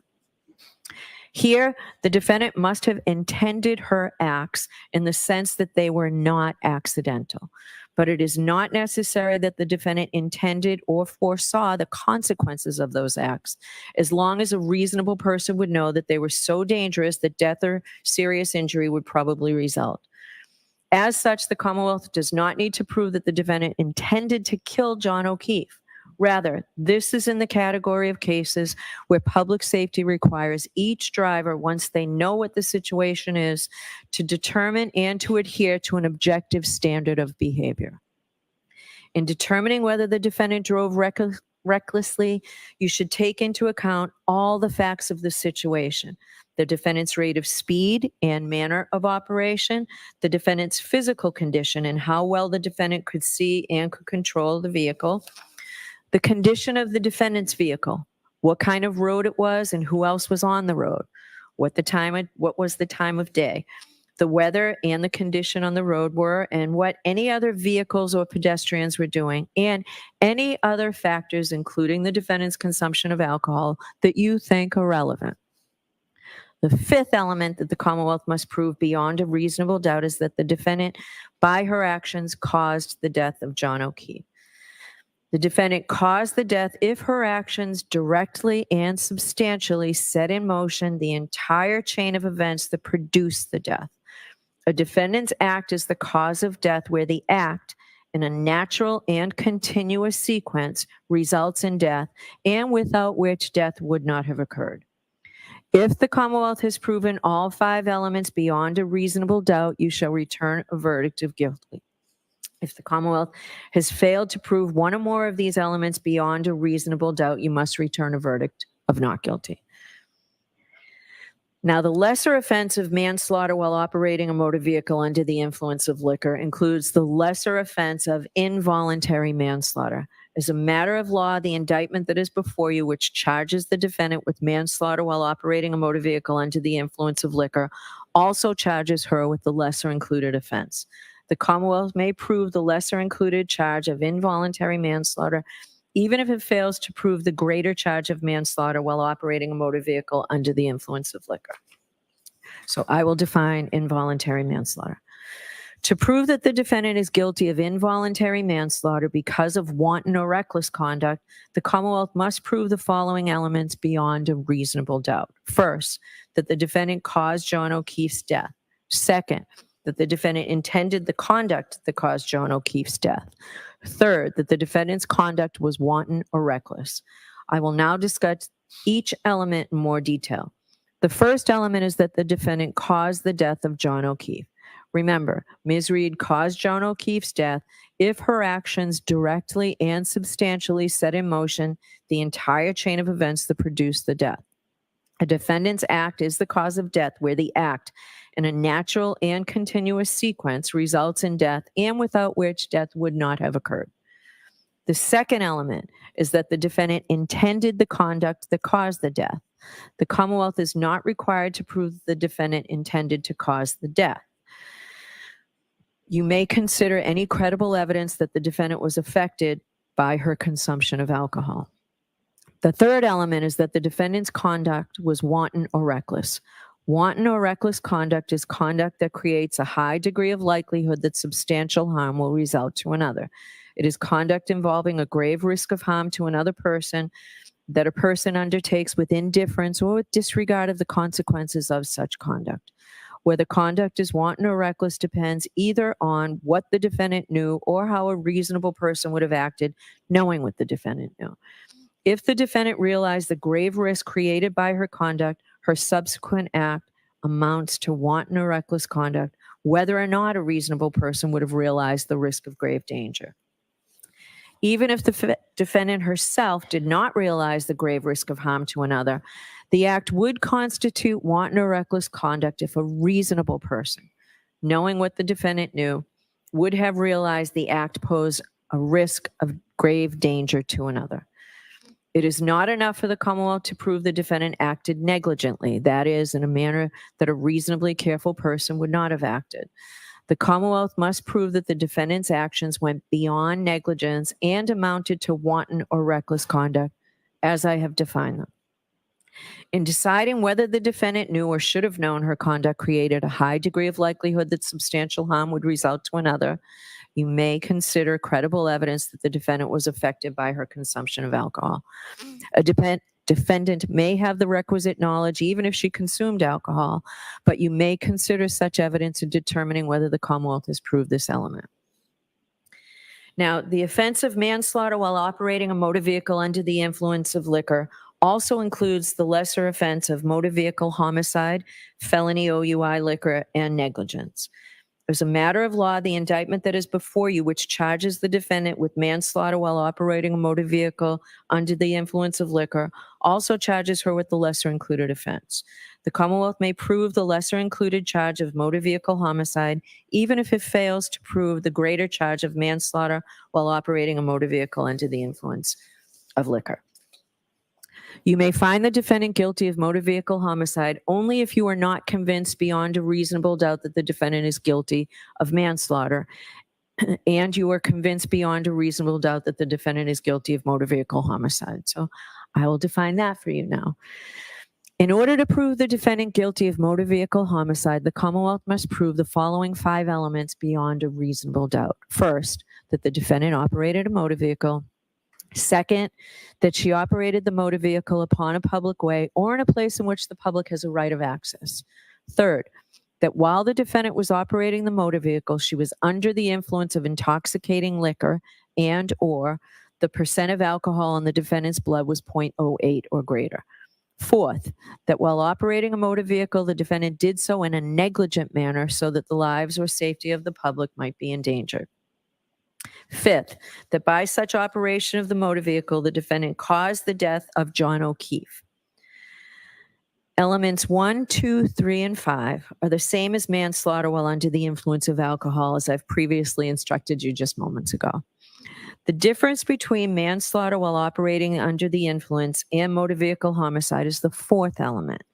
To prove the 4th element of motor vehicle homicide, the Commonwealth must prove beyond a reasonable doubt that the defendant drove negligently in a manner that might have endangered the lives or safety of other people. A person acts negligently when she fails to use due care. That is, when they act in a way that a reasonable person would not act. This can happen either by doing something that a reasonable person would not do under the circumstances, or by failing to do something that a reasonable person would do. The defendant acted negligently if she drove in a way that a reasonable person would not have, and by doing so created an unnecessary danger to other people, a danger that could have avoided, that she could have avoided by driving more carefully. The defendant's intent does not matter, so do not consider it in determining whether or not the defendant was negligent. There is no requirement that the Commonwealth show that the defendant intended to act negligently or unlawfully. Under our laws, public safety requires each driver to determine and to adhere to an objective standard of reasonable behavior. Therefore, what the defendant may or may not have intended to result from her actions is irrelevant. The issue is whether or not she drove as a reasonable person would have under the circumstances. In determining whether the defendant drove negligently in a manner that might have endangered the lives or safety of other people, you should take into account evidence, if any, about the defendant's rate of speed and manner of operation, the defendant's physical condition, and how well she could see and control her vehicle, the condition of the defendant's vehicle, the kind of road it was, and who else was on the road, the time of day, the weather, and the road conditions, what any other vehicles or pedestrians were doing, and any other factors, including the defendant's consumption of alcohol, that you think are relevant. The next indictment is leaving the scene of an accident resulting in death. In order to prove the defendant guilty of leaving the scene of an accident resulting in death, the Commonwealth must prove 6 things beyond a reasonable doubt. First, that the defendant operated a motor vehicle. Second, that she operated on a public way or in a place in which the public has a right of access. Third, that the defendant knowingly collided with John O'Keefe. Fourth, that the collision caused injury to John O'Keefe, resulting in his death. And fifth, that after causing such injury, the defendant failed to stop and provide name, home address, and registration number of the motor vehicle. And sixth, that the defendant failed to do so for the purpose of avoiding prosecution or apprehension. Jurors, I've already instructed you on the first and second elements. The other four elements should be given their plain meaning, and the parties agree that I do not need to define them any further. Save a little time for you. As a general rule, you are permitted but not required to infer that a person who intentionally uses a dangerous weapon on another person intends to kill that person or cause him grievous bodily harm, or intends to do an act which, in the circumstances known to him, a reasonable person would know creates a plain and strong likelihood that death would result. An item that is normally used for innocent purposes can become a dangerous weapon if it is used in a dangerous or potentially dangerous fashion. The law considers an item, in this case a motor vehicle, to be used in a dangerous fashion if it is used in a way that it reasonably appears to be capable of causing serious injury or death to another person. In deciding whether an item was used as a dangerous weapon, you may consider the circumstances surrounding the alleged crime, the nature, size, and shape of the item, and the manner in which it was handled or controlled. Now that completes the second part of my instructions. I will now turn to the final instructions. In order for a jury to return a verdict, that is to reach a decision in a criminal case, the law provides that there may only be 12 persons on the deliberating jury, and you will note that there are still 14 of you.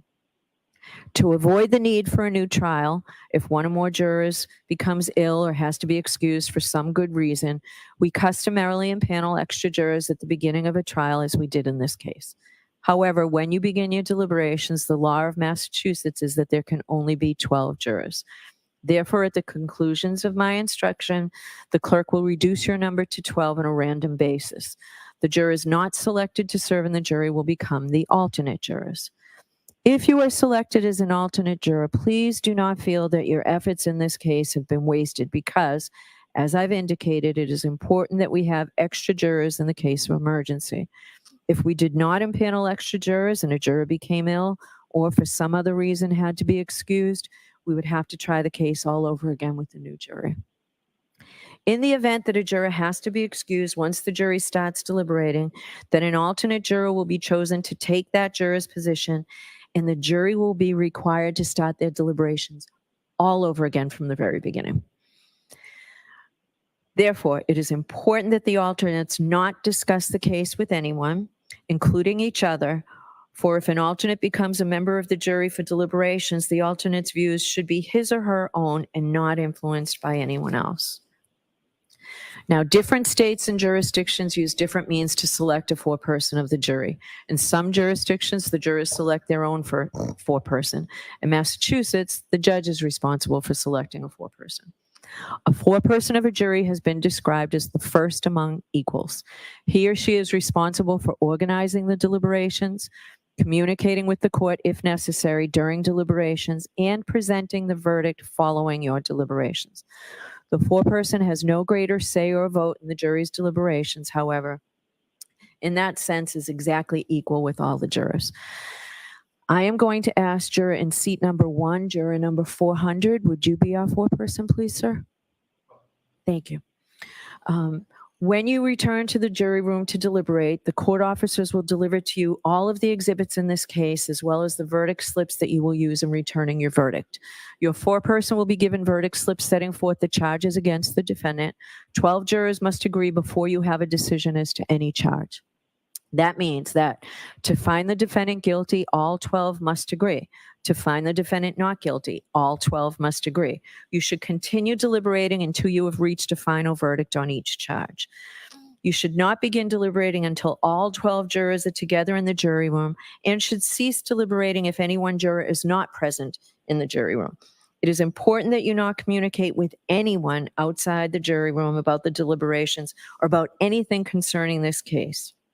Further, I instruct you that no juror is better qualified to determine the truth of the facts in dispute or to deliberate on a verdict solely because of education, background, or experience. The parties and I have chosen each of you as fair and impartial jurors, and your voices have equal weight. To reach a unanimous verdict, each juror must agree. Jurors have a duty to consult with one another and to deliberate with a view to reaching an agreement if it can be done without violence to individual judgment. At the same time, each juror must decide the case for himself or herself, but only after impartially considering the evidence with his or her fellow jurors.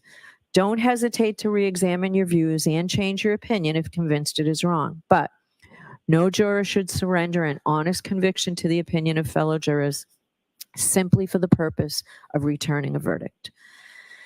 Although how you conduct your deliberations is up to you, I urge you not to begin conducting an immediate straw vote. Rather, I encourage you not to take any votes until you have completed a careful and thorough collective view of all the evidence. At this point, I want to remind you of an important issue that I raised with you at the beginning of this trial. I told you that our system of justice depends on judges like me and jurors like you being able and willing to make careful and fair decisions.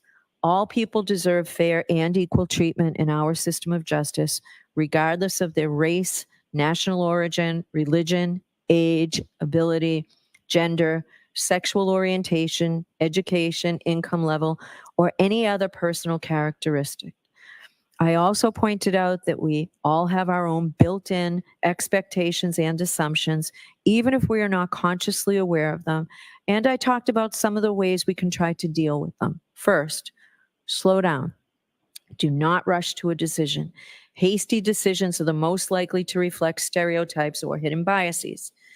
Take time to consider all the evidence. Second, as you start to draw conclusions, consider what evidence, if any, supports the conclusions you are drawing and whether any evidence casts doubt on those conclusions. Double check whether you are actually using unsupported assumptions instead of the evidence. Third, as you think about the people involved in this case, consider them as individuals rather than as a member of a particular group. Fourth, I might ask myself, would I view the evidence differently if the people were from different groups, such as different racial, ethnic, or gender identity groups? Fifth, listen to your fellow jurors. They may have different points of view. If so, they may help you determine whether you are focusing on the facts or making assumptions, perhaps based on stereotypes. Of course, your fellow jurors could be influenced by their own unstated assumptions. So don't be shy or hesitate to speak up. You should participate actively, particularly if you think the other jurors are overlooking or undervaluing evidence you find important. In fact, when you explain your thoughts out loud to other jurors, you are also helping yourself to focus on the evidence instead of assumptions. If you use these strategies, then you will do your part to reach a decision that is as fair as humanly possible. That is your responsibility as jurors. Now, during the course of your deliberations, you might have a question concerning the law in this case. I'm not suggesting that you will, but you might. Perhaps I said something you did not understand. If you have any questions, please feel free to bring them to my attention by writing a note dated and signed by the foreperson and sending it to me by way of the court officer. Because your role as the jury is to determine the facts of the case, I cannot answer any questions you have concerning the facts of the case. I have no role in this case when it comes to deciding what the facts are. Neither is it possible to provide you with a transcript of the testimony, even though we've had a phenomenal court reporter throughout this whole trial. If you send a question to me, I will respond after consulting with the lawyers. Please do not ask a court officer or anyone else to answer any questions concerning anything material to the case. We will not answer a question or take a verdict between 1 and 2. You'll have lunch brought into you and decide whether you want to stop your deliberations during lunch or deliberate. At the end of the day, if you're still deliberating, I'll send in a note asking if you want to continue deliberating or break for the day and return tomorrow morning. Don't tell anyone, including me, how the jury stands numerically or otherwise on the questions before such time as you have reached a unanimous verdict. You are going to notice shortly that the court officers are going to take an oath, and you will hear from that that they too, as well as all other persons, are forbidden to communicate in any way or manner with any member of this jury on any subject touching on the merits of this case. Remember that the decision of the jury must be unanimous, and the foreperson should be certain that each member of the jury is in complete agreement with the verdict. After the final vote of the jury, the foreperson should check the appropriate boxes as to each charge, then sign and date the verdict slips and notify the court officer that you have reached a unanimous verdict. You will then be brought back into the courtroom where the foreperson will deliver the verdicts to the court. I'm going to seek counsel before we reduce your number to 12.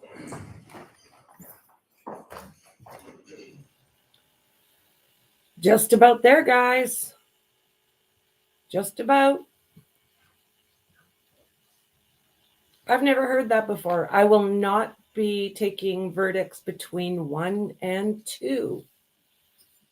What the hell's that? How you doing, Maxie?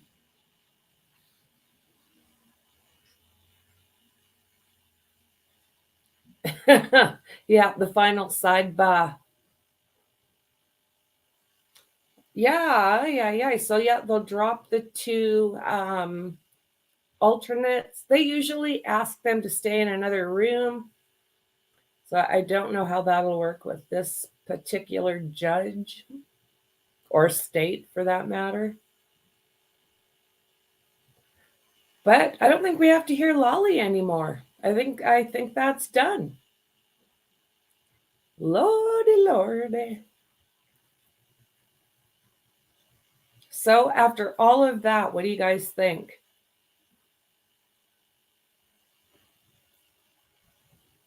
Drinking may help.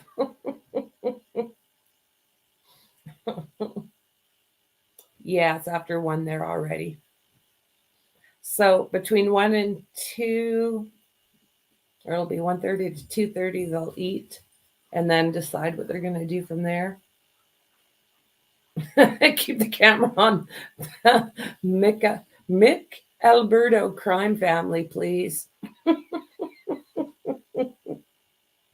Wasn't that wild how they went after Turtle Boy? Like, it's like they look like, yeah, you're right, a bunch of mobsters sitting in front of their pizza shop.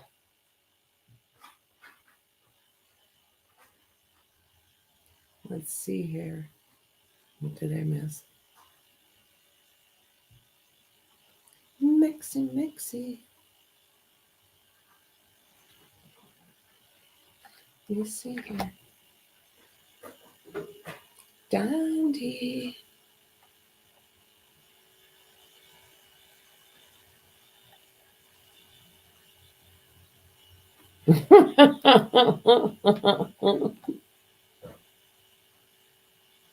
Yeah. The way that she You are unmuted. kind of set up, I don't All right, so Ms. Clerk, will you choose the alternates, please? Oh, Jerry goes to the waterfall for appies.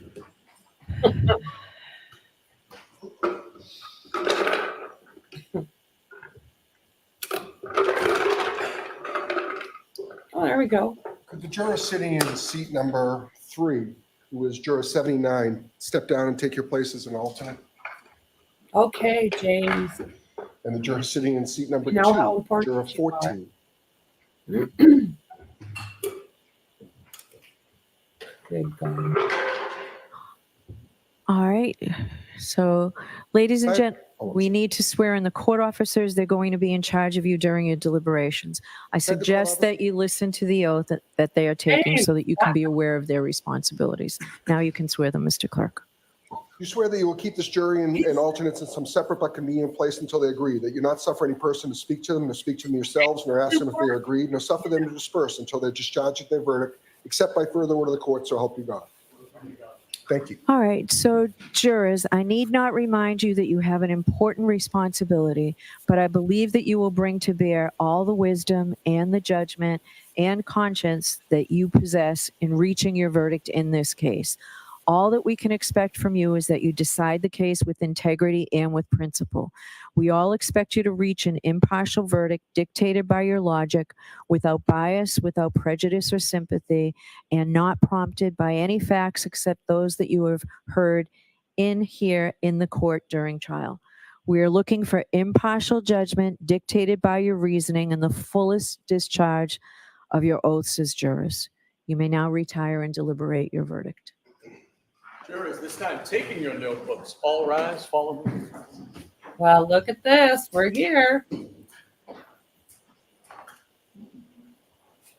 Check it out.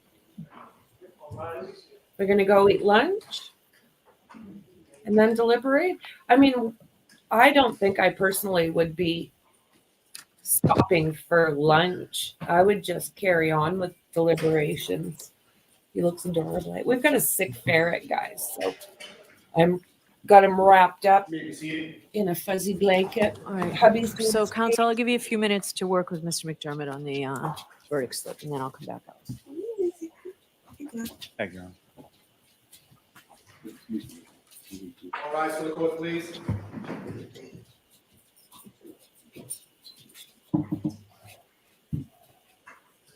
So involuntary is that? No, involuntary.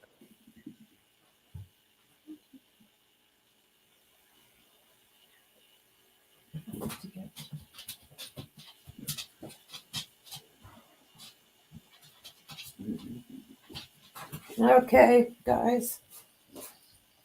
What do you think? What do you think? Start the clock. 11, so 128.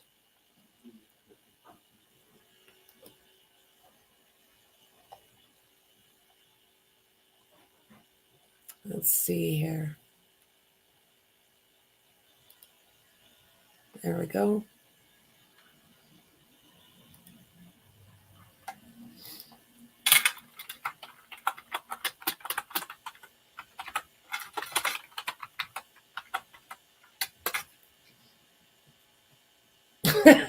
Tandy.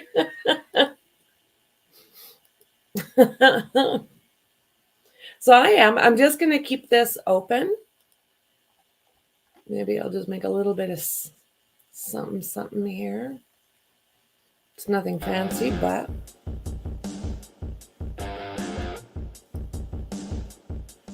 there we go. Give me 2 seconds.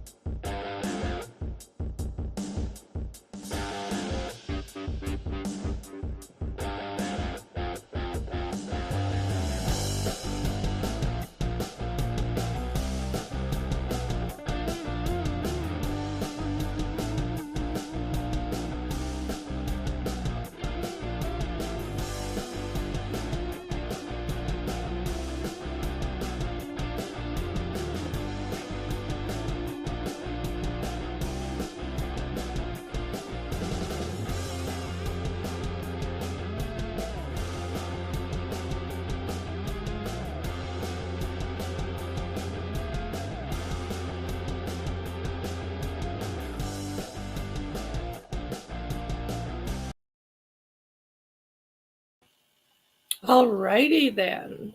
I was just bouncing around and I didn't see that, so I appreciate it, Mexi. I'll just, let's see here. Give me 2 seconds. Okay. Let's just, I want to triple check. I don't doubt my buddy at all, mind you.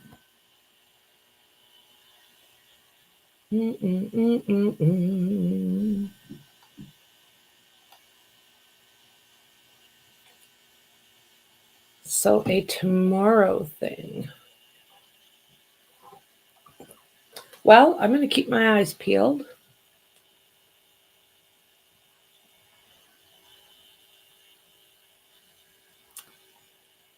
I'm still not seeing that, but let me see. See if there's anything over here.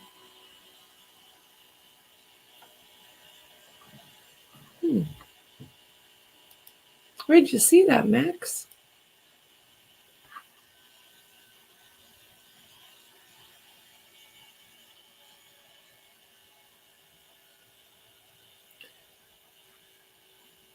I'm just going to triple check here, guys.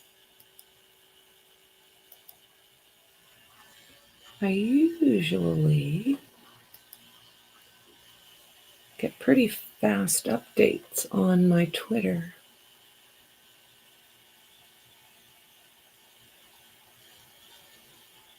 Carrie Roberts was even there today. I didn't see her, or I didn't recognize her.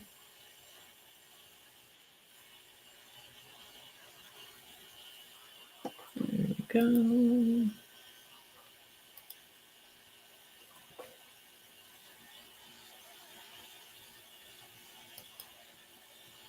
Who'll be that?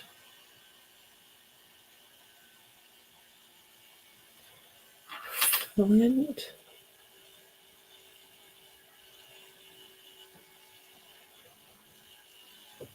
I'm not familiar with him or that person.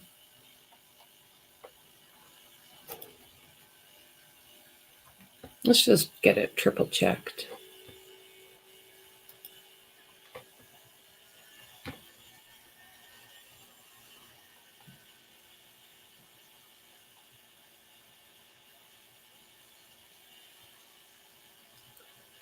I am checking it out.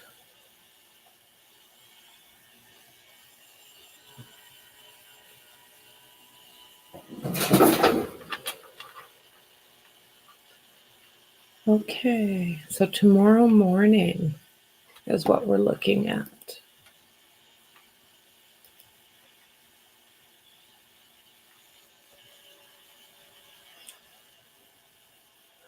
Let's see here.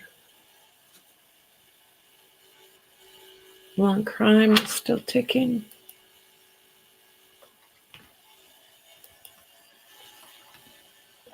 I did just see it in another spot.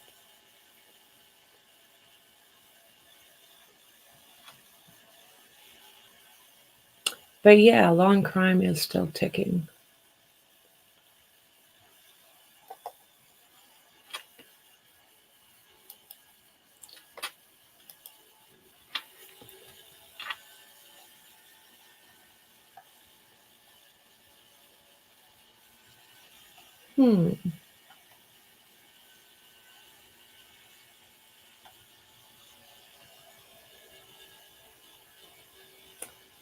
Well. So the place where I seen it, she's usually pretty good. Missing girl Sloan was found safe. Emily Sloan.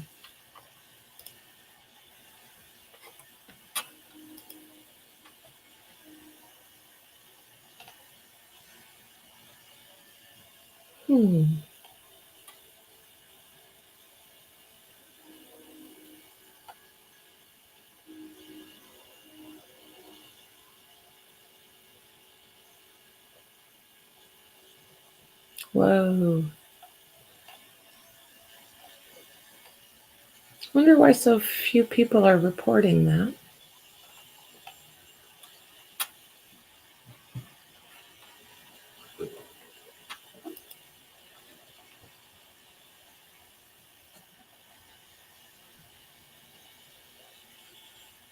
Okay. I'm starting to see it a little bit more and a little bit more. We're going to believe them at this point. Oh. Okay.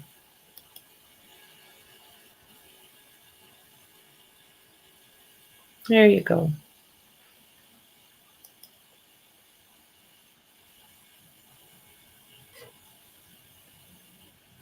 Yeah, it would take a while to get through Bev's instructions. Good God.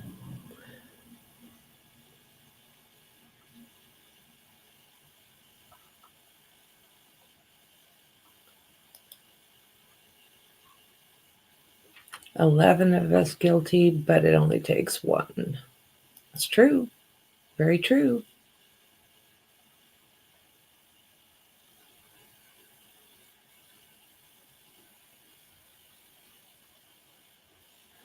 So, James, you're thinking tomorrow by lunchtime?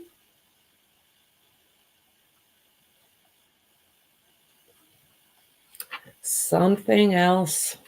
Well, I imagine they're just finishing up, getting done what they need to get done. Let's see here if I can learn anything else.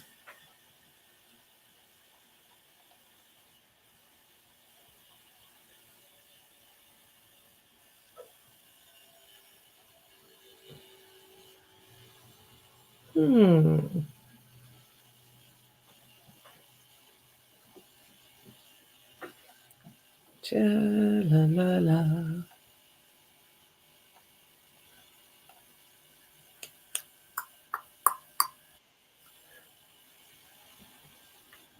Let's see. Oh, Anything else? Hello, hello.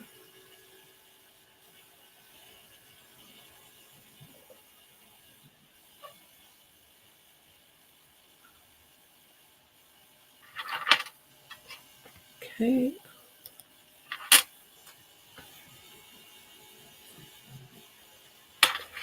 I don't see anything else that might interest us. I think we're looking at tomorrow.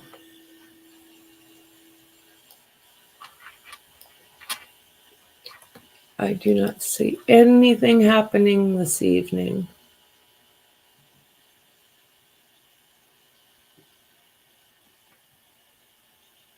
Not a damn thing. Joyce Nungary. Have you guys been watching that?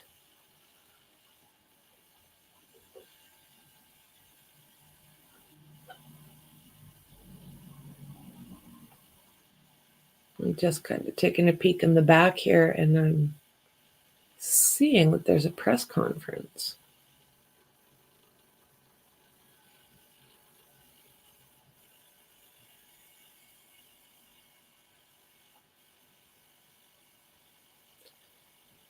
Day 31. They only had a couple of hours today.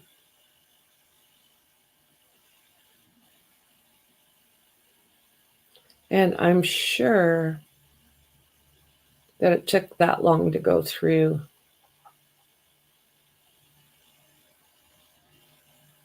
What the hell? Let me check something out here.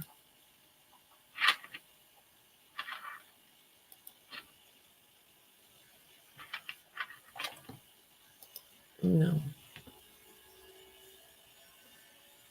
It's a Nuttenberger.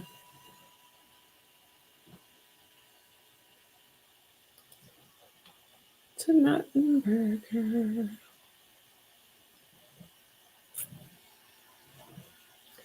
I'm just looking. Court TV did a poll, and it looks like 7% are assuming guilty, 84% not guilty, lesser charge guilty 5%, and a hung jury 4%.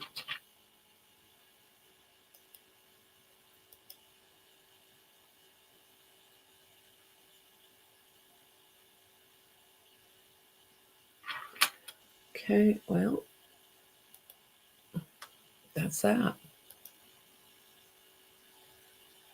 Yeah, that's what I was checking out. The fan, the number one fan. I noticed that. I'm like, what the hell? Why are we staring at the fan again?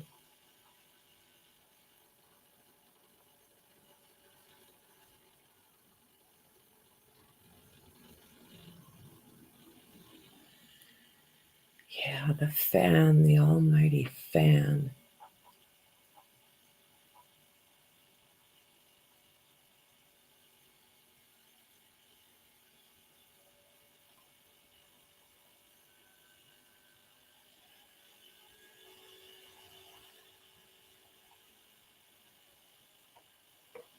Okay, guys, well, I'm going to leave it there. The jury has a question. Oh? Any idea where I find that?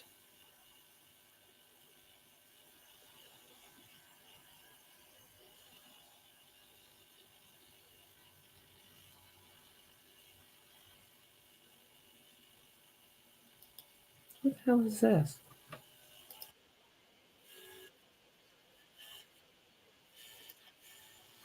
Okay, let me see here.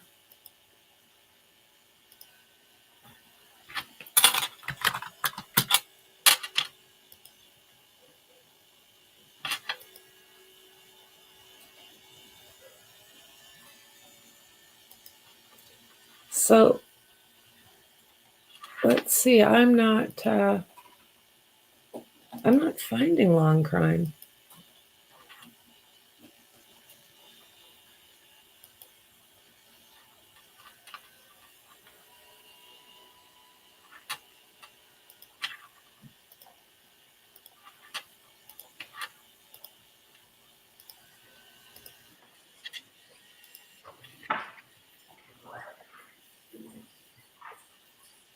Looks like we've got a question. Just in time.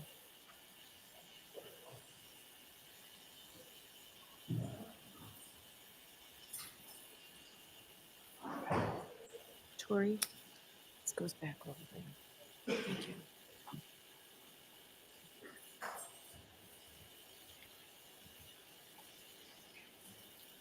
Okay, she was next to Jen.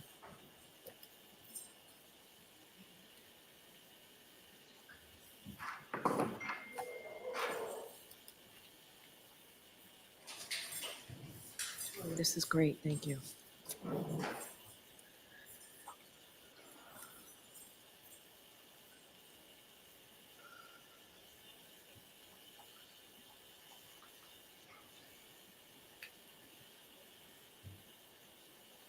What do you guys think of this? What is the question going to be?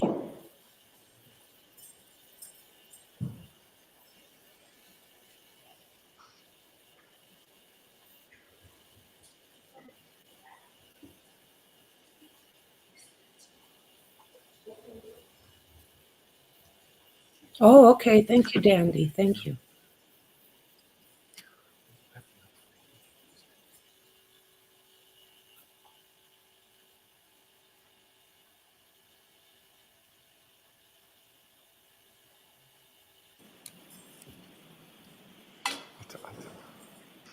I see the Canton knobs went home.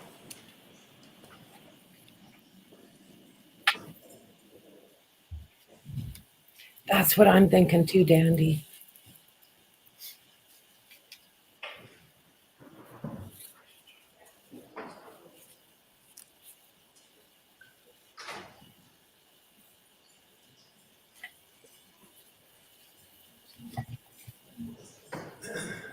I was literally just getting ready to shut it down.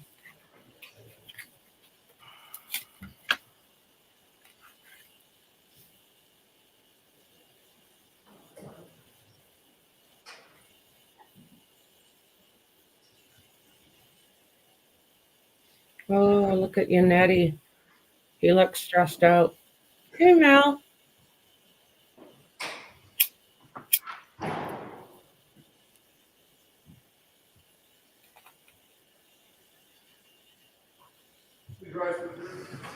Here they come.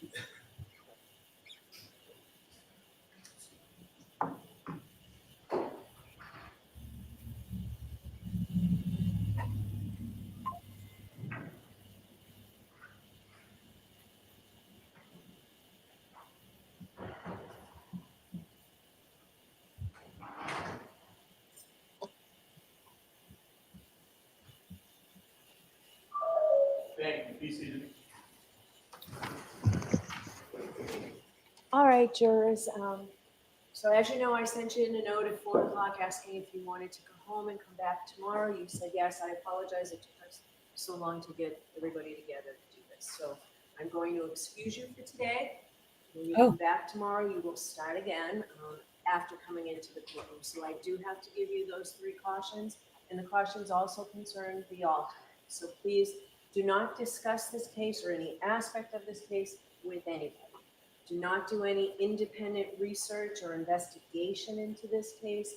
If you happen to see, hear, or read anything about this case, please disregard it and let us know.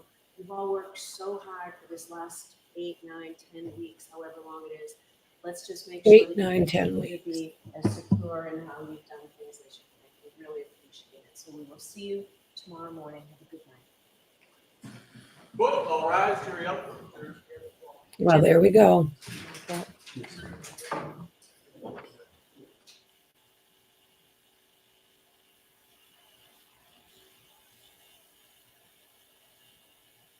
All right, we'll see everybody tomorrow. Thank you, Your Honor. Be a recess. Okay, James. Okay, guys, I'm glad I waited. I was just about to shut it down. So thank you very much for hanging out with me. It was a big day today. So I'll be back tomorrow. At the same time, I'm assuming.